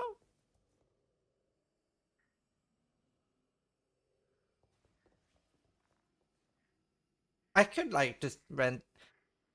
Rue could rent it as well. 6 months sounds easier to manage.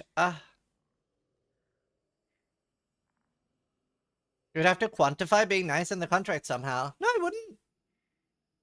So much you sleep? Okay, you can't rent. 20% rent increase is crazy? Yeah, I don't know. Yeah, I'm below market rate. Because here, you're not allowed to charge rent lower than your mortgage while you have a mortgage, which is weird. You're also not allowed legally to rent out to family.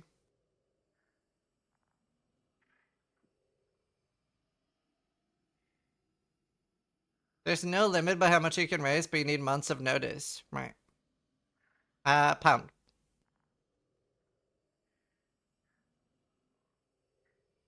Right, the videos that are coming still is Explosive Arrow, Skelly Summoner, or like Zoo Summoner.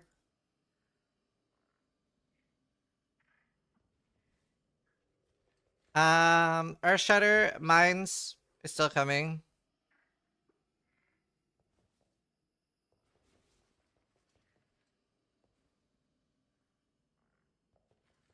You can raise as much as you want between tenants, but when you have tenants, they're usually lost restrict how much you can rack. Okay. Hi, Growl.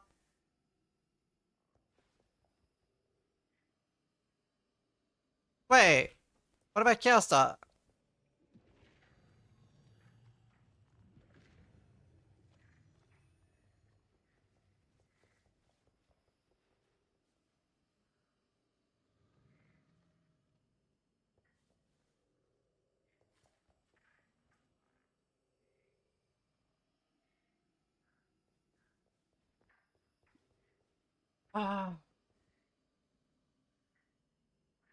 Let me double check that it's uploaded.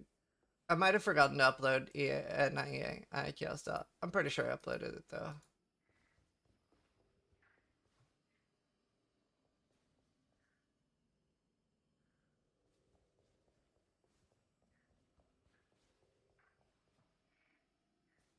Okay, I forgot to upload it. Restria. I'm a bastard.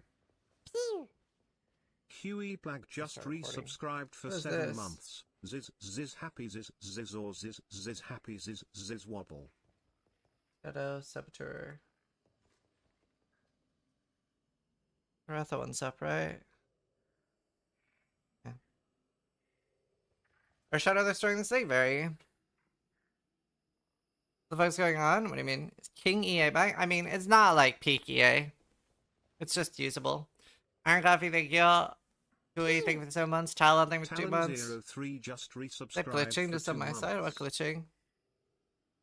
How many subs to Scour the Axe? I wouldn't do that for any amount because it's like PoE history. It's a very cool. Fuck. I should think of some, like, I don't know if you guys have seen, but obviously I'm very excited about this as a money collector. But there are drops tomorrow, and there are sub-gift drops, and they're a lot cooler than the PoE 2 one. Where is it?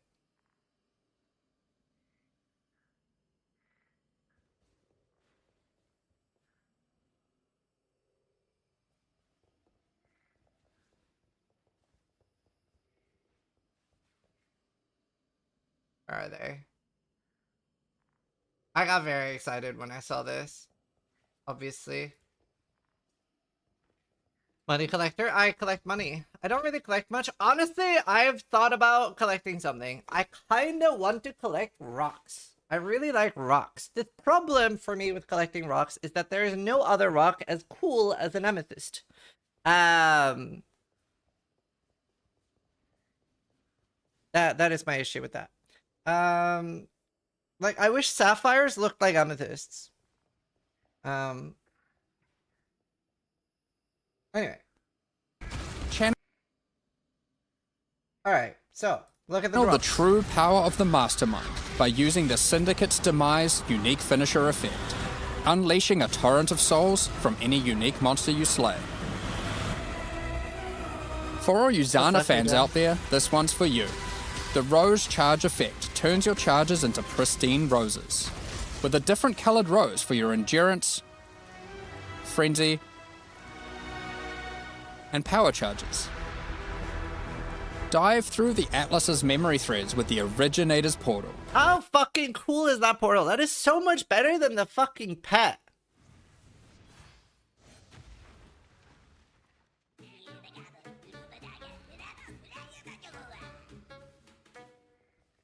I hate everything. Burnished with gold and pulsating with memory threads, this portal effect is a great choice to bring with you on your journey through the updated endgame for Secrets of the Atlas. How cool is that though? Burnished with I was gold thinking, and Atlas's memory threads with the original. I think it's so cool. I was thinking I should have sub goals. Now, I'm not 100% sure on what. Oh my god. Why did they ever get added to the game? At what point did they think that was a good thing? We've seen this.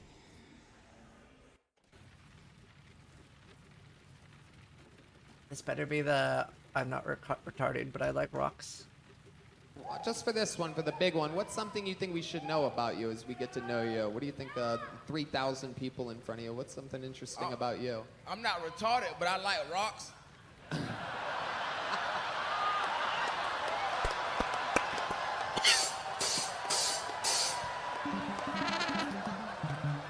just like how they feel, you know what I'm saying? Relatable. They feel real good. I got They this do. one. He even has one with him. I also like rocks. I also like rocks.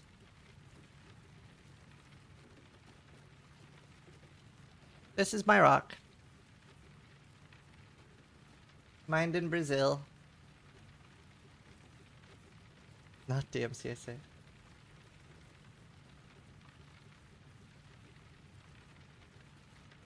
See, like, I really wish sapphires looked like that. I wish this existed, but fully blue. I wonder... Is there anyone that does any geology in chat? I wonder, could I leave an amethyst like this in the sun, which makes it... Well, actually, we might as well do crystal at that point. Could I dye a crystal blue? Oh, it'll look so janky, won't it? Look up rainbow quartz.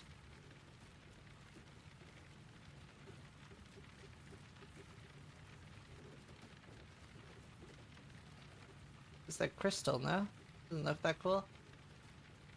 Just me random cartoons.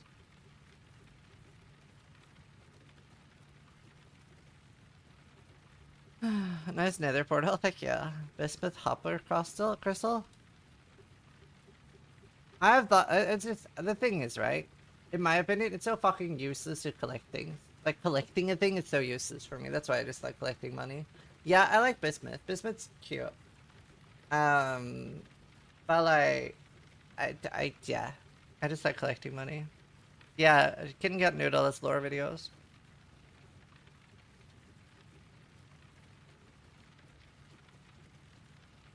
Bad geodes are pretty common. I don't know about any that big though, yeah. Can you lift that rock? Barely. Barely. 52 kilos.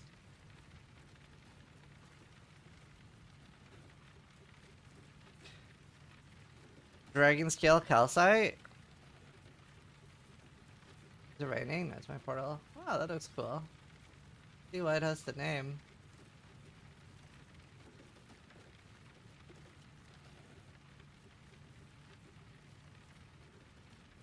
Kinda cool. Yeah, I don't know. If I was ever gonna collect something though, it'd be rocks. I used to collect stamps when I was little. Benatoy. Oh, that is so cool. I like rocks, dude. Rocks are so cool. Topaz? I like blue topaz. Dioptase? So green. Like emerald. Pretty cool. But I also it just feels like a waste of money to collect things. I just wanted like one decorator one. What about Magic the Gathering cards? No, fuck no. I have Magic the Gathering cards, but that's from when I was like 7.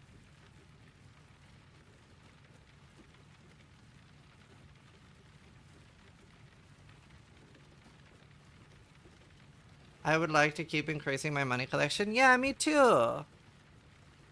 Me too. I don't know, like the thing is like in life I didn't really just really like gaming. Oh shit, I need to play ads.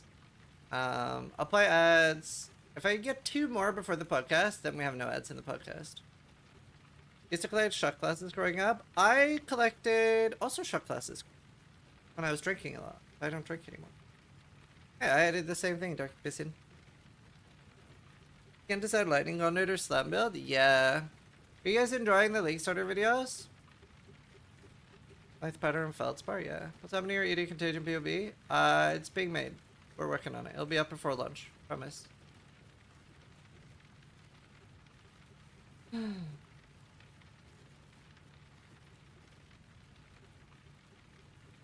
don't know. I think there's one being posted soon. Here, we can look at the intros.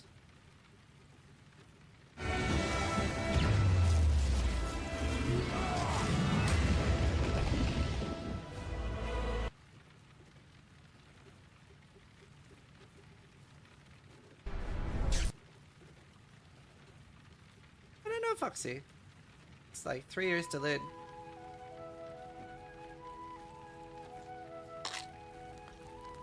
I can't believe this. Not butter.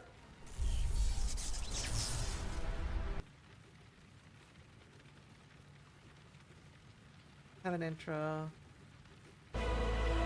That intro made no sense. Like, actually, I see you don't watch Family Guy.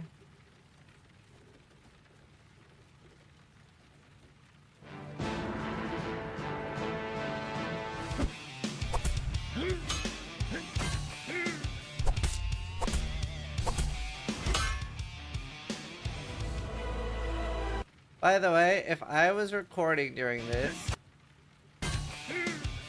I don't have scries here, but this thing, I put it on the wrong way because I forgot that it was a shoulder guard. I completely forgot that it was a shoulder guard. So I was trying to put it on with this as a breastplate. Well, first I thought it was for my legs.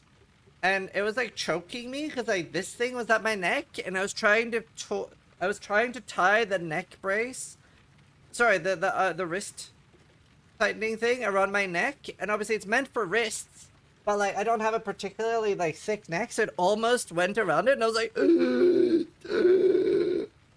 how much is this? I don't know, less than 200, probably less than 100. There's more stuff with it. It's more part of a bigger outfit. I just forgot where the rest of it was. Why the t-shirt though? Because I couldn't find the rest of it, okay? And okay, the other reason, is... Oh, they're sus as fuck. This thing perfectly rings out my nipple. So it would be my nipple smack in the middle. So I didn't want to be like bare-chested either.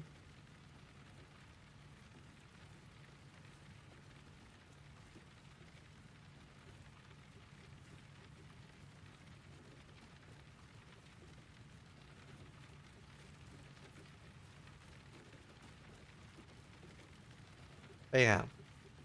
30 minutes until stalling. It had so many more views. That's not bad. 91k already.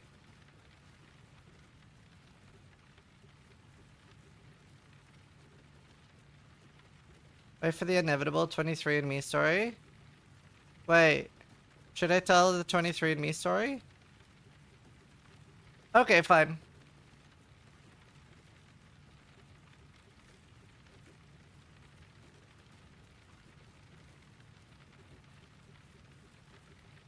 So, me and my wife, 0% Viking, that's his. Okay.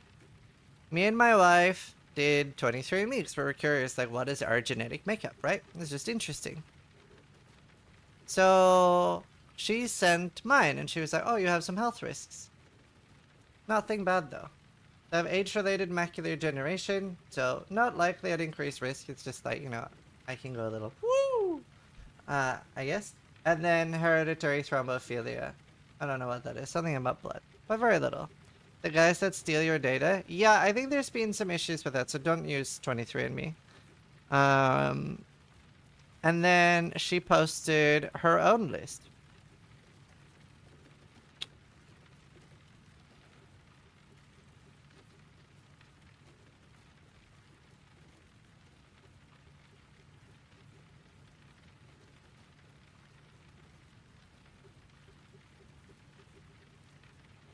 This is what our Discord conversation looked like. What the fuck's Tromophilia? What is your list? What the fuck? This is like I married a RimWorld character with like 50 debuffs. Did you just spam click debuffs? You're going for weekly checkups. I am broken.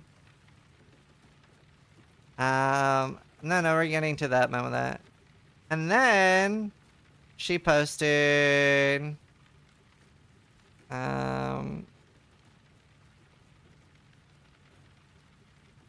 that like she has 14% Neanderthal DNA. Or no, it's you have more Neanderthal DNA than 14% of other customers, which is, by the way, the same as having less than 86%. So it's a weird way to say it. And I have 16% more than others. And where's the other one? Oh yeah, that's higher up. That's why. And then she posted my genetic makeup.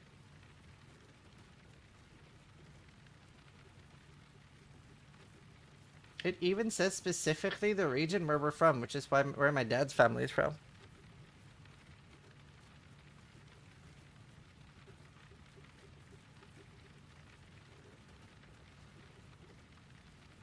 I guess that means my family did very little raping and pillaging during the Viking days. Rudin, that's like my mom's maiden name. It's a second surname. It's not my middle name.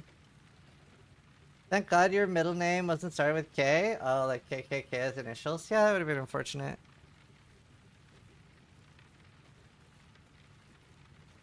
Or they did and left us. Yeah, you were the good Vikings. Yeah, guys. Also didn't get raped or pillaged. True. So I'm pure. I'm a pure blood. My children, however, are not. I've broken our lineage. Because this is my wife. And she did rape and pillage. Like, her ancestor raped and pillaged. If you know my wife, she's Danish, that makes sense. They also made it far. I'm so sorry, Egypt. You did not get, make it out. How's your name pronounced? Shit, dude. So she's all over the place.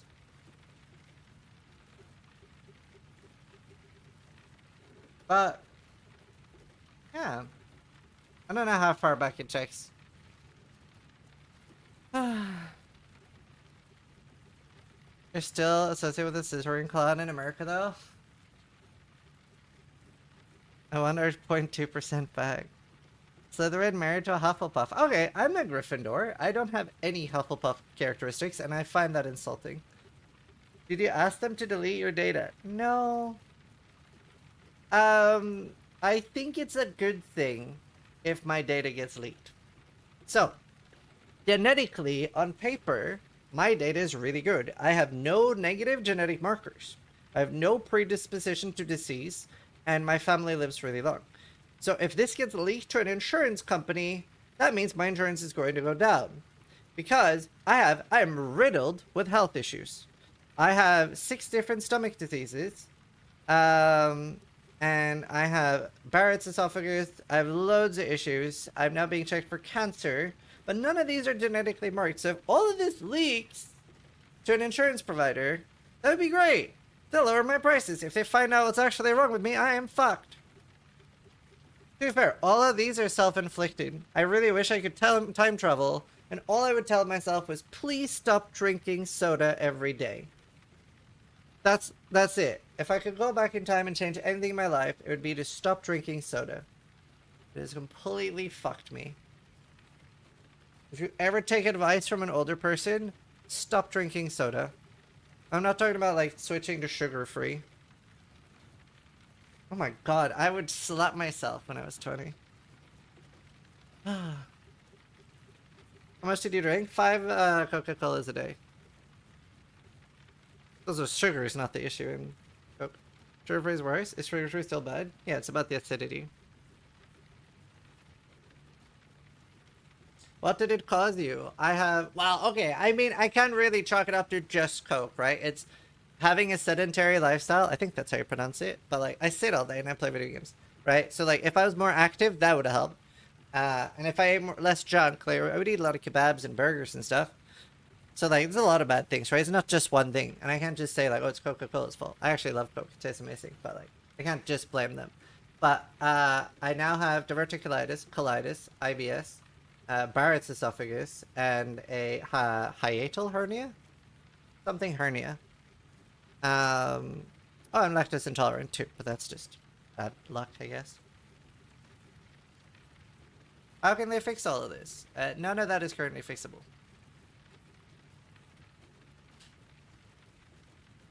The hernia is fixable with surgery.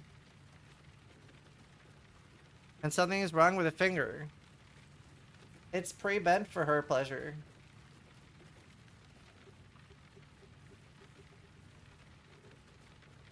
Got bitten by a moray eel when I was 14, 13.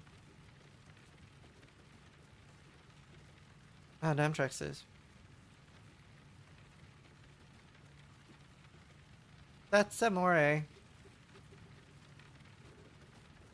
You wanna see what bit me, chat? This bit me. What a bitch. I didn't bite it back, I should've though.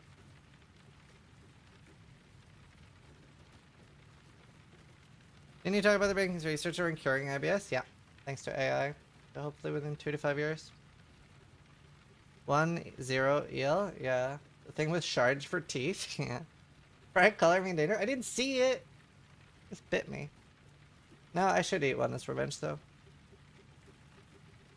They tried fishing it up and it bit over an iron wire, like a 1-2 millimeter iron wire. It's severed metal.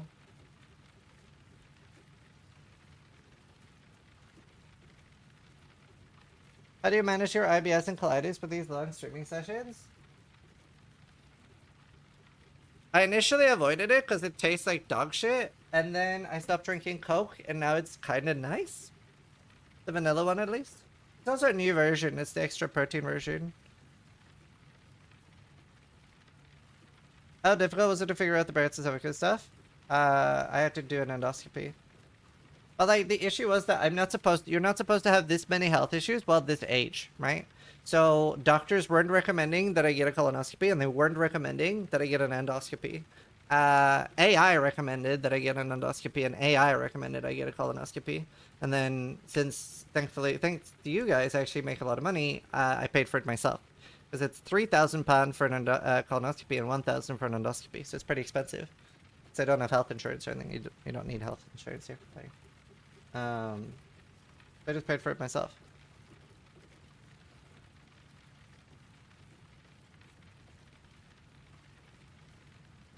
Don't die on us, I'll be fine. As long as I don't have cancer, then I'll be fine. But, yeah.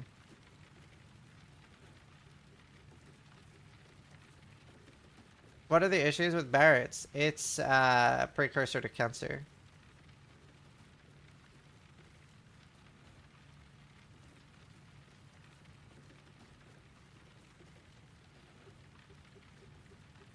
Were you awake for the colon one? So, funny story.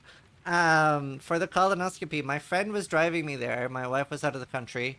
And my friend was going camping with his parents. And I didn't want to make him late. So they offered me sedation, and I said no. So I did a colonoscopy with a severe inflammation and a stricture with no sedation. And it's the single worst thing I've ever experienced. It was really bad. I didn't cry during the procedure, and I literally thought I was going to explode. But as soon as they stopped, I literally just sat there sobbing. It was so bad. I was like... It was a bad idea to raw dog it. And for the endoscopy, for the endoscopy, let's see, I can show you. I can't show this on stream because it shows my address. But I can show you what it says. I'll copy paste something from it. I found it very funny.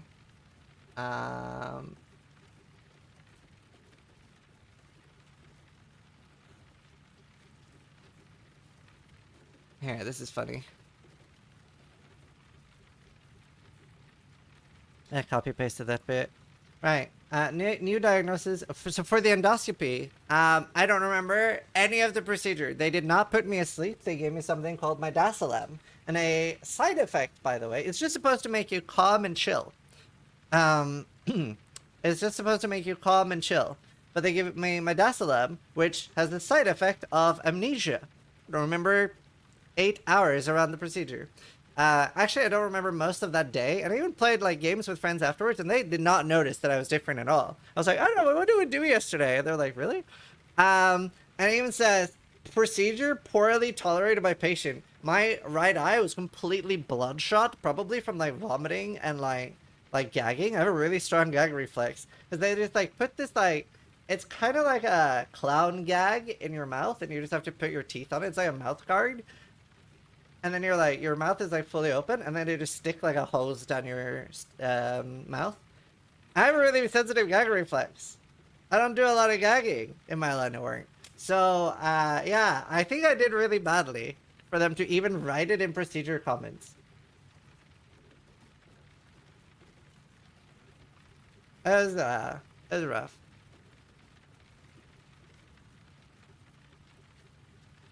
But yeah, they took 8 biopsies, so I'm sure I'll be fine.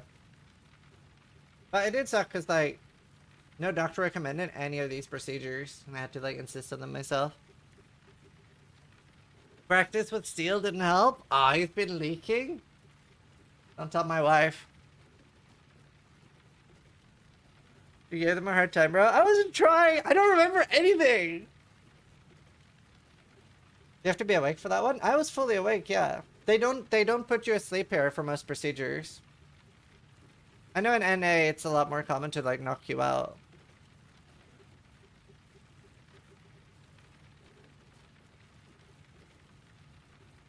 Yeah, man. I'm hearing rain, my head out.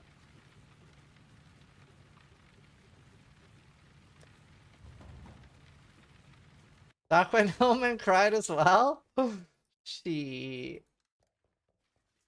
Let's stay at my side and you can't swallow the whole time. Just saliva dripping, the host on your throat. Fun times, yeah. And NA they do because they get to charge you for it, right? In the UK they don't want to sedate you, it's a last resort, yeah.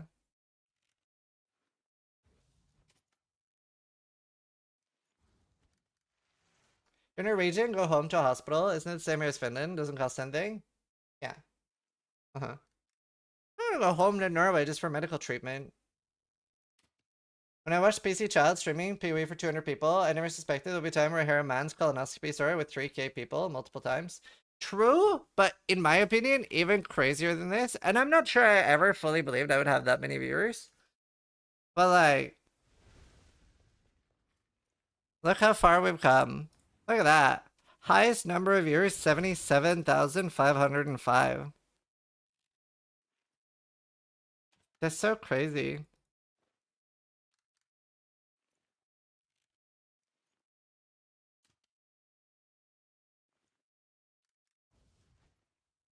Hi, Blakey. I love you.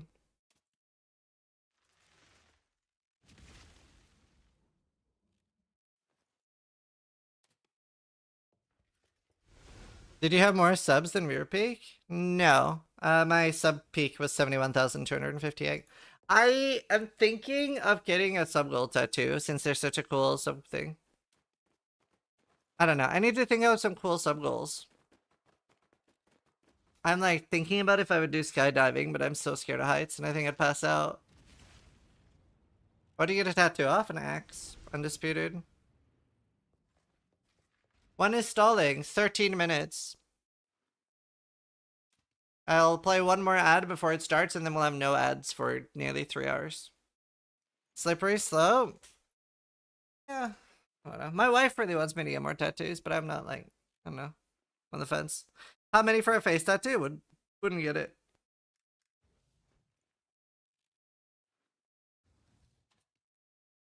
Did I get the ink itch? No, but I know people really like that type of goal, and I really like money, and I like doing things that people like.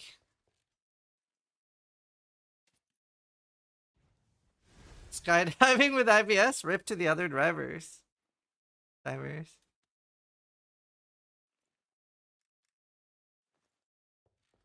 Have Quinn be your skydiving instructor? Yeah, he did a lot of that. She would have picked what I just said, hiking. Well, she did.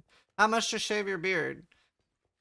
I would consider shaving my beard again in the future, but I would never shave my beard and my mustache at the same time. I actually got like borderline dysphoria. I felt so like uncomfortable with looking at myself in the mirror when I fully shaved. I really disliked it. I don't know if any other dudes have had that same experience after shaving, but I felt so uncomfortable looking in the mirror. I felt so uncomfortable. I was just very unhappy. I've never really been unhappy with the way I look. But when I shaved, yeah. When you start streaming, 25k hours of streaming is 13 years with a work week of 37 hours. I almost started like a little over 9 years ago. A little over 9 years ago. So my first stream was 3rd of October, 2015. Very much so, says, but you barely have one now. That's gatekeeping. I have a nice beard. I like my beard. Yeah, 2015 I started.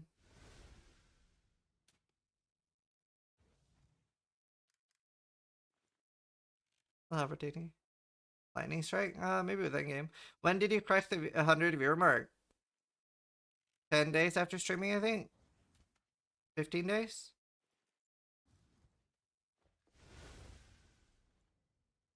Why is he stalling? So we're waiting for the podcast to start in 11 minutes. When is stalling? 11 minutes. Any bought of the first stream? No. Okay, it's not loading. The website sucks. Oh, there.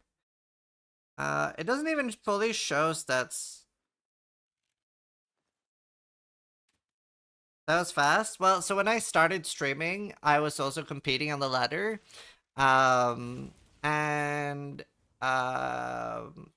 So basically, like, it was very, very common. We didn't have, like, ladder websites, but if you went to the PoE ladder website, I don't even know if it exists anymore. Like, if you went, let's say here, and you opened, let's say, like, Dark Shrine,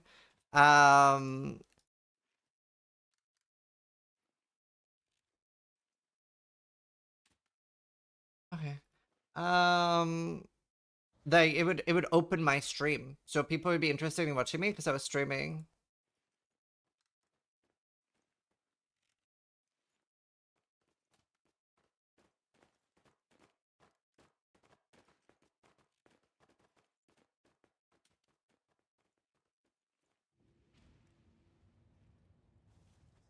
I'll be playing Earth Shudder.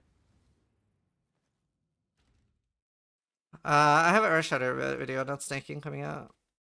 But yeah, so that helped a lot. And also when I started streaming, I was doing 30-hour sessions every day. So that helped a lot.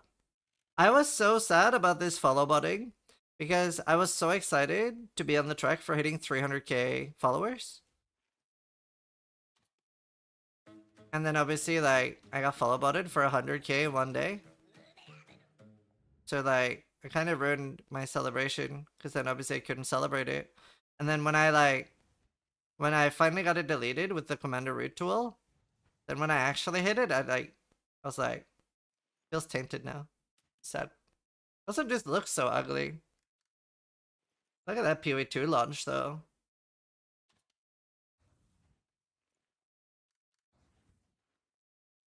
We still have gold respect? Yeah. GDD retweeted the Stalling podcast. Wait, really? That's so cool. Oh yeah, they did. I love you, GGG. That's very sweet.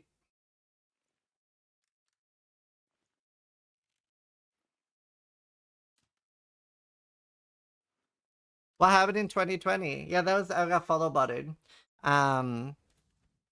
There's like a bunch of people got follow botted the same day, Mathel and a bunch of others.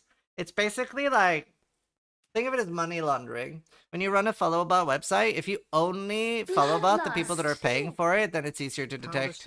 Thankfully, back then it was a lot more primitive, so all the 100,000 followed on the same second. Trying to decide between volcanic fissure Zerka and Gorath as magma miner for OSSFHC starter, not racing. What do you think is better for comfortable 4 stones? I mean, the Garatha one will be less played, hopefully, so it'll be cheaper. Volcanic Fissure will be one of the most played builds. 7 minutes still stalling. I'm gonna go pee. Go back. It's stalling time. Stalling.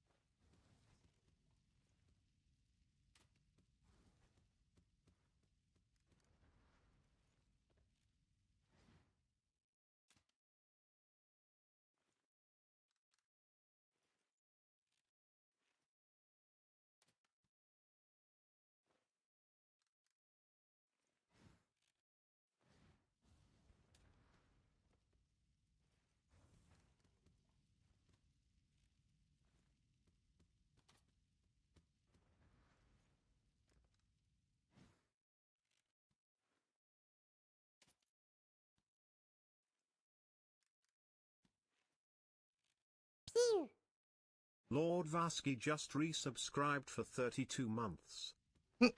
Amen. Amen. Hi. Did I? All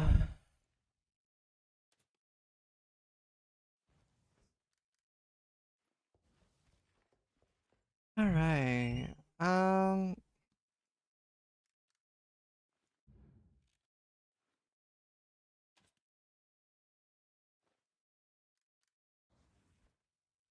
It's just a podcast with low viewer streamers to promote. Holy.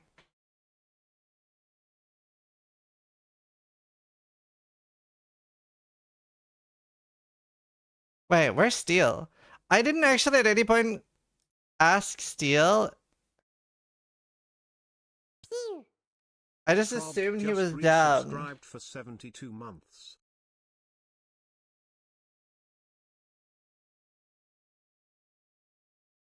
Steel?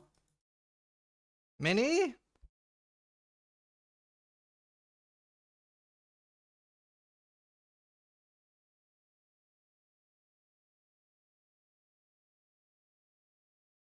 Vegan? I'll do anything for you. See, that's what I assumed. That's what I assumed. Okay, cool. We're good. We're good, chat. What does it say we're busy on Discord? I kicked him out. She.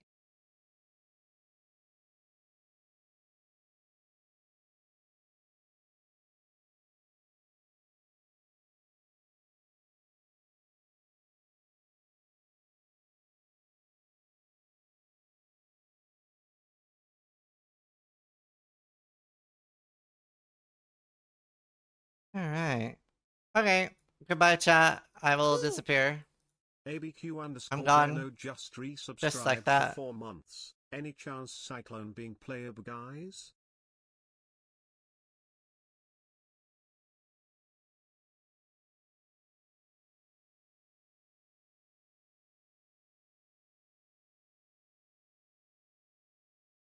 Hello? Hello.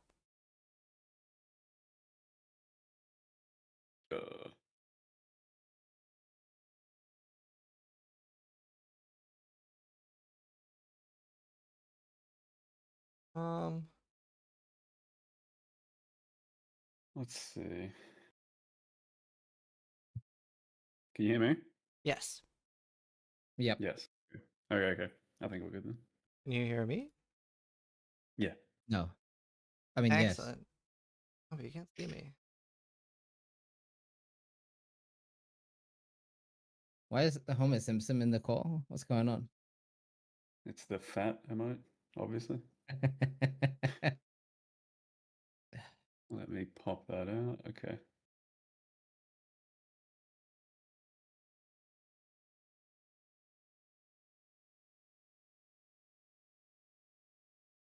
Hmm.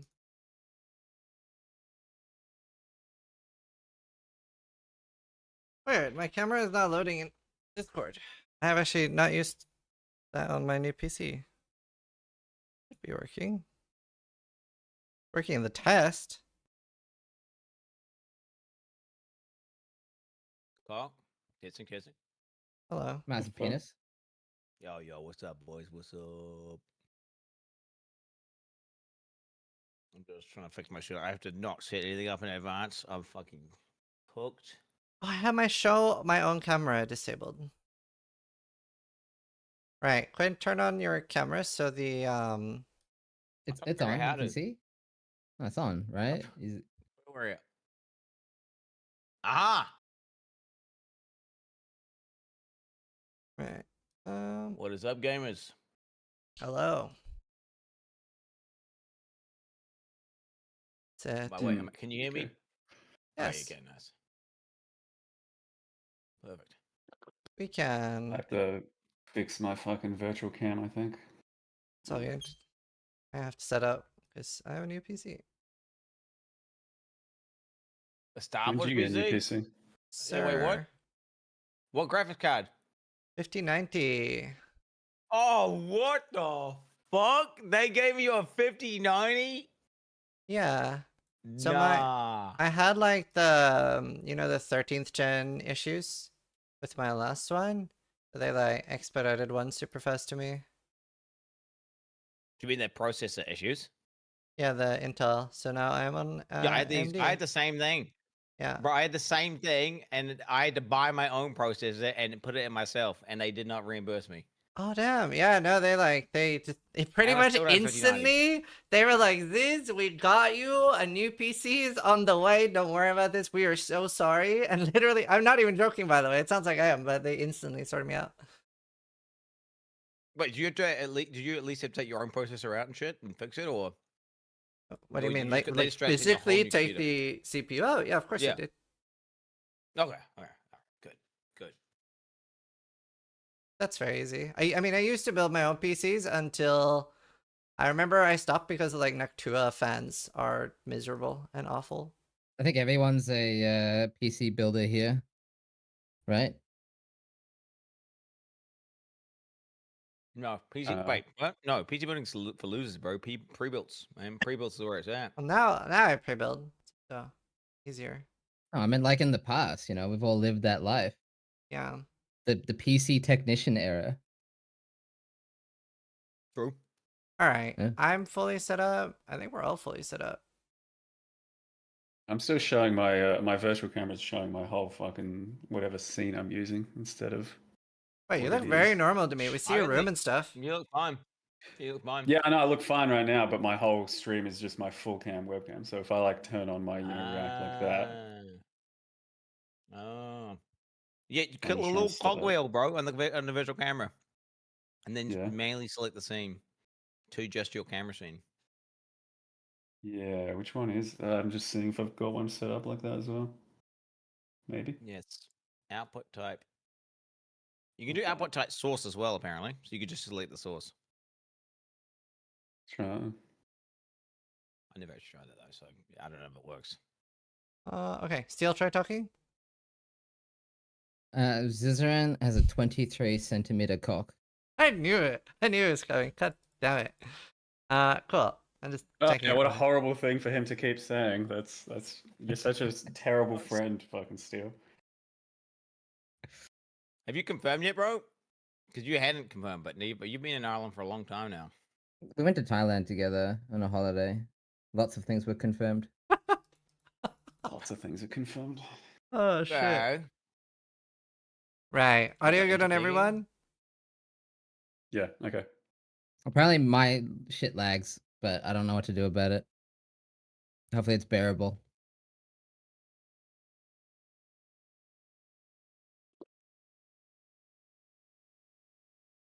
Let's see. Actually, let me move Methil a little bit. You're a bit more centered. I'm gonna move Quinn a little bit, and then we're good. You know, a while since we've done this. There's nothing to talk about, right? True. Now we have so we much just to talk missed about. one. Was it just one league, right? Yeah. Well, no, like well, like we actually did one last league. It's just that was 8 months ago. We just didn't do one for Pee Wee 2. That was the only thing. Yeah, that game. Yeah, that game. All right, we are ready to start. I'll do this like a little intro for our YouTubes, and we're good to go. So, hi, welcome to another stalling. We're back 8 months later. That was when the last league started, or was it 10 months? I don't even know. I'm joined here today by Mathel, Quinn, and Steelmage, and we are going to yap, and we're all excited to be kind of relevant again with more PoE updates. So that's nice. Yeah. Let's start with Mathel. What have you been up to? Excited for more PoE content finally? Well, finally, like I've been playing it, man.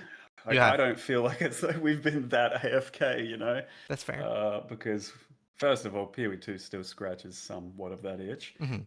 Second of all, Frisia League, whoever didn't was really play good. it, you fucking missed out. It was actually a lot of fun, and I sat there and I just grinded that shit for like a good month or two, even. I don't know. It was actually some of the most fun PoE's been in a while. So aside from that, yeah, I've been missing the routine. Like I enjoyed the clockwork like of PoE, and missing that is definitely tougher to stream around and play ARPGs and stuff. But it's been a good like ARPG landscape. So overall, I've been chilling. When?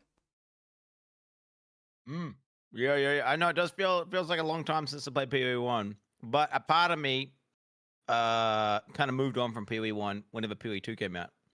Because like I get I'm thinking to myself, PoE 1's obviously objectively better than PoE 2 right now, but the future, mate, the future. That game's going to get less updates and it's going to continuously go downwards graph emoji. PoE 2's going to go upwards graph emoji. So I kind of like moved on. So I didn't really care that I hadn't played PoE 1. Yeah, but until that happens, it doesn't matter, dude. Come on. Yeah. Like I know, yeah, I get that, but it's kind of like a mindset thing, bro. But it's also the way like they talked about it in the last podcast. It almost seems like they're like using PoE to onboard new players, and PoE 1 is like the juicer one, and it might always be the juicer one, which made me really happy. Yeah. So I don't know for if sure. They that's came back. necessarily true. Well, the little podcast thing they did where they announced a new league and everything. They're like, super hyped and super like Pee Wee wants back, baby, and they're doing all this. That I'm not gonna lie, that got me pretty hyped because I wasn't really expecting much. I was like, some Pee Wee one shit.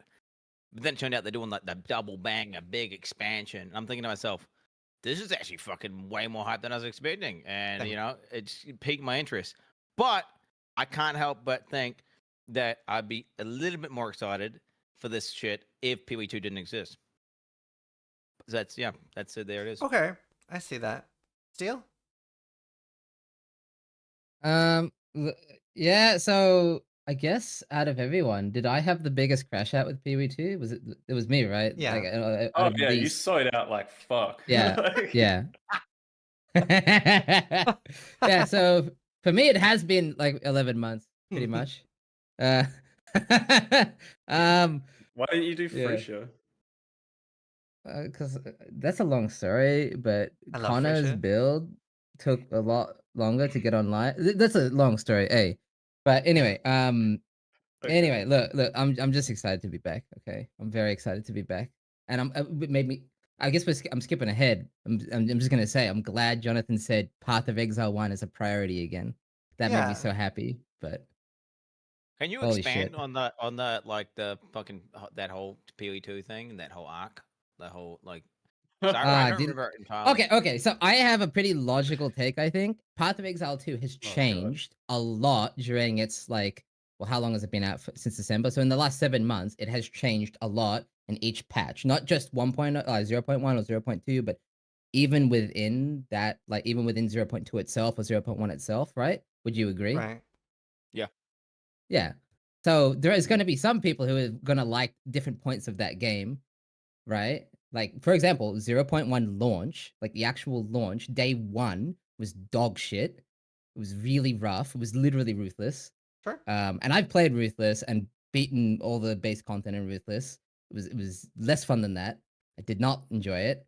But then after they patched it, I want to say like literally like 4 days in, I enjoyed it because they fixed the dodge roll. I mean, this is like a Pee Wee 2 podcast at this point, but you understand what I'm trying to say, right? I don't dislike Pee Wee 2. I just dislike certain patches in Pee Wee 2 because the game does change like crazy. Like I feel like I'm getting whiplash. Like 0.2, for example, the launch I didn't like, but now if I log back in right now, I bet you I'd have a hell of a lot of fun because the patch that they have right now that just came out like a couple days ago, including everything since then, has been like really fucking great. It's been really good. So I think Pee Wee 2 right now is I'm actually hyped again. Can I But give you you the understand more why. logical take? Like, Yeah, okay, go for it. Go for it. What? You should have given it the time and known that it was the early access and all that, instead of like having a mental breakdown over the fact that it wasn't exactly what it should have been on day 1. Yeah, okay. Let me respond by saying, as a content creator, am I just supposed to play a game that I don't find fun in its current state? Oh, I feel like Method would say yes on this, right? Surely that's the Method. Yeah, well, I don't treat stream. Okay, well, here, let me give you some No, context, no. Mathil. I don't stream if I'm not having fun. Yeah, Is that a crazy see, thing I to can't say? relate to that because it is because of that job. And you I know, knew it's it. what you I bought knew into. that was coming. Yeah. Well, that's the difference between us, Mathil. Well, It is, I know. Couldn't it be fun though to stream and be like, yo, this game's dog shit, and then give feedback as to why it's dog shit? You know, because that's You fun could to just do be that. hate streaming, and you could have absorbed the entire fucking Because because it genuinely players. upsets me. It's not like a haha Pee Wee too bad. It's more like a fuck. I thought this was supposed to be the game that I love. Like, what's going on? Which, to be clear, Okay, Mathil's right. I can get I that.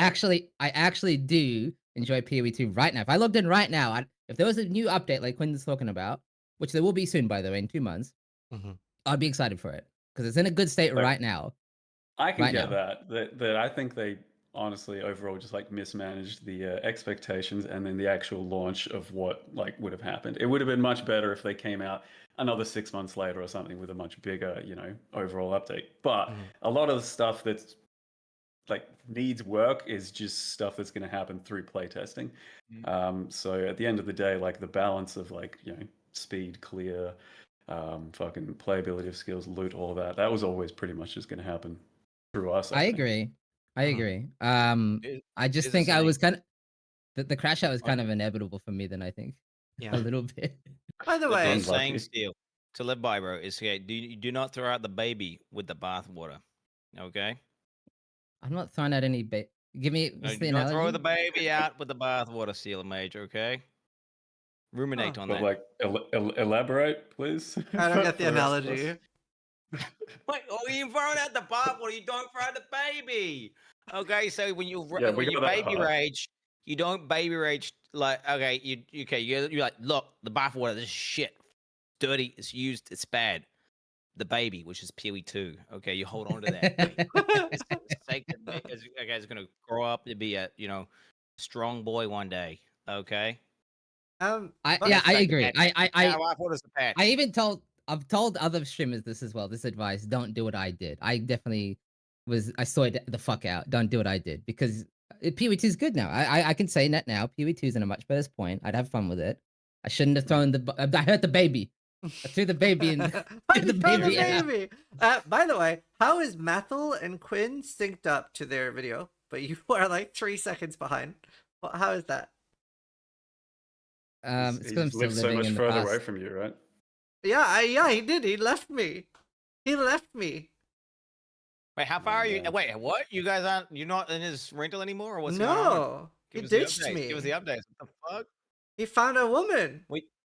Or a woman found him. Oh, Yeah, that's pretty gay, He dude. got hunted down. Yeah, see, this is another way of looking at it. Pee-wee 2 fucked me up so bad. I fixed my life. Hell yeah. That is what a lot of people have been doing, right? Like the PoE 1 addiction was cured, and then they're just like, oh shit. Well, what else should I? Okay, I guess I'll do my life now. Like, yeah, it's a real story. way. Yeah. Yep. So now he's like 40 minutes away or some shit. An hour 10s is. I That's looked even it up, worse. And I've done the flight about 10 times, so. Hey, why'd you go so far away though? So she lives. Yeah. Oh, you in Britain, bro? Are you in Britain? Yeah. Oh shit! Wait, how far from like Glasgow? Probably like like 40-minute, 60-minute drive away. If I had Now, to take a now guess. he's I only slightly just further moved. away than what he was. Like before, I was 30 minutes away from Glasgow. I can legit visit there because I don't want to dox. I don't want to dox, but dude, next time I will be going to go see Abby's side of the family. I can. That's definitely possible. Where do you To- think we like, that's- were previous to this? You were like 2 hours away, and you had to take a plane or a boat or something. 40 minutes.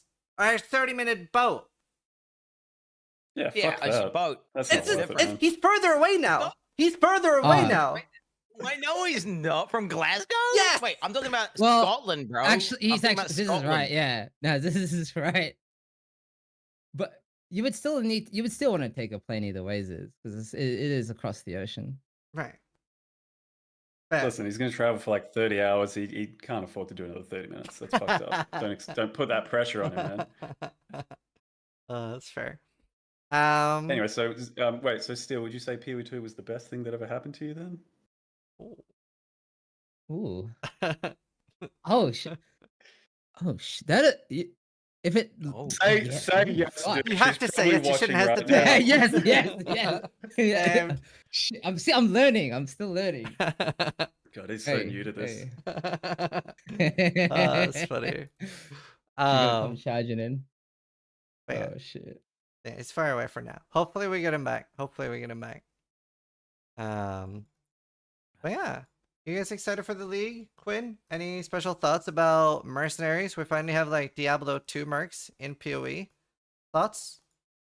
I'm poking around a bit, although probably my hottest take for the mercenary thing is that I want them to be cool, engaging, and fun and epic, but at the same time, it looks like there's so much power that they're going to be basically mandatory, and I wouldn't want something like that to go core where you have to have some guy on your screen that creates a bunch of visual pollution and has a bunch of interactions and, just causes a bunch of bullshit to be on the screen all the time, 24/7.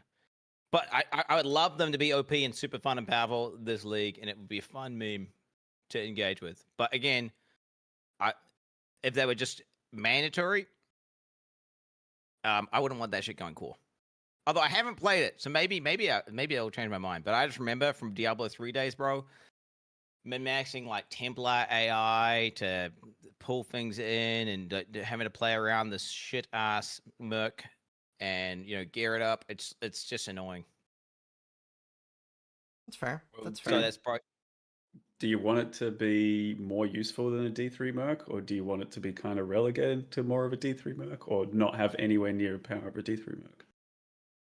Because like a D3 merc is almost entirely utility, and you have to just like build into some damage reductions and shit like that. Whereas realistically, it could be more like a D2 merc where you're having to rely on it for some damage here or there, or it buffs you and some good stuff. Or it could just be completely fucking useless and something you choose to do. Like, so you're saying it's not mandatory?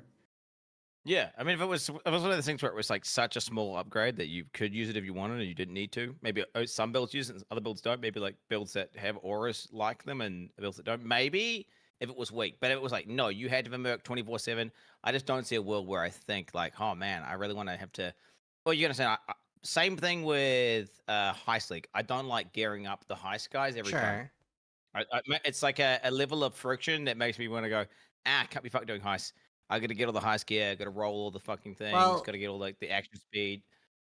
And it's just too much effort. Isn't that a bit different because the high scare, at least for me, because I feel the exact same way about the high scare, but my reasoning for why high scare is so boring is because it's different. This is like gear that I could be using on other characters. There's uniques I could normally be using that I'd be picking up anyway.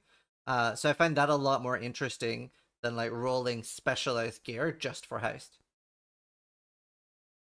Yeah, I mean, maybe slightly better, but it just seems like it would be pain champ long term, especially giving. I gotta remember, I hate visual pollution.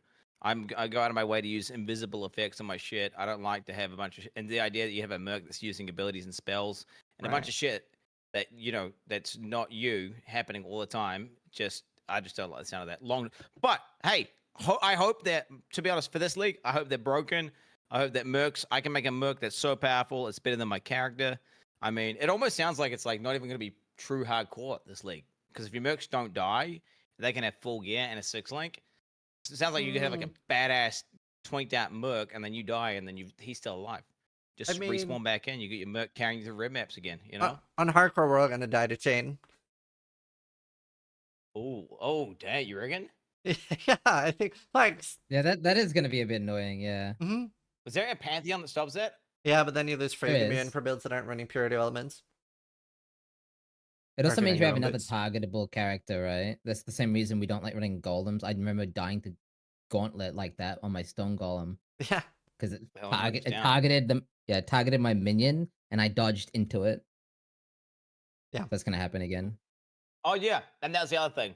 I hate playing builds where you're doing a boss and the boss targets like your totem, and then he shoots unpredictably. Where you imagine like that's just a permanent feature now. Like you just always had to have a champ or like a merc with you at all times, and because they're super OP, and then it makes the boss fights a little worse. But yeah, that's my only thing I'm worried about. Otherwise, it looks like a really fun league, and I'm excited because I love doing that like initial micromanagement and setting up of an additional monster. It's almost like a Neopet or something, right? Like some little dude you got there that you min-max.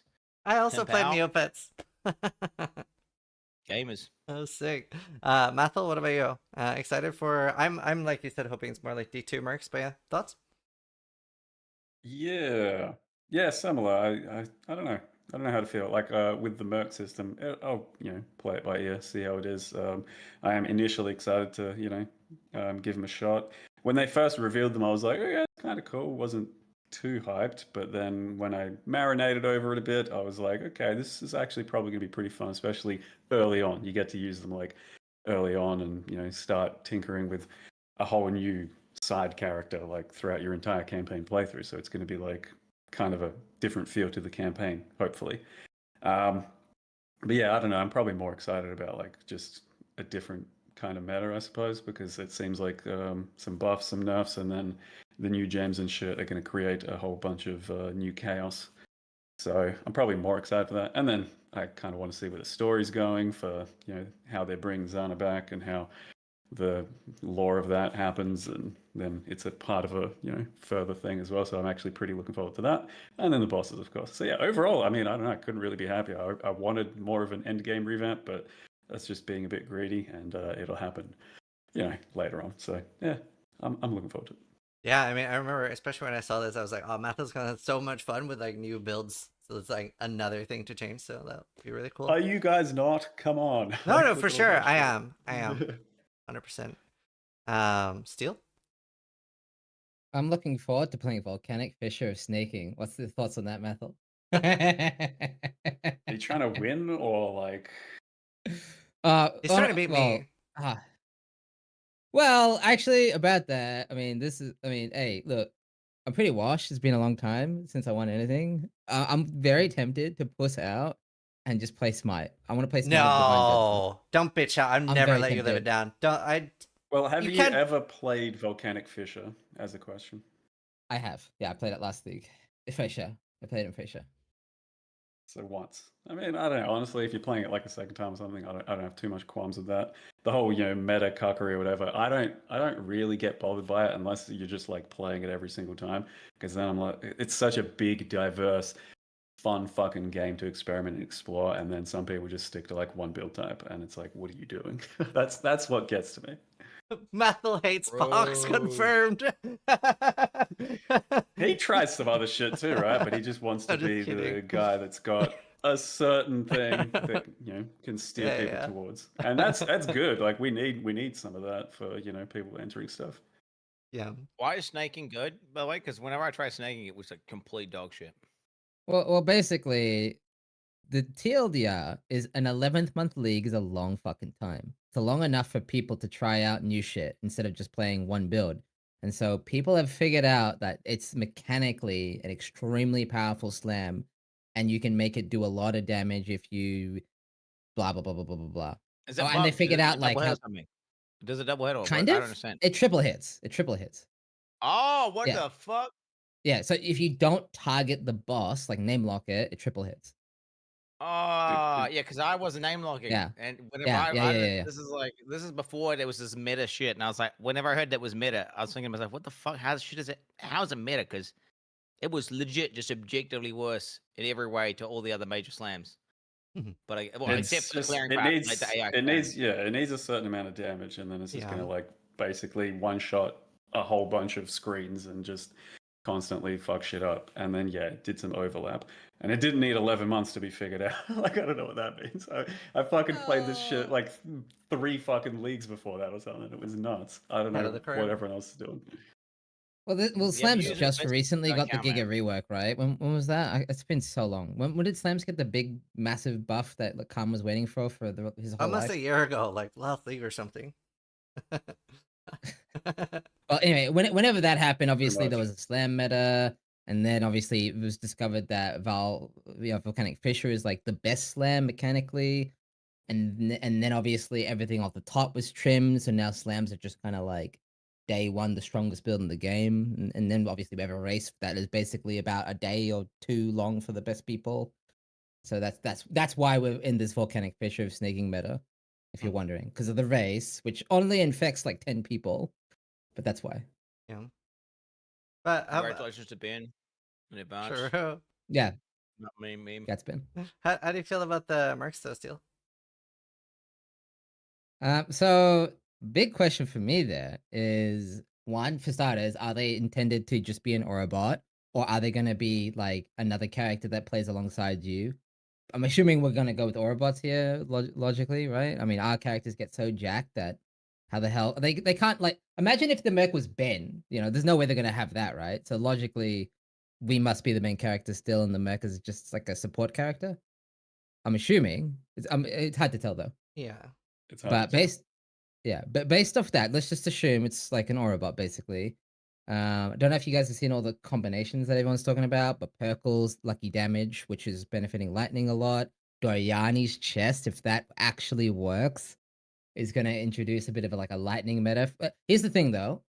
A lot of people keep saying, like, if it does work, it'll just die, but not every boss in the game does Lightning damage.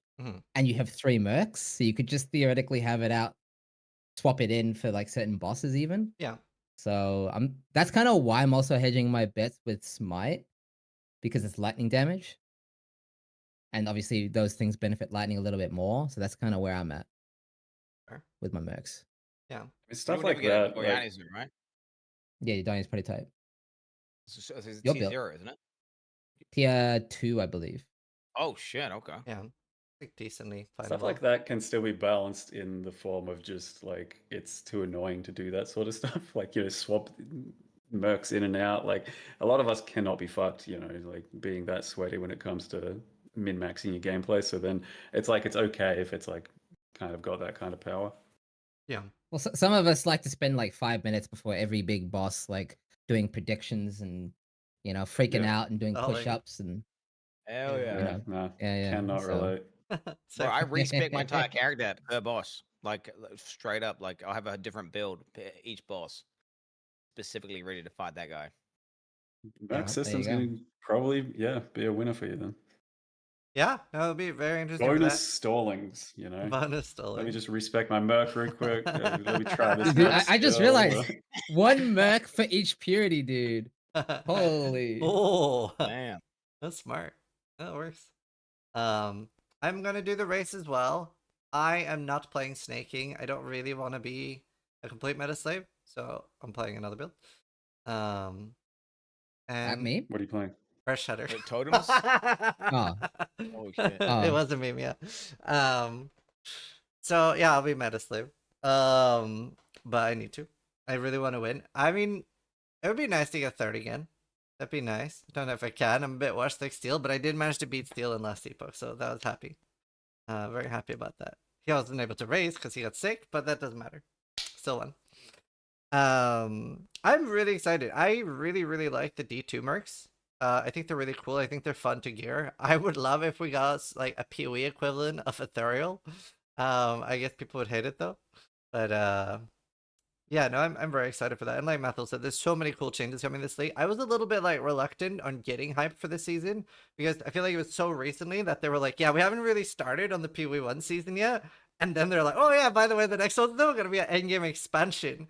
So I was a little bit like, I just didn't want to get my hopes up too high. I was like, how much are they going to have time for? So for me, they knocked it out of the park. Because I kind of went in with no expectations. Then we're getting new bosses, we're getting crafting mechanics, we're getting mercs, which I'm really excited about. A little bit worried about King's March, like the boats and mappers staying core. A little bit worried that's going to be a lot of busy work that I don't necessarily want. I guess I prefer like when a mechanic goes core that it's like active mechanic, right? Like if heist as well as passive, I don't really like setting things up that are almost mandatory. So hopefully the boats take a while. Yeah, very excited. Do you think it'd be better if the King's March was just disabled and let's just spec into it? So you just choose if you want to. Yeah, I think it would be better. That's how I feel. I think it would be better if it was an active thing. Yeah. Well, I think I'm down for passive mechanics, but you have to invest into it and then you accept the responsibility of doing the extra micromanagement to then let it passively farm if you wanted to do that. Yeah, because I think the rewards and stuff are very good. I think it's just like whenever you feel like, well, I'm dumb if I don't do this, then I think it's a bad thing. I just thought it's probably they probably would like to do that, but you can't because you could switch Atlas tree passives, and then what the fuck happens to your city? Does it just turn off? It would need to be a different way. Like it would need to be something you actively. It would need to be a little bit more like heist. I think like heist isn't passive, right? You have to actively do heist. So that means that if you don't like heist, you just don't interact with it. Yo, what are you talking about? Just disabling the majority of mechanics in the game, and then you have to speak into them to make them work. Otherwise, they just don't do anything. I mean, that's almost what we have right now. That's not quite though, because there's still extra bullshit in there. I reckon they should just have it's just vanilla endgame, bro, and then you spec into shit as you go, and then you choose your own endgame, and then you get the key rank mission memories to give you like little taste tests for the young players, and then you can just never ever enter heist and never do King's March your entire way through if you don't want to. It'd be so hard for someone to get a taste of like every piece of content when they're just trying PoE out. Like they'll probably newer players will probably never see not never, but it'll take them so long to get to some of the stuff to Mhm. finally try it out, and then they won't know what they like and what they don't like and what they're missing out on. I mean, So I the, don't know. the goal there is to make it so you don't see all the random dog shit, right? That you just don't care about. Yeah, Is I that hate it. right? I Well, hate the thing is, all I think stuff like that. GGG's take is you have the tools to do that. You just have to sacrifice passive points, right? Which I hate, but that's their take, right? Feels bad wasting it. I Yeah, think it it should just does. buff Keyrack for the new players. And then just like, they can have like optional Keyrack tutorial ones But, that you like, can go into if you want. But buff Keyrack. For the current stuff, like for example, if I haven't spec'd into Legion, I'm just not doing Legion. That's the same as blocking it. You just don't do that mechanic. I just hate seeing it, but isn't that irritating going in map and No. seeing that shit in there every time? Like seeing the harvest portal though, yeah, it's like on your screen, but No. you're not going in there. No, Hate that. it is irritating for a lot of people, is for real. Yeah, That's why but for me, I'm multiple more people, autism. multiple people in my chat do the thing that I just recommended, where they spec into the points, even though it's a complete waste of points, just to not see it. It's, I get that's a problem for other people, but I was just talking about my opinion.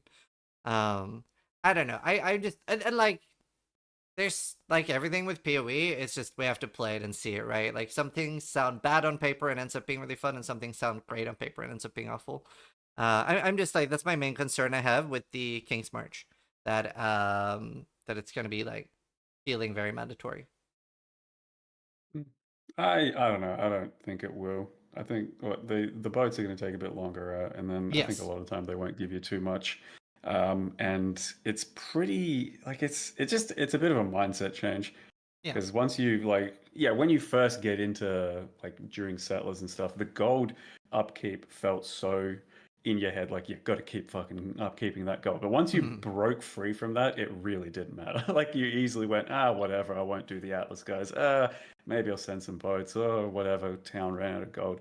Like it's still just a bit of a headset change, I think. Yeah. Even if like it's super worth doing, like just try and I mean, dissociate yourself from that. I agree with that. I also think slowing it down will help a lot. It was probably particularly a bit rough because, like, what's the fastest boat? 20 minutes deal? something like that, yeah, like every half an hour or so. Yeah, and we were like, those for a while was like very efficient. So that was like, I don't know, it felt rough. Even like going to bed, They I was nerfed like, that? no, Like I that- think we like just that found. spamming the, I think we like, just low mats? I think we just discovered that other things were more worth, right? It was like, I don't know, Steel did this a lot better than me. I didn't get that into it. People did weird reverse engineering tech and realized that there's a certain number you're supposed to send. But anyway, Yeah. they removed those quick boats anyway. I think that's the main thing. There's no more quick boats.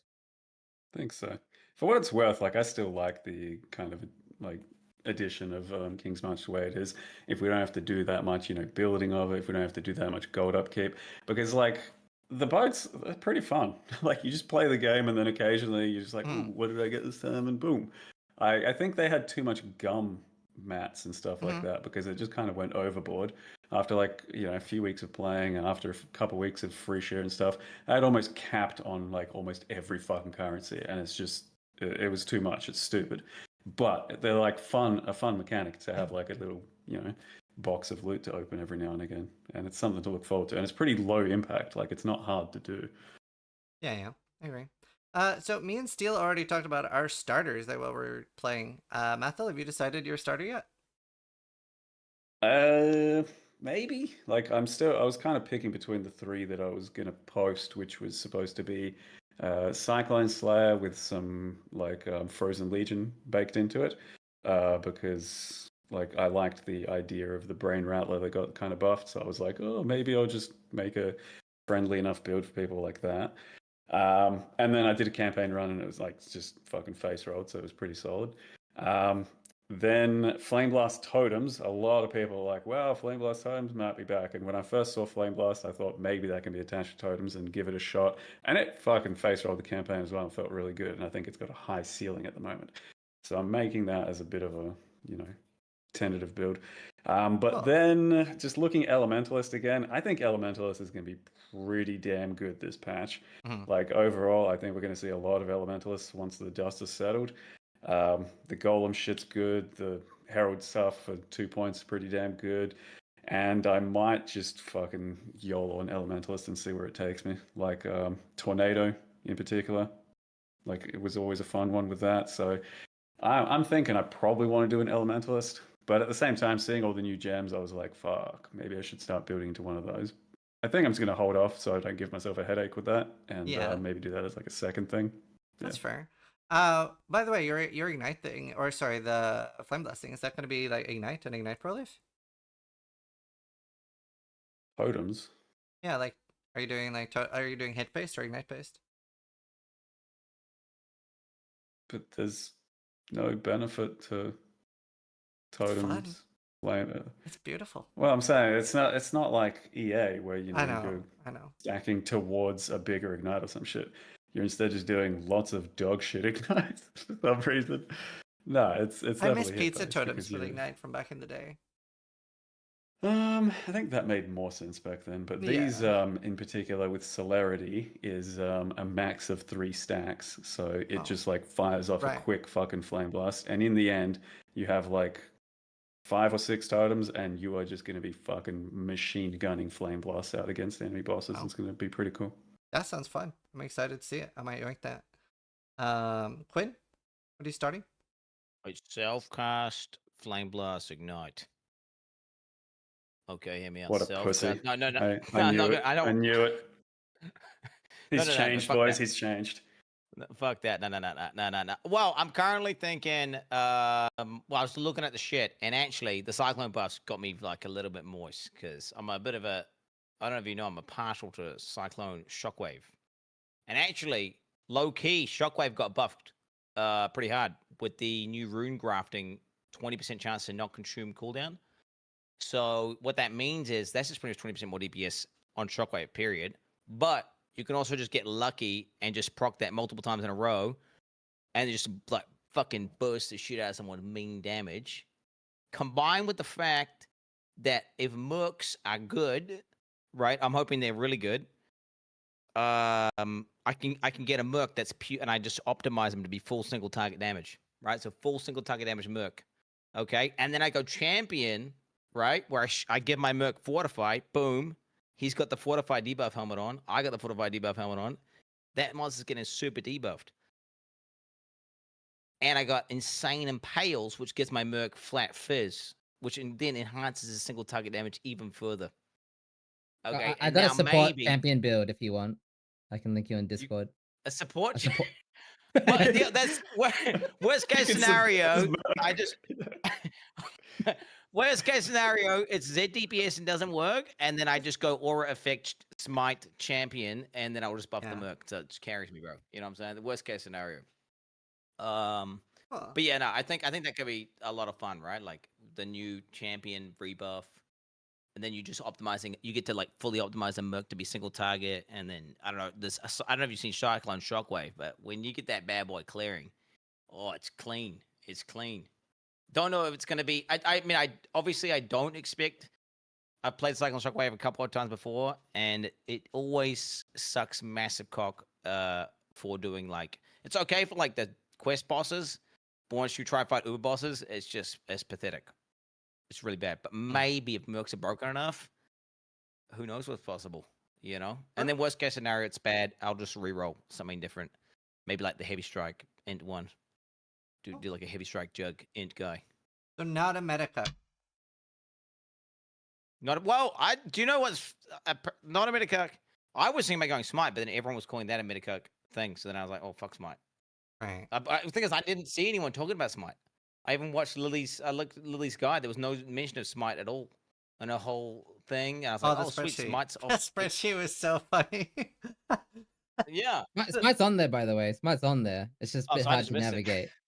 Yeah, it's a bit hard to navigate. I was looking for Smite, and I had to look like 3 times, but it's on there. It's in the middle somewhere. Oh, okay. It's like it's tucked away somewhere. I think smite could go hard with like if you smite can get like level 30 and shit, and you can get like insane flat. And if you get like triple auras, smite, and you got haste on that guy, and you get some broken shit, you can have your merc like 20 milli DPS or something insane, right? Like just being like a buff cuck. Yeah. Just buffing your merc out the wazoo, letting him just pop off. Yeah, I mean, I'm especially excited just to see what some of the like unhinged softcore stuff we're gonna see from like MP and stuff, where they're like, oh, here's what a merc looks like when we pounded like 57 mirrors into it. So, okay, dude. I think they actually slightly buffed party play too. Did you see? I did not read the full changes on that, actually. Do you want to talk about it? Sure. So basically, you're gonna drop less gear, but the same amount of uniques. I guess that's just for clutter purposes or something. I'm not sure exactly, but they specified it'll still scale the same amount of uniques, so that's not a buff. But that's a nerf, if anything. The buff though is that currency is now 100% per player. Ah. Yeah, so 50% more currency for our mercs, basically, for everyone else who's not MP. Oh. And gold and stuff like that. Yeah. Oh, that's nice. Mm. That's good. Yeah. Yeah, it'll be interesting to see the loot explosions. Do you think they're gonna crash their game with like all of? Are they gonna have to specially optimize their mercs to like not attack and cause extra server interactions? Because I'm thinking like I've seen that shit lag out super hard. I mean, Yeah. you imagine if you had like 6 players, 6 mercs, and then all the mercs are doing shit. Surely that's just gonna fucking crash the server. Yeah. It might. Yeah. I don't know what they're thinking with this type of shit, to be honest. Because, like, yeah, there's just mercs for everyone, and on top of effects, there's already going to be so much shit. 6 players with 6 mercs, like, that's already fucking ridiculous as well. And then some of these new skills that they put in, I'm just like, are you serious? Like, why? Like, this is just going to be such a lag fiesta. Like, a lot of people's computers just won't handle this by default, let alone, like, add a whole bunch of clutter in. Like, yeah. I don't know. They might be getting a bit too unhinged here. Maybe this is enough to finally push them over the edge for opacity slider. I want that so bad. If the tech's there, then yeah, maybe. Yeah, that'd be nice. Another big thing that's coming this patch is the new like tier 16.5 maps, the memory influence maps. I'm very excited for those because I personally don't love the way tier 17s are the game in right now. Steel, any special thoughts on basically new tier maps? Well, I never really liked the whole Magic Find tier 17 thing for hardcore specifically. Because like those mods are really cancer on hardcore.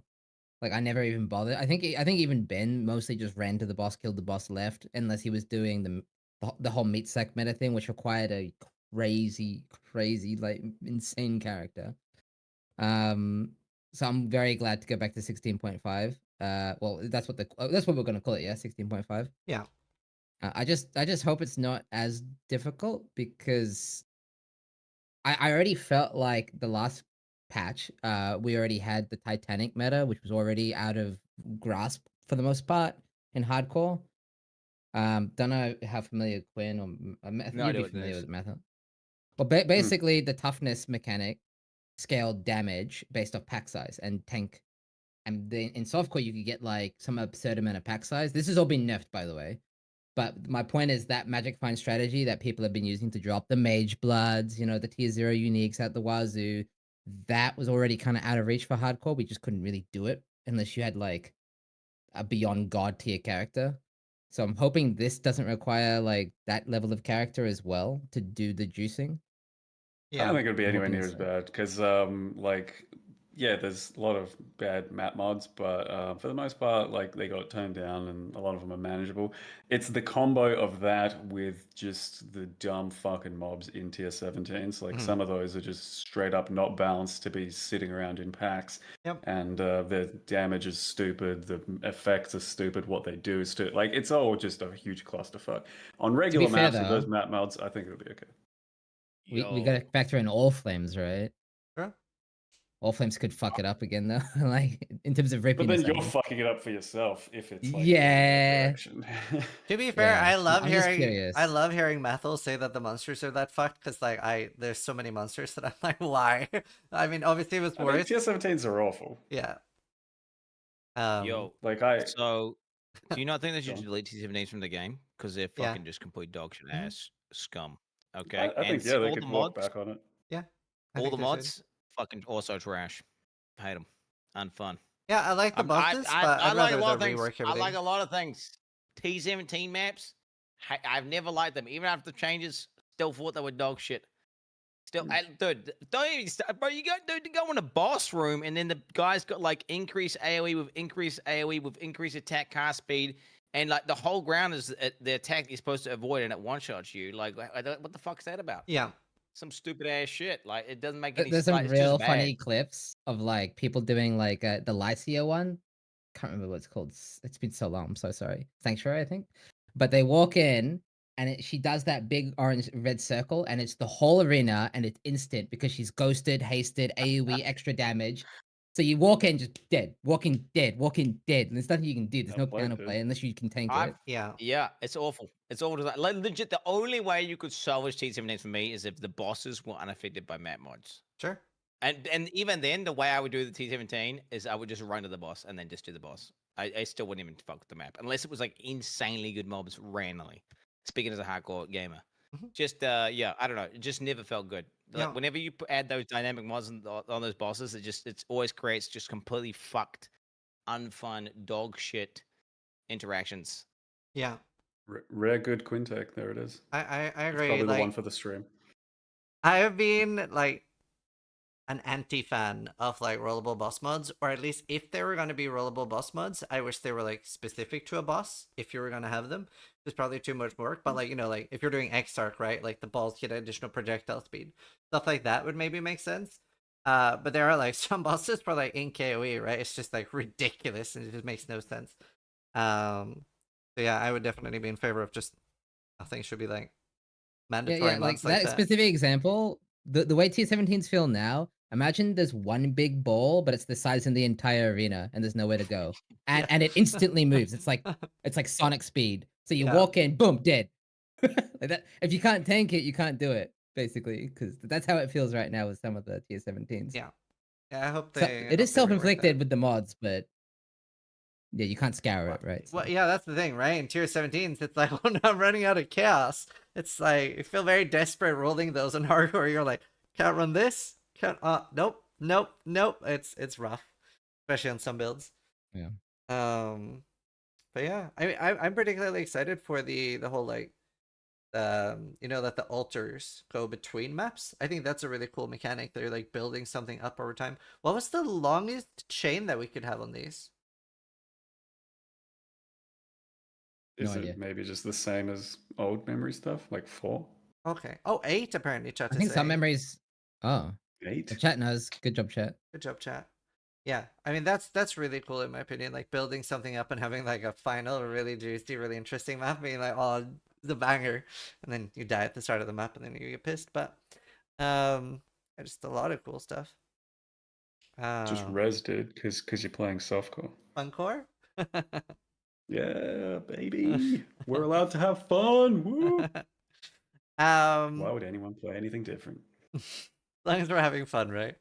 Another thing that's changing a lot this season is crafting. In general, there's like we have the new memory stuff, new currencies, new exalted orbs, Recombinator changes, and we just had a Recombinator nerf yesterday, Sanctum nerf yesterday. And yeah, the exclusive mods and Recombinators getting changed. Steel, thoughts on all of this? What are you most excited for? How do you feel about the Recombinator nerf? I can't remember which one I was a part of. Was I part of the What is a nerf? Anti-Sanctum Alliance or the Sanctum Runners United? So, can't remember which. do you mean what is the Recombinator nerf or what is the Sanctum nerf? Yeah, the fucking Recombinator nerf, the one that 2 days ago or something. The Recombinator nerf is that before, do you remember how you could do like multi-mod, prefixes cannot be changed, etc. to like almost guarantee a good outcome for triple prefix? No. Okay, so I'll explain it in a simpler way. Because that's higher end. Yeah, TLDR, you could stack a bunch of mods that can only appear once in the final item, and they would count towards the whole pool. So it would guarantee godly items, basically. So you could put like Unethical. 10 of the same mod, and then I it can only pick one, but then it counts as like a full item. Yeah. And that's good. So That's you dead. stack it. So you're stacking it with a Yeah. bunch of more. Okay, yeah. Seen, Yeah. seen. And that's just dead now, which is good. Good I riddance. think. Good riddance. Item printers, be gone. yeah, that's a good thing. It'll still sort of print items, but in a less cringe way. It'll be more alt spamming now. And then yeah, Sanctum's getting nerfed. It's not going to have 2 divines in the 3rd floor. Was that it? No, there was more. the rare currency is also rarer now. Right. So it's a double tap. And we don't know how much the double tap is. I didn't Yeah. think it So- needed to happen because like everyone was freaking out about this sort of thing during free shit, and then in the end, almost no one fucking blasted Sanctum because it was just way better to map and stuff. So it literally didn't matter at that point. I And agree. if Buff like Sanctum. tier 16 and 5s, tier 16.5s or whatever, like the best mapping that's ever happened, then like even with the current Sanctum, probably no one's gonna be fucking running. It's like when it's, you know, established. Yeah. I don't know. Yeah. I don't think it's a big deal. Like you buy into the Sanctum if you want, and you don't if you don't, and you can still make lots of good money. I personally would say the first nerf that Ziz mentioned is fine. The one where it's one stack on third floor. I don't think that's necessarily a big deal. Fair enough nerf. The second nerf, which we don't know, could be really shit. Could be Especially as an nothing. SSO player that, well, yeah, it could be like 5% less, could be half. We don't know. Yeah. Depending on the severity of that change, could be really sad because that was like the main way to farming divines, right, for SSF players. Mhm. So we're gonna have to maybe go back to like farming div cards again, which is cringe, but Yeah. we'll No, you see. get 50% more because of your merc, so you're just gonna be True. drowning in divines, dude. True. Here, Just we'll map farm That's fast. Eater another reason not to nerf altars. Sanctum, right? Because the mechs aren't gonna buff your loot, right? So in Sanctum, I mean. Do you So know? Sanctum already kind of receiving a nerf. Yeah. Yeah, that's true. Wait, what the heck? How's that gonna work? Can your merc just like get hit in Sanctum and you just don't lose anything? So you Think have like so. a main merc that's like a single target merc, bro? Oh, dude. Yeah, because I mean, your minions, be if the they get play, hit, doesn't bro. matter. Yeah. Oh. I don't know, I just wouldn't count my chickens before they hatch, because like I imagine that the mercs are gonna be tough to get to a point where they do damage, if you can even get them to that point, like, you know, proper damage. So I don't know, we'll see with that one. Yeah, it'll be interesting. I agree. I mean, I in Frisia, for those that don't know, there was sort of like a trend where people would have like ASA or SRU in their name. It would be like different alliances, people that were literally burning tomes to protest Sanctum, which was the Anti-Syndicate Alliance, which was the worst faction, and then the best faction was the Syndicate Runner Union. That was the best one. We loved running Sanctum and appreciated it for what it was. I'm very sad about the Sanctum nerf. I love Sanctum. It's so fun too. I do wish I had more of a unique mechanic though. I really missed like the mechanic it had during Sanctum with the relics. I thought they were really fun. I don't know. At this point, fuck it. You get enough of it in PoE2 anyway, right? So True. That's true. I actually like it in PoE too. PoE 2 too. But yeah, Steel. Memory strands, currency to alter memory strand count. It looks a bit like tiered loot. Thoughts? So my main thought was how to exploit this, and Mark said something interesting. For those of you who don't know, basically it's a new item. I don't know how you describe it, but basically mods can drop with memory strands which get consumed or can be consumed to like make the mods higher tier or better quality, right? Depending on how you do it. Because there's an orb that interacts with it. I'm explaining this badly, but anyway, point is it's like forge potential, whatever.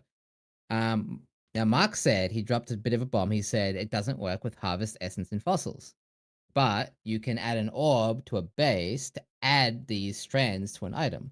Can we then use that on a good base, craft it like with okay stats, and then use the orb to consume it to bump it up to high tier? That's my exploit case that I'm hoping works. That I know 100% works. Like you said that's how it's going to work. It says anything that's not random, right? So anything that's going to say like adds a physical mod probably doesn't count as random, right? So you can get it so it's like T5 fizz percent, T5 flat fizz, you know, and then. But what I'm thinking is, do you not think that they're going to balance the shit around Trade League, and then getting one of those orbs that consumes the strands is like fucking you get one your entire playthrough, like Yeah. or, you know, like there was that same as that mirror, that itemized mirror mechanic. I never even saw one. Yeah. Math is like, like 2 or something, but you know, I've not found one yet like either. it's one of those things. You haven't found one yet? That's fucking bull. I hate that. I fucking hate that. So then it's like, okay, if it's super common, is it just gonna be shit, or are they gonna just like actually be God Gamer devs for once and balance it around, SSF and let lots of these things And drop hand it let to us you on a print- silver platter in Yeah, your and let own us like, self-imposed challenge mode. yeah. Yeah, Dude, it'd be cool to be able to craft items like that, right? When you know you have an item, it's like, man, if this just had higher rolls, it'd be really good. Well, now it's like, oh, boom, drop one of these orbs on it.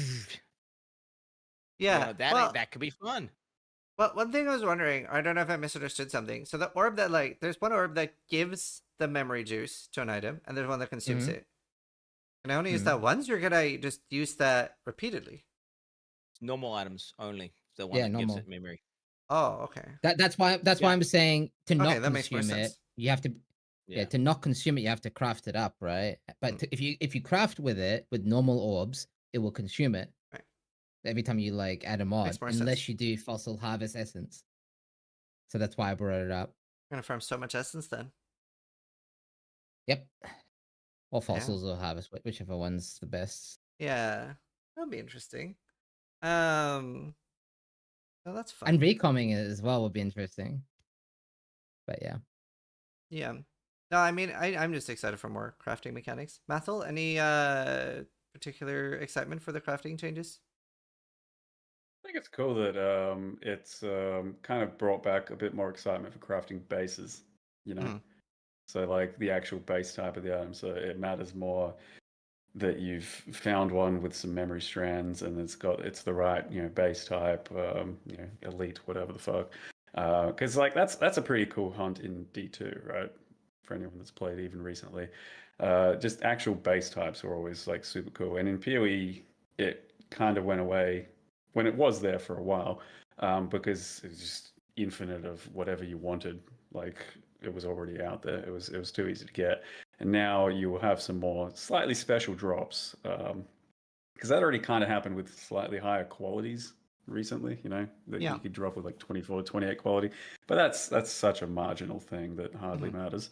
Whereas this is quite a bit more impactful. So yeah, it's cool. I think it'll be cool that you can start like items from scratch a bit more.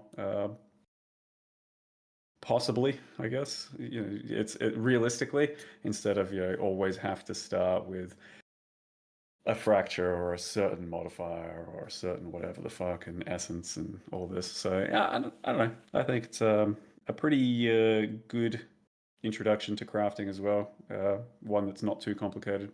I'm just afraid more about the type of orb that Quinn was talking about. Maybe if it's a bit too common, or not too common, like as in maybe if it's so powerful that you have to use it pretty much all the time, right, on your high-end items.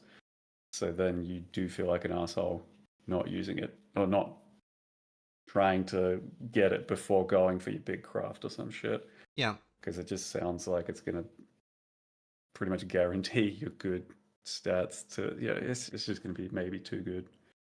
It'll be a gamble, right? Because you can only do that gamble once per item. And it's like ROG, where he can give you a base with all the right shit, and maybe he's going to say upgrade shit to max. Or maybe he's going to be like, fuck you. They have this shitty ass weapon, So like it'll be like you'll get that fucking item, it'll have the strands, right? Because you did it with like harvest crafting, and you drop the orb, and it'll be like 50-50. Either it's gonna give you like some merit tier crazy shit, or it's gonna be some ass. Yeah, somewhere it'd be between. cool. It'd be cooler if it's got a bit more of a swing like that, and it's a bit more common to find those things off the bosses. Like, basically, kill a boss, get one of those things, and there's no huge waiting system where one of those orbs is like so much rarer than the others. That'd be better, sure. Like for the SSF guys and for us as well, because we'd actually not feel like we have to use it, but also it'd sometimes just win a particularly big dice roll, and you're like, yay, I win. Yeah, I hope it won't be like Hinakora's Lock Rare. And like a big problem on hardcore trade is that since when we die we go to standard, our economy ends up being based around standard very often, with like standard players playing hardcore too. I really wish we went to softcore when we died, like it is in PoE 2, because it ends up making the economy so much better. Are you guys playing hardcore trade, by the way? I mean, we're both starting SSF for the race. I don't think I'm transferring after either. It's been so long since I've played SSF, so I really want to like get back into it a bit. Yeah. So your hardcore trade's going to be like non-existent then, if none of the big streamers are going to do it. Yeah, this is fault. There are Ziz other people. killed hardcore Hey, trade. there are other people. Jesus Christ. Uber Dan's around, bro. Like I Yeah. seen him in chat the other day. Well, today actually, he's around. Hmm. Yeah. So he'd probably be carrying. I've seen there's even like a fake AI thing impersonating Uberdan on YouTube. The world we live in. Nah, not cool, bro. Not cool. I know, Wow. it's really shitty. So who else is excited about the crafting? I heard you guys talk about crafting, but no one's talking about guff crafting. Because that looks like maybe that could actually be pretty fun. The reflecting mist one. By the way, do we know, is that just like the outcome you get if Guff is in X hideout, or are they introducing like? Because Guff in a different hideout, right? Surely. Yeah, if you always get a reflecting mist craft, isn't Guff kind of like insane? Because those you don't need a good item to mist for it to be good, right? I think you'll always get it because like the way it currently works is you get some sort of random allotment of stuff from a certain pool, and it's not always like the same kind of stuff. Getting missed every time seems fucking crazy. By the way, I don't know about you. If you guys agree with that, but because you don't, you don't. I feel like you don't need a good item to mist because misting is just that powerful, right? But you don't. But it's the high rolls are still pretty like unlikely on those things, and That's typically true. starting off with a really good item is the way you end up having like a particularly good mirrored one. Yeah, and like, what if, like the thing is, they said it was gonna take longer to get one safe house, right? So it might be a lot of effort, but I think it'll be a good thing if it's fun to farm and like rewarding. I think it should be good and rewarding. So I'm very excited for it. I didn't even think about that. Yeah. Balancing the intelligence around it or something. Yeah, it's already like it is pretty fast right now, but that's being reworked. And I think it would be very healthy for Betrayal to have like multiple fun outcomes. Right now, it's pretty much just Scravicius on transport farming and nothing else. There's nothing else in there right now. That's actually potent, by the way. It's fun. I actually like that. I like and it it's too. strategy to it. You know, it's actually good farming. So I'm hoping that Gravitas farming isn't dead. Yeah, I'm actually thinking on Betrayal straight up, like Yeah. HCSF Betrayal gaming, and then trying out that crafting mechanic. It doesn't work out, then just fucking Gravicus farming that shit up. Then just get a bunch of veiled orbs and stuff from Katarina, and then with the new staff, bro.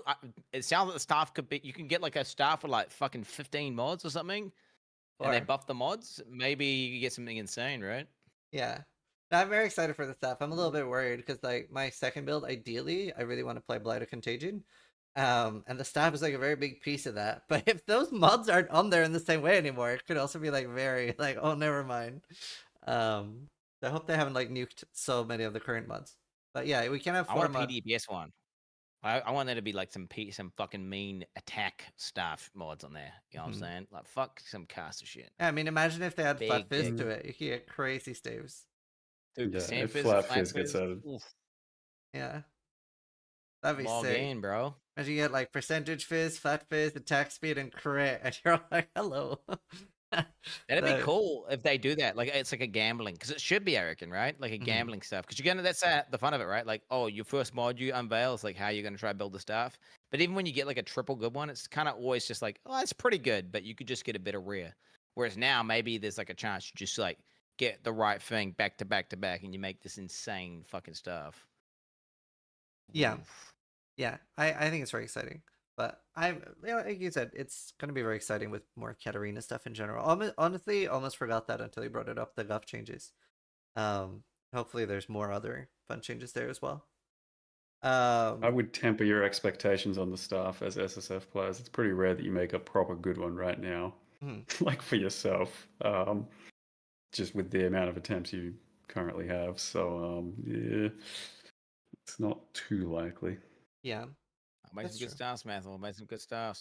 You know, one thing is you can make a good staff. It's like, will you get the stuff that you want exactly? I think if you're not aiming for a particular type of staff, right, then you're a lot likely. But if you're trying to get like just an attack based one, yeah, you're very unlikely to get that exact one, right? If you just want any good staff, I'm sure you can get that. Yeah, so we brushed on recoms a little bit, and particularly want Steel to talk about this. Probably like does recoms more than anyone else. There's a new way of recoms going in, which is basically the PoE2 one, and then they've completely changed the PoE1 current recom strat. How does this affect your approach to recoms? So I did think about this a bit because they showed us an interesting example. They gave us specific numbers for recombining. It was flat fizz and flat percent or something like that. Something like that in the trailer, right? What was interesting was about 5%, 7%, something like that, which is mathematically for that exact item, by the way, that exact item they showcased, like significantly worse than the unpredictable recom chance. Like there's no way you would ever do that.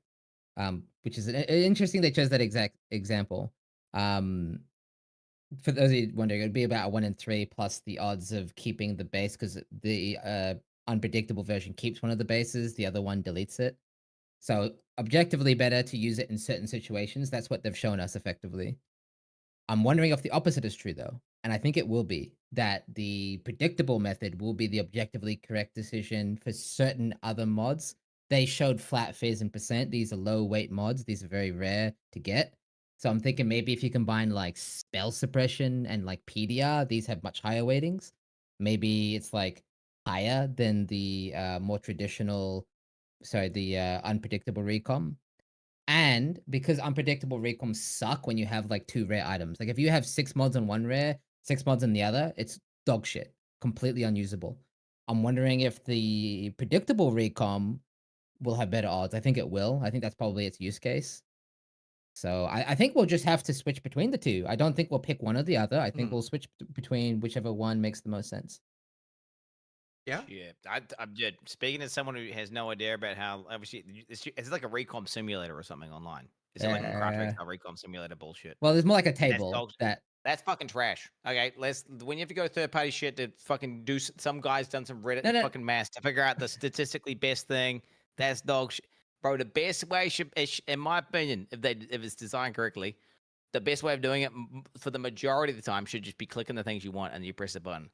And then there could be like niche cases where you want to use the old tech, right? And then that to me would be balanced correctly. But if it's like, 50% of the time you got to do this, 50% of the time you do that, but you actually got to go to the fucking craftofxl.com, plug in your item, use the fucking mods. It tells you percentage outcome, and actually this is 2.5% better, so then therefore you do it. Like that's just a waste of my time, you know? See, like my take on that is they almost had it right in Sentinel. I think it was really good in Sentinel. The only thing I didn't like there was that you could have multiple fractured mods or fractured influence stuff. That was really stupid. Other than that, I think it should be minimum 4. I think it should be rares only, minimum 4 mods, and then be no restriction on what carries over. I think it was really cool that you could get suppression on armor gear, but it should be like completely RNG what carries over. None of this like gamifying it with like smashing like 5 million alteration crafted items together. Really hate that. Really dislike that. Well, there's an alternative take that I didn't bring up. The predictable method is also simpler. So maybe its use case isn't to switch between the two methods. It's just to be like, hey, if you don't want to look up the statistical odds of hitting it with the unpredictable method, just go 1 + 1 = 2 and boom. So that's Bro. the other alternative take. That's why it should be on average better, right? It's like so second, like for example, Necropolis League was turned to complete dog shit once they had fucking cracked the mechanic and figured it out, and then everyone started spreading it. And then if you're not doing this fucking stupid simulator bullshit, you're then doing it objectively wrong, and you're just getting scammed, which is just like, you know. Well, for most that's times, the simple, should be the right way. But they should be like, I'm down for them to have like, okay, if you're a complete master of recomming, there's some special tech where you do some meta mod crafts and you get 2 items, and there's a way of abusing it to like guarantee some minor outcome that could be useful to like a crafting process. But still, I think that's second you're using a third party tool. Ugh. Well, to be clear though, you don't need a third party tool. It's just like literally just like a math. It's just a table, like your time. Your times tables, Quinn. It's just yeah, and it's like 3 by 3 or some shit. So, but anyway, I do think it's interesting though that the example they showed us was mathematically superior with the old method by like a lot. By the way, by like it's That's like scary, 5 bro. times better. That's not interesting. That's like, are they out of touch and have no idea what the fuck's going on? Like, Maybe they just wanted to clarify the position on it, right? Like, yeah, if I don't know. So wait, what would the Maybe percentage need to be? Would it need to be like 33 or above that for it to ever be worth it? It'd need to be above that. The reason why is because you also delete the items Yeah. if you fail with the predictable one. So it actually needs to be slightly higher, like 40%, which is insane, right? But that's why recoms are so powerful, by the way. Yeah, they're insane. And I mean, like, you guys were talking about the graveyard stuff. Like, I hated that so much. I didn't even really enjoy using it. And then Steele was like, "Do you want me to coach you through one item?" Because I didn't like it. I was like, "This is the worst thing I've ever seen." And then he sat there for an hour, walked me through the craft. It still failed. And I was like, I hate it. I did You not did get the like hang it. of it, Skill though, yeah? issue. Yeah. That shouldn't No, it but shouldn't fail and it shouldn't be. right. Okay, but even when I got it down and was making perfect items, I still didn't enjoy it. It was awful. This is I'll not have you what know, I like about no. RPGs. I have been recommended this shorts going like, I hit the influence mod on the Necropolis crap. Oh shit! Yeah, You got but excited. okay, I it see is the shorts. but something can be exciting in like the moment and you realize it's terrible. Well, But it's yeah. still the way we had to go about it that was so Yeah, terrible. yeah. Like the whole corpse system much and the foreplay. planting of the corpses. Yeah, too much. Sure, you can say it that way. Yeah. Like, yeah, if it was just like a better fucking actual system, like UI and all whatever, it would have been way less horrible to interact with. But it's still, yeah, just created way too powerful items, Yeah. and it was a bit dumb. Just, I don't Um, know. Sometimes they do it right. They just yeah. throw you a bone and say, "Here, go crazy." That's fair. I do love that they experiment though. Like it's no other game I play, we get to try this much random shit that's so out of the box. Like I do like that. How much do you use for Recombinator's Method? Not almost at all. I just couldn't be fucked, so I'm like, nah. That's fair. So yeah, like I don't know. I've played so much PoE that maybe I'm just a bit like burnt out on doing the best shit and stuff like that. So if something's like standing in the way of my enjoyment for even like a little bit, I just kind of opt out of it. So I don't know. For the most part, I try to just like navigate myself to the funnest method possible of enjoying my time sitting there. So I tried the Recombinators a few times, and then it cost some dust, and I had to do some disenchanting, and then apparently to make it good, I had to go look some shit up, and I just went, fuck it, can't be bothered, and then I just basically ignored it for 11 months or however long it was. That's ethical fair. as fuck, dude. That's very ethical. Because like there's still multiple avenues to getting like Yeah. proper good items and good results and all this. Yeah, the trade so if side. you don't have, yeah, Yeah, exactly. trade league. That's what I was thinking. That's exactly why Yeah. you can do that. Makes sense. Yeah, because I'm still allowed to have fun. Fun enjoy. Yeah. Fun enjoyer. I'm really curious about one thing. They're adding Shaper and Elder Exalted Orbs this season, and they have hinted at a new thing. They haven't even said what it is. Did they say if it's a unique item even? I don't remember exactly, but they've added something to do with that. I mean, I think he said it was like a unique. I think he was like, "Oh, Right. wouldn't it be cool if there was a unique that did something with it?" So like hinting Yeah, at something like okay. an Eternity Shroud. Yeah. Quinn, any thoughts on what this item is that can potentially use Exalted Orbs? Well, initially I was like, oh, it's going to be Eternity Shroud, like 2.0. But then I was like, that's kind of dumb. And it's surrounded by crafting orbs. I was thinking, what if it's a unique crafting orb? What if it's a crafting orb that makes it unique? Okay, hear me out. All right, that way it's okay. It does some crazy shit where it adds like several influences and extra mods, or you get like these special mods that are like double influence that have scaling, like it slams it onto items perhaps. So like a hybrid. I don't know. Yeah, I mean, first off, I wonder, is it going to be something that like maybe you have like two, like you're only allowed to slam two, and if so, are they gonna let us awaken orb one unique into another? Like, there's so many cool possibilities. I mean, yeah, the idea is just wait out and find out, bro. Like, Yeah. I mean, it looks like it's gonna be some shit though that you're never gonna get working on SSF. Super easy, unless you've been playing the league for like 2 months. Yeah. It looks like some trade league shit. Maybe I'm tripping though.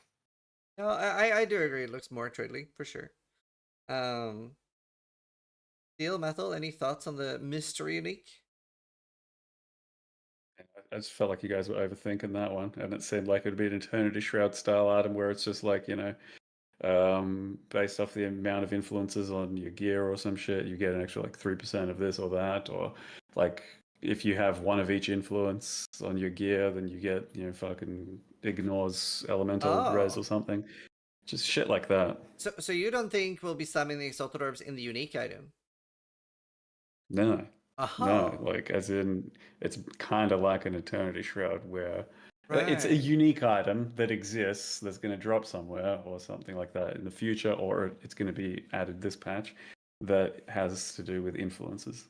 I hadn't That even would have thought of been that my as a guess. Like, possibility. but like all of the influences instead of like, you know, Yeah. just fucking Shaper or just strictly Elder, because that's what both Eternity Shrouds do right now. That's fair. Yeah, my mind went straight to like Thanos glove and stuff like that. Like in my head, this is a I never glove, unique considered glove. With socketable slots for the Exalted Orbs, or like so you can slam it. Maybe Yeah, kind of cool actually. you're going. No, that would be kind of cool. Like a 6 modded influence item that you can choose the mod from each influence, you know, and it allows you to create some sort of unique, you know, build your own beer, but like 6 different mods or something, you know. I mean, it's got to be right. It has to, because it's got to use all the influences, and it's got to scale with all the influences somehow. And it's like clearly not just. I don't think they're gonna make it as simple as just like Eternity Shroud. Yeah, I because agree. they've already done that, right? It's got to be something more custom or Yeah, they bespoke. did that with one influence. So then a whole bunch of different influences across your gear for that one unique to be more powerful is already a bit of a step up and a bit more outside the box. I think you guys are fucking going like next level cooking here, which I don't know if they're going to try. It has to interact with the orbs in some way, not just like the items of that influence. Well, how else But do the you orbs- visualize influence? That's all it's there for, right? In the teaser, just to be like each influence.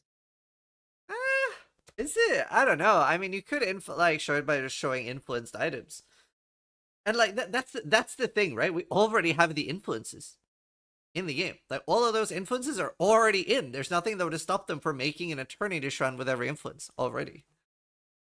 No, but they're saying you can now reliably make a fucking, like, you know, a shaper item if you needed to, because previously you couldn't. You could. I could And go now farm here a it shaper is. map.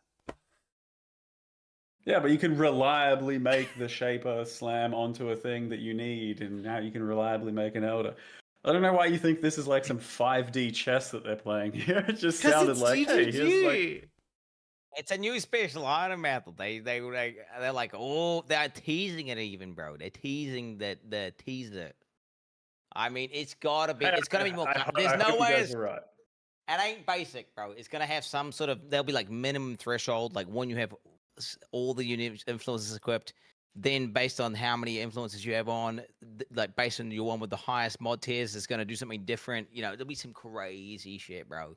It's gonna be like a paragraph of text on that bitch. What do you think, Steel? I'm a dumbass, and the only items I've designed were like explode on a flask. So I'm thinking like I have no fucking clue. Eh? You made like the really cool jewel. Flask. Yeah, that was Instability's idea. What? Oh, 7. Fuck it, yeah. Shit. Shit. All right, that's fair.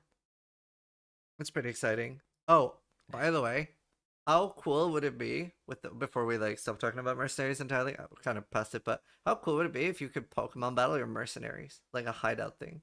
We'd have like mercenary duels, 1v1. I would love that. Probably coming. It was so good. And we could have a mercenary tournament. Oh, I would love it. It'd be the best. Well, I mean, on that, like, not that PvP fucking exists for any of us, but no. Can you do mercs come with you in PvP, and then you have to fight like someone else in their merc now? Maybe. Ugh. That'd be cool though. I would love that. I would, if they let us have a mercs fight in any way, I'll make a merc tournament. Pokemon, but better. Let's see. There are a lot of quality of life changes this season. One in particular that really stands out, and I figure Quinn could talk about this to begin with, is pausing is in PoE now. PoE 1. But why'd you Oh, pick Quinn for that one? Any of us could have fielded that one. No, I think it's a good one for Quinn to talk about. I think he loves pausing. this is toxic. Well, I mean, you could logging out is better than pausing anyway.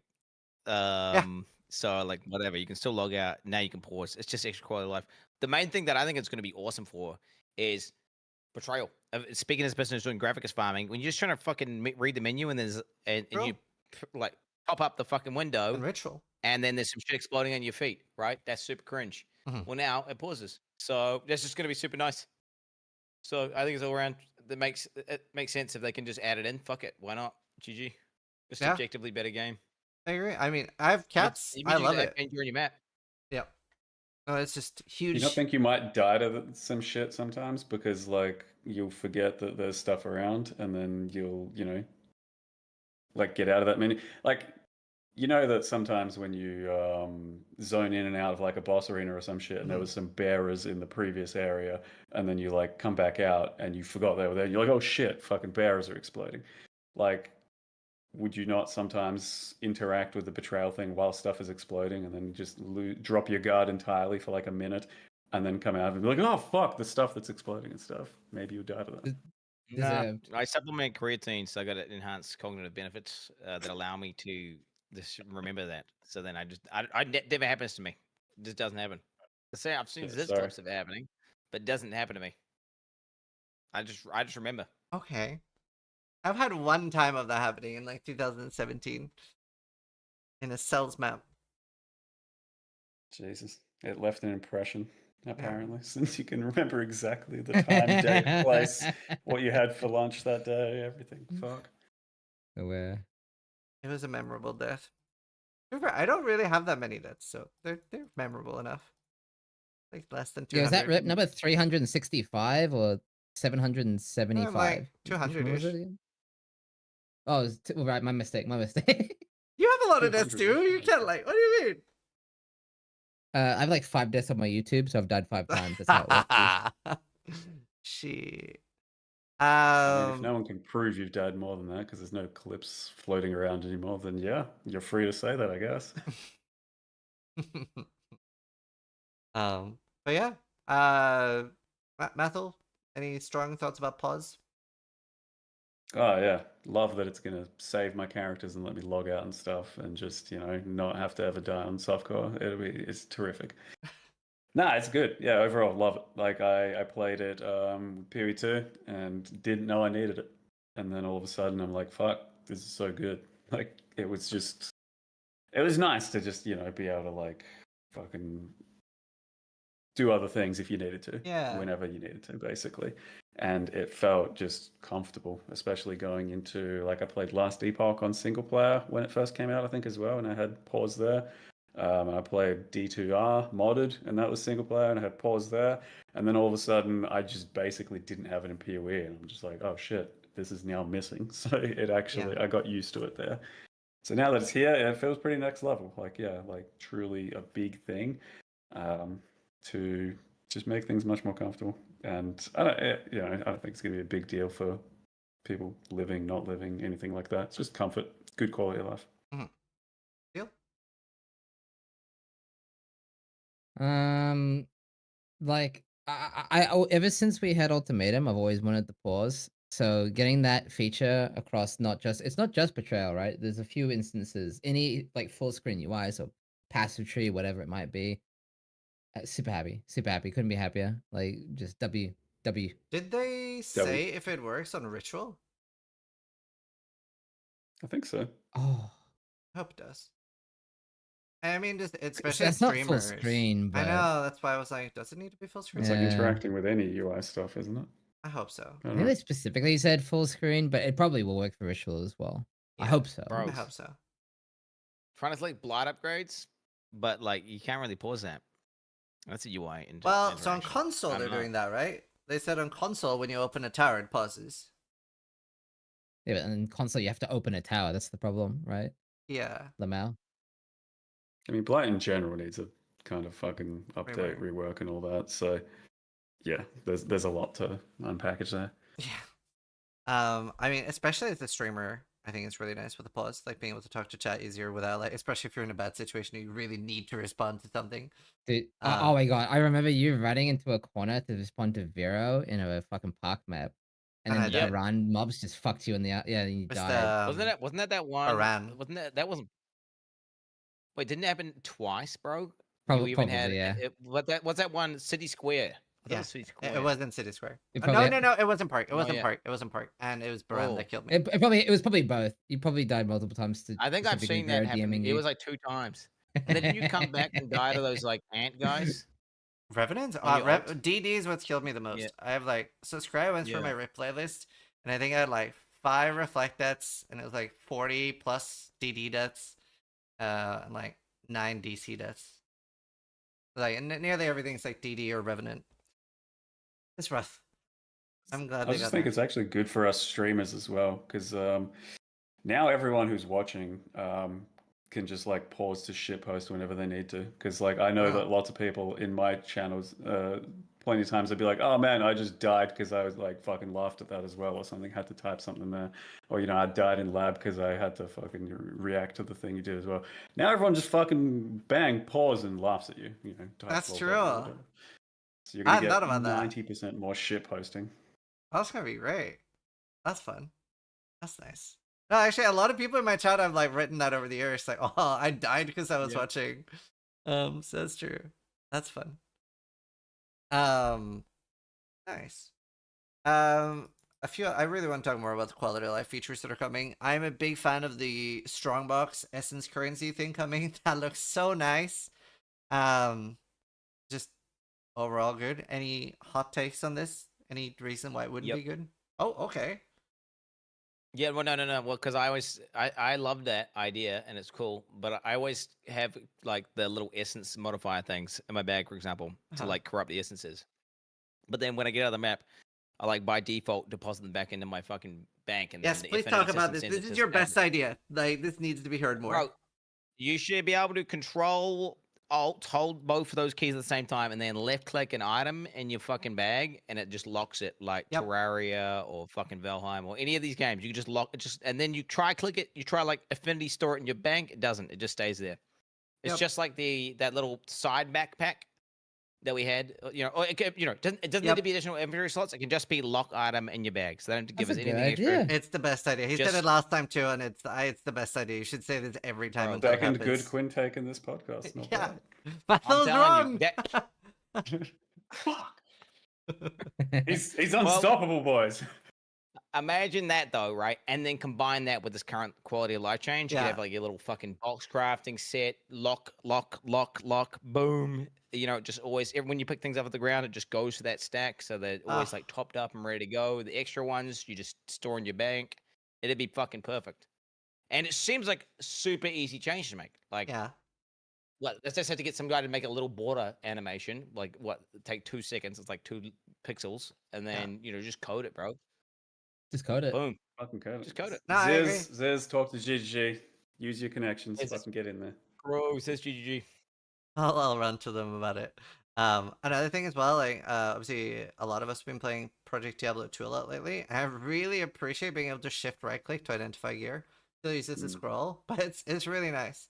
That'd be a nice little like, and obviously like identify all is nice, but yeah, just shift right click. That'd be a big fan.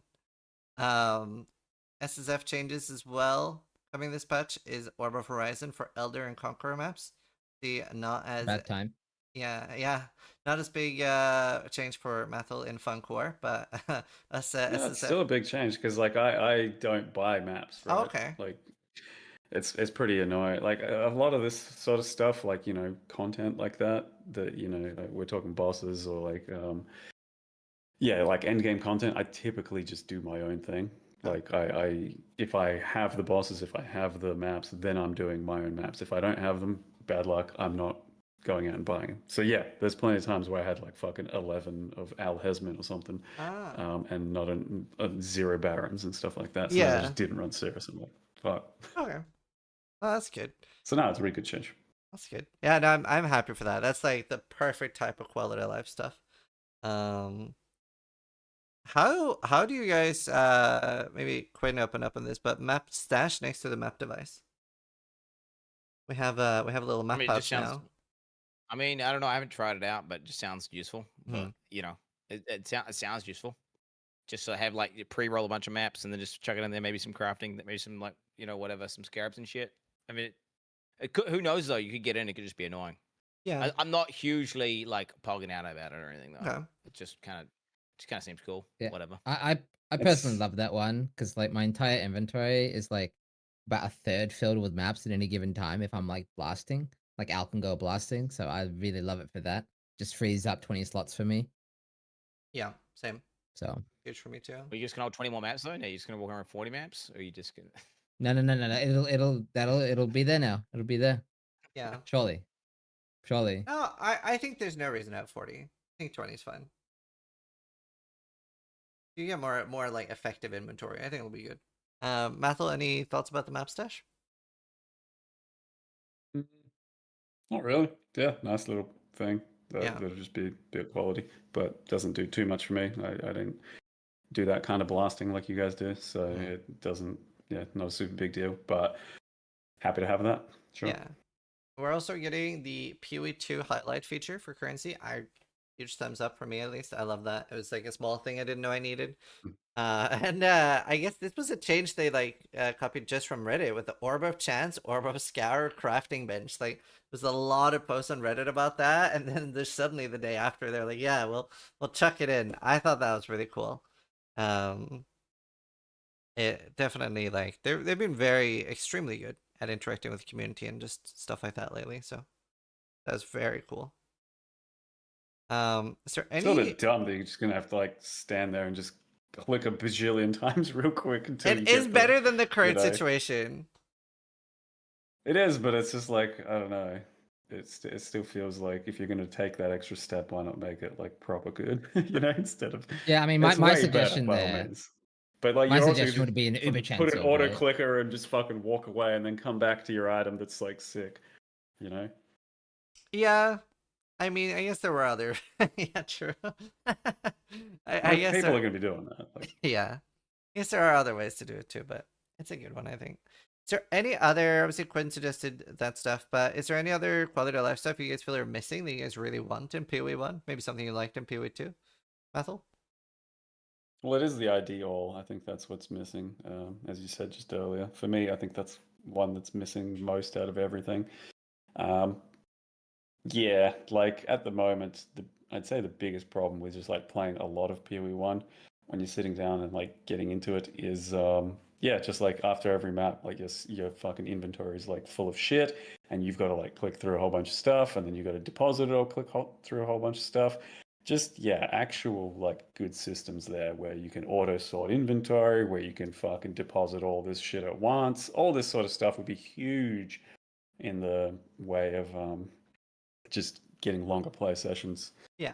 Where you actually don't get frustrated at shit. Because I get frustrated at shit nowadays, especially after having played other games. Like, I didn't know I needed this stuff, and then I play other stuff, and then now I think I need this stuff. So yes, PoE 2 basically ruined not being able to ID stuff in PoE 1 for me.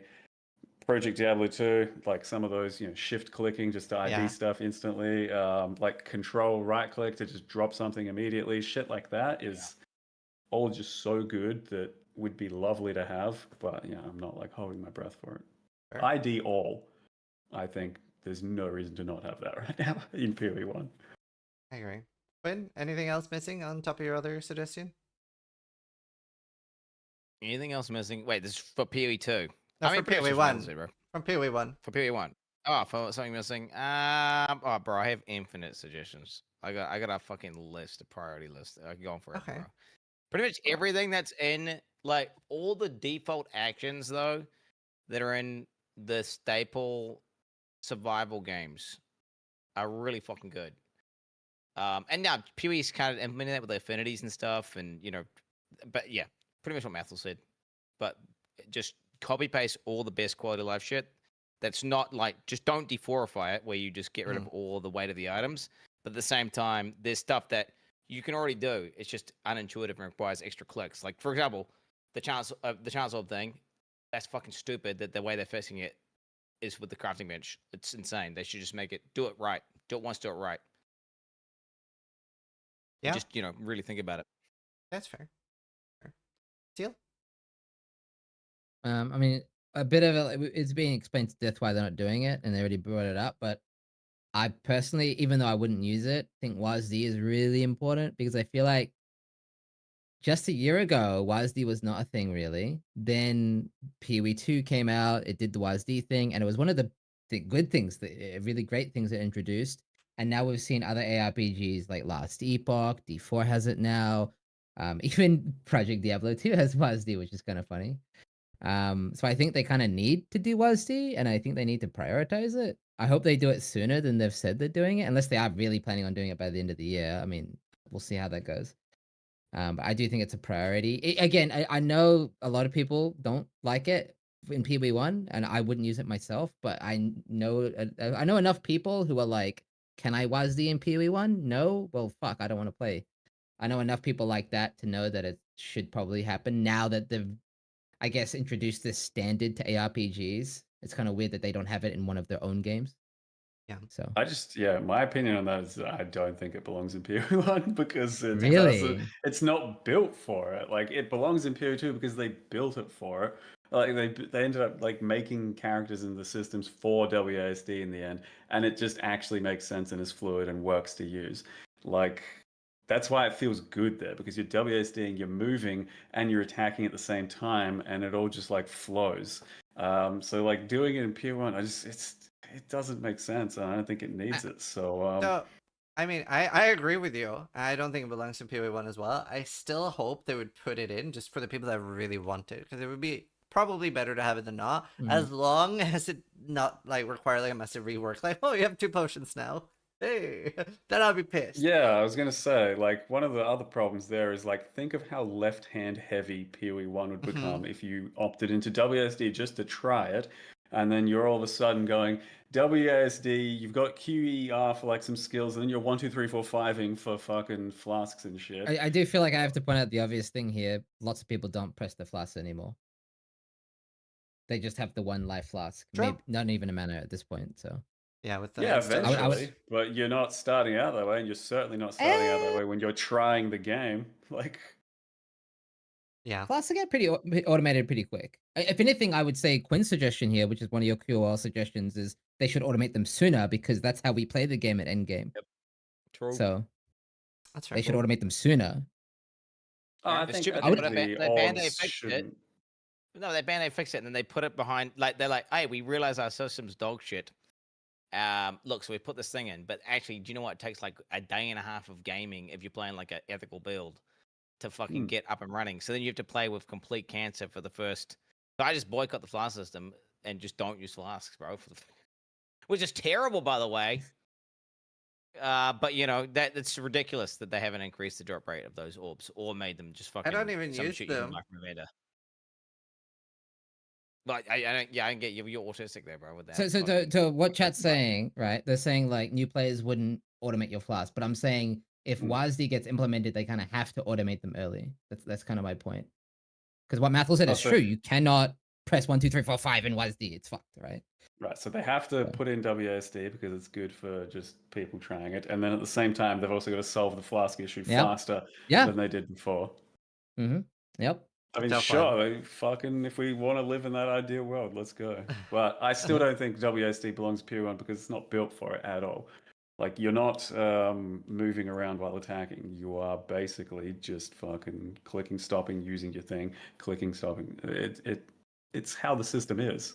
Yeah, to be clear, I'm not WASD in PoE1 either. It's just like, I just know enough people that are like, can I WASD? No. What the fuck? Yeah. There's some sort of mental thing that they don't feel immersed. Like there's something with their brain. They can't. It doesn't feel like they feel like they're like telling a character to go somewhere when they click with their mouse. Whereas if they WASD, they're like, oh, I am that guy. I'm that guy. That's the difference. So the WASD Andes, like they just can't get behind the clicking to move like they're playing Carmen San Diego or something. Maybe that's it. You have to be what able to the fuck is this guy talking about? Do you understand what I'm saying? It's an immersion thing, Mathel. You wouldn't get it. I know what you're saying, but I don't know where you're pulling this one from. This must be another creatine take, dude. I'm telling you, bro. Yeah, dude. I've got elevated memory these days. Okay, let me tell you. That's what it is. The WASD guys feel like they're playing the game, and when they're clicking, they're like, "Nah, this is like I'm playing Warcraft 2. You know, what is this? I'm telling a unit to go somewhere." And it's just like it's a mental. They cannot get past that ever. So then you're just cucking a bunch of people, and they will never play the game. Which is kind of I respect, like, even if it's jank, they could just add it in. Fuck it, who cares? And this whole thing about like they don't want to like do the animations or the I mean, bro, who cares if it looks janky? PoE1 looks like shit anyway, so fuck it. Yeah, because I mean, like, controller has the 4 axes anyway, so they Yeah. can implement it. I agree. Yeah. I agree with that. I think my thing that I really want. Do you guys remember when, like, the UI thing you can choose where your bar is above you in the middle of the screen? I really like that bar. I like looking at that bar. And we used to be able to, for roughly 30 minutes, we could split so our energy shield was above our life. I want that back. Can they fix Yo. that again? Like, I was so excited for that. Because it's so awful to like not actually have energy shield or play as the Bakwa build where it bypasses it. I miss that shit. Do you think it's just like one of those things that they can't solve? They're just like, fuck, it's too much effort. Like, it's... Yeah, maybe it's too much effort for something small, but I really want that. I was so happy when they did that. They sold it, and then they're like, "Yo, this," It and then crashed. there's some bug, so they removed it. But yeah, no, Zabakwa, anything where you that damage bypasses energy shield partially, or any build that uses, if you've played the node where like physical damage mitigated regens ES, Yeah. if you just have a little ES pull, it just goes whip, It's whip, so and you can be annoying. like 2 HP, but it just covers it up. You can't see your HP bar, bro. Yeah. Yeah. I really want that back. Yeah. I was thinking as a final question, we could talk about a little bit about the new Trathos gems and just talk about like maybe one gem each, or like if there was any gems that really stood out to you, because we're getting new gems. We'll start with Methel. We'll call him the gem guy. What Trathos gem really stood out to you? One that stood out to me. I don't know, I thought a few of them were pretty crazy. But yeah, as I said earlier, like the ones that I think are just going to be like all over the place, which seems like Spectral Helix and Spectral Throw on traps. Like it just seems like it's going to be crazy. Like there's going to be too much shit going on there, especially with MTX on. With extra proj and with snipers marks and like, I don't know, this seems like it's going to be dumb. But I'm looking forward to seeing the chaos. So yeah, fuck it, why not? No, that is pretty nice. What? Honestly, I was looking at the gems and I was none of them look too crazy to me. I mean, the heavy strike one kind of cool, but then I was thinking about it. It's probably just gonna end up as like a trauma stacking build. But then at least you get to build your character as a different archetype where you get like spell damage and you can go int. And it's just got good damage scaling numbers. So then it could be like Bone Shatter, but a little bit different.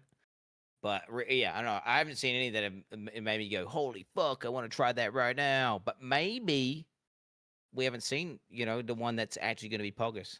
Maybe they have an announcement, or I don't know, or unless they've already showed them all. I think that's the full list of the ones that they're adding. Didn't we see That like said, Earthquake man, of, like cold or something? Didn't they show like one Earthquake of Winter, or is that like only for the NPC? Because I didn't see that in Gym List, for example, but I saw that in the fucking trailer. I just cannot believe how different we are with an approach to this. Like, I think a lot of them look pretty cool, and you're just like, most of them suck. But the one that's basically default attack and you can only use a staff, that's the one that's the cool. Like, yeah, well, there she was. I just wrote off. I was like, traps, yuck. Ooh, spells, yuck. And I'm like, what melee have I got next to it? And then it was like two. It was like two. So I'm sitting there, I'm looking at this. Well, chain even then, the Sunder one sounds way cooler, right? Well, to me, the Sunder one is like a modified version of the Sunder one looks like some snaking shit. Well, the chain hook one, it just the numbers don't look that great. The numbers just don't look that. Maybe I'm wrong. Maybe I don't understand how it works. But it's like you don't move and it sends out a chain, but then you have to break it. Dude, some shit. Lakeside chain hook or a massive pussy. I don't know, dude. I mean, it sounds like it could be okay for clearing, maybe, but. I could be wrong, and you could just maybe spam it. It's actually good as fuck. But I think you have to like constantly break the chain. Well, I don't know. Yeah. What was your interpretation of that gem? Do you like think that. you have to like? But maybe like Generous Cry goes well with it or something, because like the dudes disappear and then fucking do explosions immediately or something. It'll be spicy. I don't know. I think you should try chain hook. Like, by all means. I made a chieftain chainhook in Gauntlet as my first character once to level 60, and it was okay. Like, why not? Fuck. And that's in Gauntlet. You should be able to do it. OG channel is kind of good though, right? Because you actually get like that gap closer. You guys get enraged. Well, You just spam it on a guy, right? It's kind of good in theory. In practice, Yeah. it's like it's so fucking Yeah. jank. And- like and- the and- connection. And... Sometimes it like hooks you right into the Maven Blast. No way! You kidding me? So good.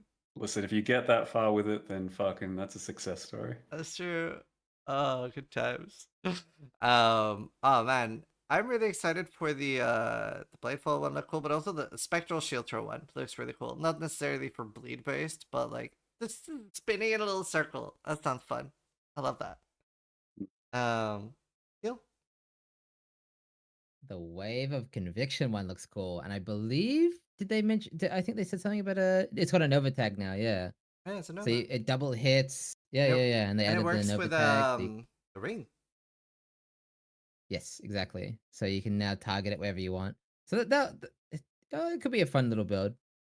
Could be a fun one.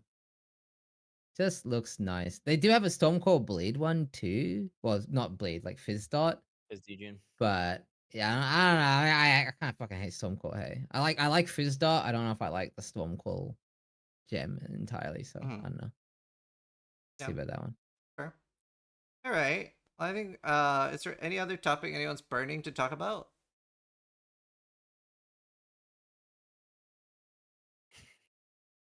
I think we covered pretty much everything. How long will it be till we get the next league? They said 4 months, but 4 months. 4 months, right, guys? I believe. Yeah, I'm willing to believe at the moment. I mean, I don't know. Still some sort of looseness on promises and all that, given recent history and stuff. But otherwise, I think they're going to try and at least put out, within a sort of time frame like this, a more regular one. The same time next year, guys. Yo, I don't want to sound like a hater, but do you guys think that a 2-month patch, 2-month patch, 2-month patch is too soon for them to ever put out anything significant? If they're like, or are they just gonna like? Do you think they just say that shit and they're actually gonna be cooking super hard for PoE 2, right? And like, so it's actually a 4-month patch for PoE 2, and then the PoE 1 thing, they just spend like a weekend just taking some of the assets from PoE 2. Mark just changes the coding in like the hue of the monster, and then puts in a PoE 1 and says, "All right, that's a PoE 1 league." Like what? Because surely they can't. How are they gonna do that? Because they were already struggling to do enough content per league, like consistently. Because you guys remember they had that. They did that big letter and they're like, we're gonna do quality and less quantity, and we would stop spearrunning. Now they're going back to this thing, but it's even more extreme. They're like, every 2 month, huge deck patch, big expansion, and it just sounds kind of unhinged. The vibe I got, and this is Giga Cope, is they're finally done making the axe for PoE 2. That's the vibe I got. So the behind the scenes is all of a sudden, holy shit, we can do other stuff now. That's the Cope. They're done with the axe. I don't think it's cope. I think it's just they're straight up like, while developing an entire new thing that took so much like resource time and manpower and thought process, all of that, and it absolutely sucked away from PoE 1, and it was, all of that. And now they're much more established, and much more established than ever before as well. So like, yeah, they're still going to be building PoE 2, but once that's like pretty much a good base framework, and then it's just like leagues and shit, the cross-pollination between the two is going to be so much better, because they, as Mark was saying, like they can, say, here's some monsters here, take them from that, put them there, reskin all that. Like, I think they're going to be okay with these 2-month things. And we've already seen what they can do with PoE 1, with just a few people sometimes and just a few weeks here or there. And it can be fucking insane. If they've got like the entire team shifting between the two and working between the two while it's actually pretty established, I think that'll be still fucking crazy, like, by all means. Yeah, I hope so. I hope you're right. We really don't know. I mean, it's just speculating. I mean, I definitely hope you're right, though. Well, the thing is, this is my question though, because they were doing like way longer than 2 months per league with PoE1, and then they were releasing shit that was unhinged and broken and bugged and like crashing and unplayable. They were And that's working on when they- PoE2. That's when they were working on PoE2 behind the scenes entirely. You're gonna. It's like they just had like 2 guys, and it was just understaffed because they're all gonna PoE2. So you're in this the full Largely, yeah. raw dog. Yeah. Didn't Baylor mean, yeah, Mage say yeah. like 5 guys or something at ExileCon? Like, didn't he chat with someone? I feel like I remember them saying they were Crucible understaffed. League. Yeah. Crucible League was legit 2 guys, bro. It was Yeah. 2 guys. It was also very No, I bad. think it's like 1 or 2 guys like did the entire fucking just concept for all these extra mods and shit. So that's what I'm saying. They can do like so much off so little sometimes. And Showed though, Crucible League was dog shit, man. Let's not get it twisted. Crucible League. it was really like- wasn't like the concept of Hate like that all league. those new weapons and shit. That broadened the game quite like dramatically. For Speaking That as, was a, fun. that's speaking as a trade league Andy, bro. That's a trade league Andy take, bro. It was unplayable dog shit trash, bro, for SSFHC. And the gameplay was just like standing still to make these Yes. mobs that just one shot you weren't yeah, unkillable. sure, It was that's fucking- bad, and That that was wasn't great. But I'm talking that was about bad. like the design of all the new skills and the weapons and all that. That was basically done by one guy, and that's fucking good and Yeah, impressive. that place that Like, was really good. Yeah. Just because Um, you were, didn't have full access to it because you live in fucking prison of your own mind, Ethical land, bro. doesn't mean shit. I love the juxtapose. That would be the name of his prison. Ethical Land. So, like, I kind of hate that they took the Crucible mechanic. I was like, oh, we're gonna put this in the King's March. Like, why is Veritasium that mechanic? I hate it. It's my least favorite mechanic we've had, and they reused it. They were like, no, this is good. It's not. It's not good. Yeah, it was a choice. Yeah. One of the choices of all time. It was. I agree. I hate it. Yeah. No, I'm very excited. Cool. We'll wrap it up there. Thank you all for joining me for another stalling. It's been a while. Really appreciate it. Obviously, Mathel is the one who's the most excited for these. Every time I ask, he's like, "Yay, another stalling! Let's go, Ziz!" I mean, is it better than not responding at all, which is typically what a Quinn would do? Sure. Well, no, he usually just replies with "cock" or something. No, don't you usually have to go bully him in his chat? And I've he'll be just like, resorted "Oh, to that shit." recently. Yeah, it works. After really you get well. unbanned in his chat, you might, Yeah. figure something out. Yeah. I was extorted. Yeah. He said yep, and I left the stream. Like, literally. Damn bro. Straight up. Oh. But yeah. I would Also, have killed Simon in Expedition 33, bro, if it wasn't for you. oh, That's the F. only reason I didn't kill him. I'm so sorry. Yeah. Mathel, where can people find more of your stream? The usual Twitch TV Methyl 1, I am usually on around this time every day. I start a few hours earlier. Yeah, I mean, I've got an Instagram, I've got a Twitter, but who the fuck cares at this point? And then YouTube as well. I still put out some build videos and opinions and whatever. That's Mathelification. And yeah, I'll try and do some kind of dumb cosplay tomorrow. It's nothing. Yeah. Sana, isn't it? It's Sana. All right. It's what everyone wants, man. I already spoiled that one because everyone's just like, Matho, do Zana, be Zana. So I'm just like, all right, fuck it, guys. I'll just show up as a Zana. But I'll try and I'm trying to redo the outfit. Like, it's still the same sort of outfit, but like it's nice. Just not the old one, hopefully. So it's not gender bent Zana. We're talking like it's just you're doing full on female Zana. Yeah. Hell yeah. Fuck yeah. Fuck nice. Yeah. I'm still just full cross dressing. You'll still, enjoy that whole experience. All right, Quinn, more of your content. Where can people find it? Twitch. And then I don't know if I've done my YouTube guys dead or not, so maybe I don't know. You don't know? He might be. Yeah, I don't know. He might. I haven't heard from him in like so many months. But you never know. Yeah, he's a good guy. So maybe it'll be back. Loves a good guy. Rip clips. You are on top of that operation over there, aren't you?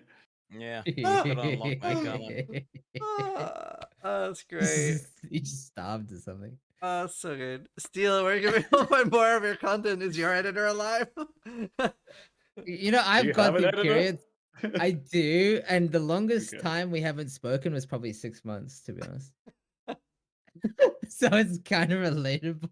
I talk to my editor almost every like few days. Oh, me and Toad talk more now. It's fine. He's alive. Anyway, I've escaped Sis's basement. I'm now in my girlfriend's basement. Send help. Hell yeah. Awesome. My Yeah. name is Scissorin on every platform. Loads of league starters coming out. Very hype. Make sure you check out everyone when we're live. And there are drop campaigns this time, which we're all very excited for, I'm sure. Yo, I just found out about that. Fucking dude, 2 gifted subs for a Portal, boys. That portal looks really cool Huh? too. Sick Portal, bro. The I best think it's a Portal. shame that Portal isn't a part of, like, the supporter or something. It honestly looks like it belongs more there, not as a drop campaign for, like, us cunt Bro. streamers. But I will take money, so, by all Yes. means, hand it over. It's literally an Expedition 33 reference. So all the Expedition 33 guys, if you want the Expedition 33 Portal guys, you're gonna have to get some Why stuff is for it a Steel Mage. reference? It's like pink. It's got roses coming out of it. If you don't know anything about gamages, gamaging. I don't want to do any spoilers, so. Okay. But yeah, I haven't basically played they the game. totally some guy at GGG straight up's been playing E33 because like their aesthetic has been jacked. Okay, this Lumiere MTX. They invented roses. I see. Okay. Goddamn yeah. right they did. We'll end it there. Thank you all for joining me, and we'll see you hopefully 4 months from now, maybe a year from now. But either way, thanks for watching. All right. That was great. Thanks, guys. Do you even upload these? Yeah. Like, do we have an official sign Okay, so I unironically, No Meme had some issues where my entire channel got like massively hit by Quinn being in the video. So I actually have not been I usually highlight them on Twitch and I don't upload them onto YouTube. Like, which aspect of Quinn being in the video did it? Just I- the face? I don't know. Or, like... I don't know. how the Negative. No, the second, yeah, dude, you put Quinn 69. So my editors were trying some shit out. If they put Quinn 69 in the title, it instantly demonetizes videos. Yeah, there's something like that. Like the video demonetized instantly, and other videos were AI is impacted too. flagged Well, I mean, does it matter if it's demonetized? Like, Well, if you it just started want the demonetizing content out there? other things too, like around it. So like in the Fucking next few hell. days. So it kind of like there's been like uploading a virus. Mate, just don't fucking say Quinn 69. Say, it's New Zealand's top streamer or something. Maybe I'll try that. Yeah. Yeah. All right. But I'll see you guys later. Good luck at launch. Hope you all have a lot of fun. Oh, blur his Yo. face. What are you gonna do to my face? Blur it out. Just Blur my- censor Blur it. his face. What Deep the in the mic. That's funny. Oh, damn, this fucked Make sure you up. guys get Alright, some boys. sleep every now and again. Don't kill yourselves over this. Yeah. Sure. Bye. Bye. Bye. That was fun. I hope you all enjoyed that. Thank you for the sub. So just subscribed. That was good. I love doing these. I love doing these.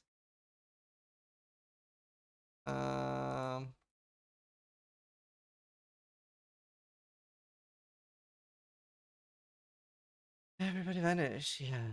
Man, I'm so jealous. My friends are taunting me while I'm obviously like prepping for a new season. Look at this shit. And my friends are taunting me. 10 fucking kills. 882 meter long range hit. Fucking Ember. Holy. That's nuts. That is nuts. I'm jealous. Do you have a video on the new gems yet? I don't. There's a lot of videos I'd like to have made that I didn't. Your friends? I do. What game is that? DayZ. We're playing the day 1 server. Day 1 server. So my friends that I play with, we managed to get them suits. They're both in suits. It's really funny because I'm in the day 1 Discord and somebody added me and said, "Stop pretending to be sister." Hell's just resubscribed for 100 months. Can you confirm Well, gauntlet well, look at plans? where we are now. Yeah, as long as 2DD lets us do it. Obviously, like the schedule's hectic. 100-month resub. Deals, thanks so much, dude. That's Anonymous a fucking long gifted time, so it's good to Batsu see own you. a subscription. Thank you, And thank you. anonymous user gifted a tier Anonymous, 1 thank you for sub to gifting a sub. Batsu own. Thank you, Hills. Really appreciate it. That's nuts. Don't they see you're verified? Yeah, that's what other people pointed out. They're like, his account is linked. Any spell bits to recommend? I have loads of starters coming out, so obviously I've had a lot of health issues lately. I posted as many videos as I thought was a good idea. Isn't the past 2 days is? Well, it is 1 minute past midnight, so yes, you are correct.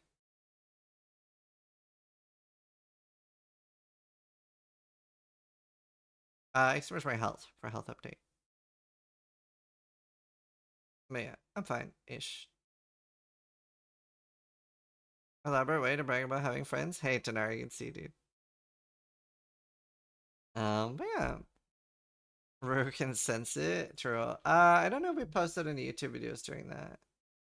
Patiently waiting for the Blighted Contagion video release. It is recorded. The intro is made.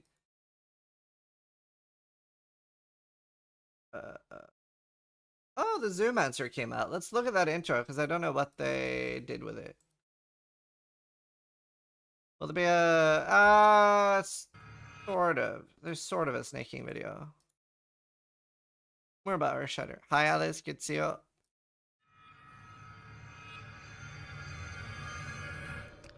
What health issues? It's on my Twitter, but just a lot of stomach issues.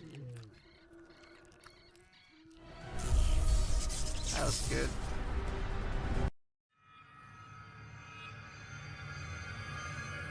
That would be a really funny, like, animal druid summoner video.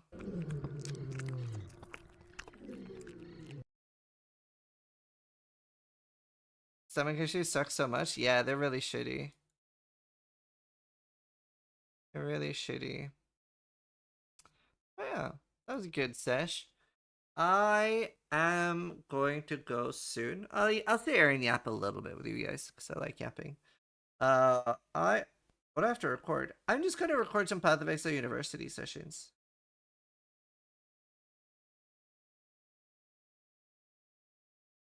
Sis Humor, one guy. No, there's several Germans in my chat.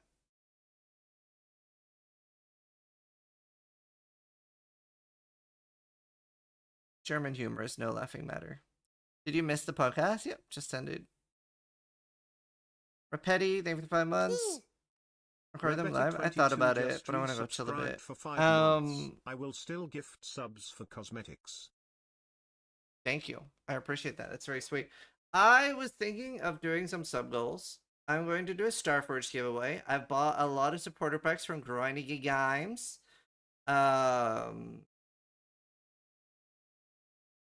I am a little bit low effort mentally right now with doing things like cooking streams and stuff, but I still want to do things, so I'm not sure what I'm going to do.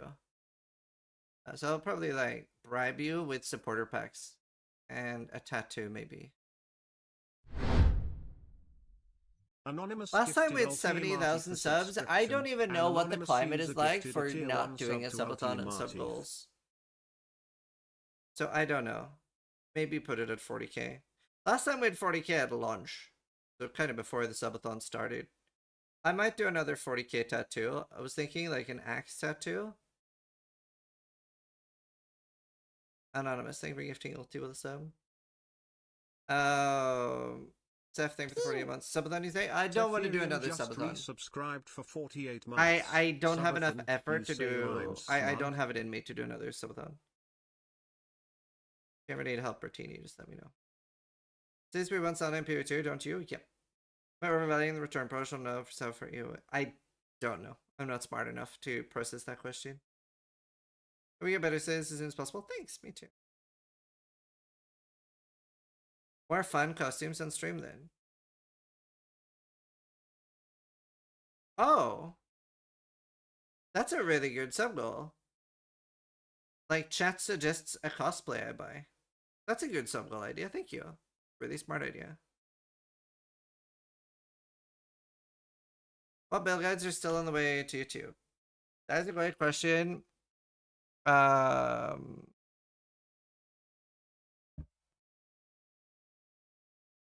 Explosive arrow, earth shutter, mines, and ED. Well, flight of contagion. So it was pretty low effort, but great payoff. Yeah, no, you're right. It's a good idea. Cosplay your wife. In like 2018, I did a charity stream for Movember for testicular cancer, and we raised like $3,000 or $5,000, something like that. But anyway, my top goal that people suggested was that I would like let my friend Sabrina do my makeup and like just full outfit on me if we hit that. And I did that, and it's been the shortest stream I've ever done. I've never seen such toxicity. Some from my long-term viewers and stuff. It was really bad. So I don't know if I'd ever do that again. It's pretty crazy.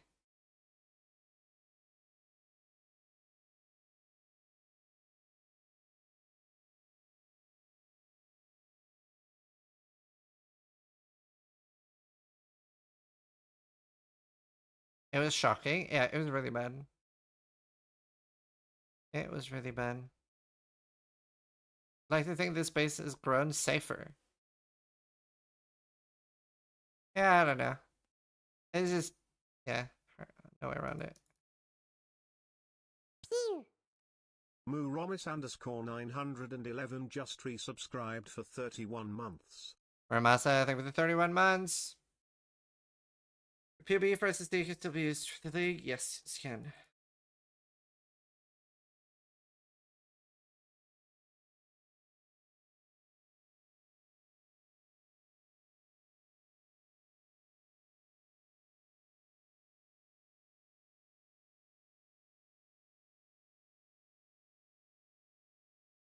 Actual video game question, does Essence Train and Essence Train and Wickedness stack? I doubt it.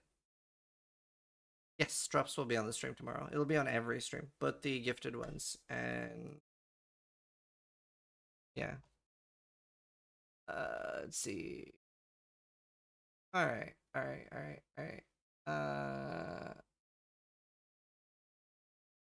Okay, cool. Let's raid Fubby Wubby, and I'm gonna go chill. I really want to do Blade Hunter in this league. Looks chill. It looks really chill. Not super damage. I would love to see if you can make a POB over 10 million. I don't know if you looked at it. Let's spam hearts, and I'll see you guys tomorrow. Thanks for watching. Try to die less than I do. I'm gonna go work on stuff. Record somewhere. Hey, bye. Hey guys, Isrin here. Hey everyone. So I was literally just about to go to bed. Hi, Scissorin here. Scissorin here with Scissorin here. Scissorin here with Scissorin here. Hi, Scissorin here. And welcome to my channel.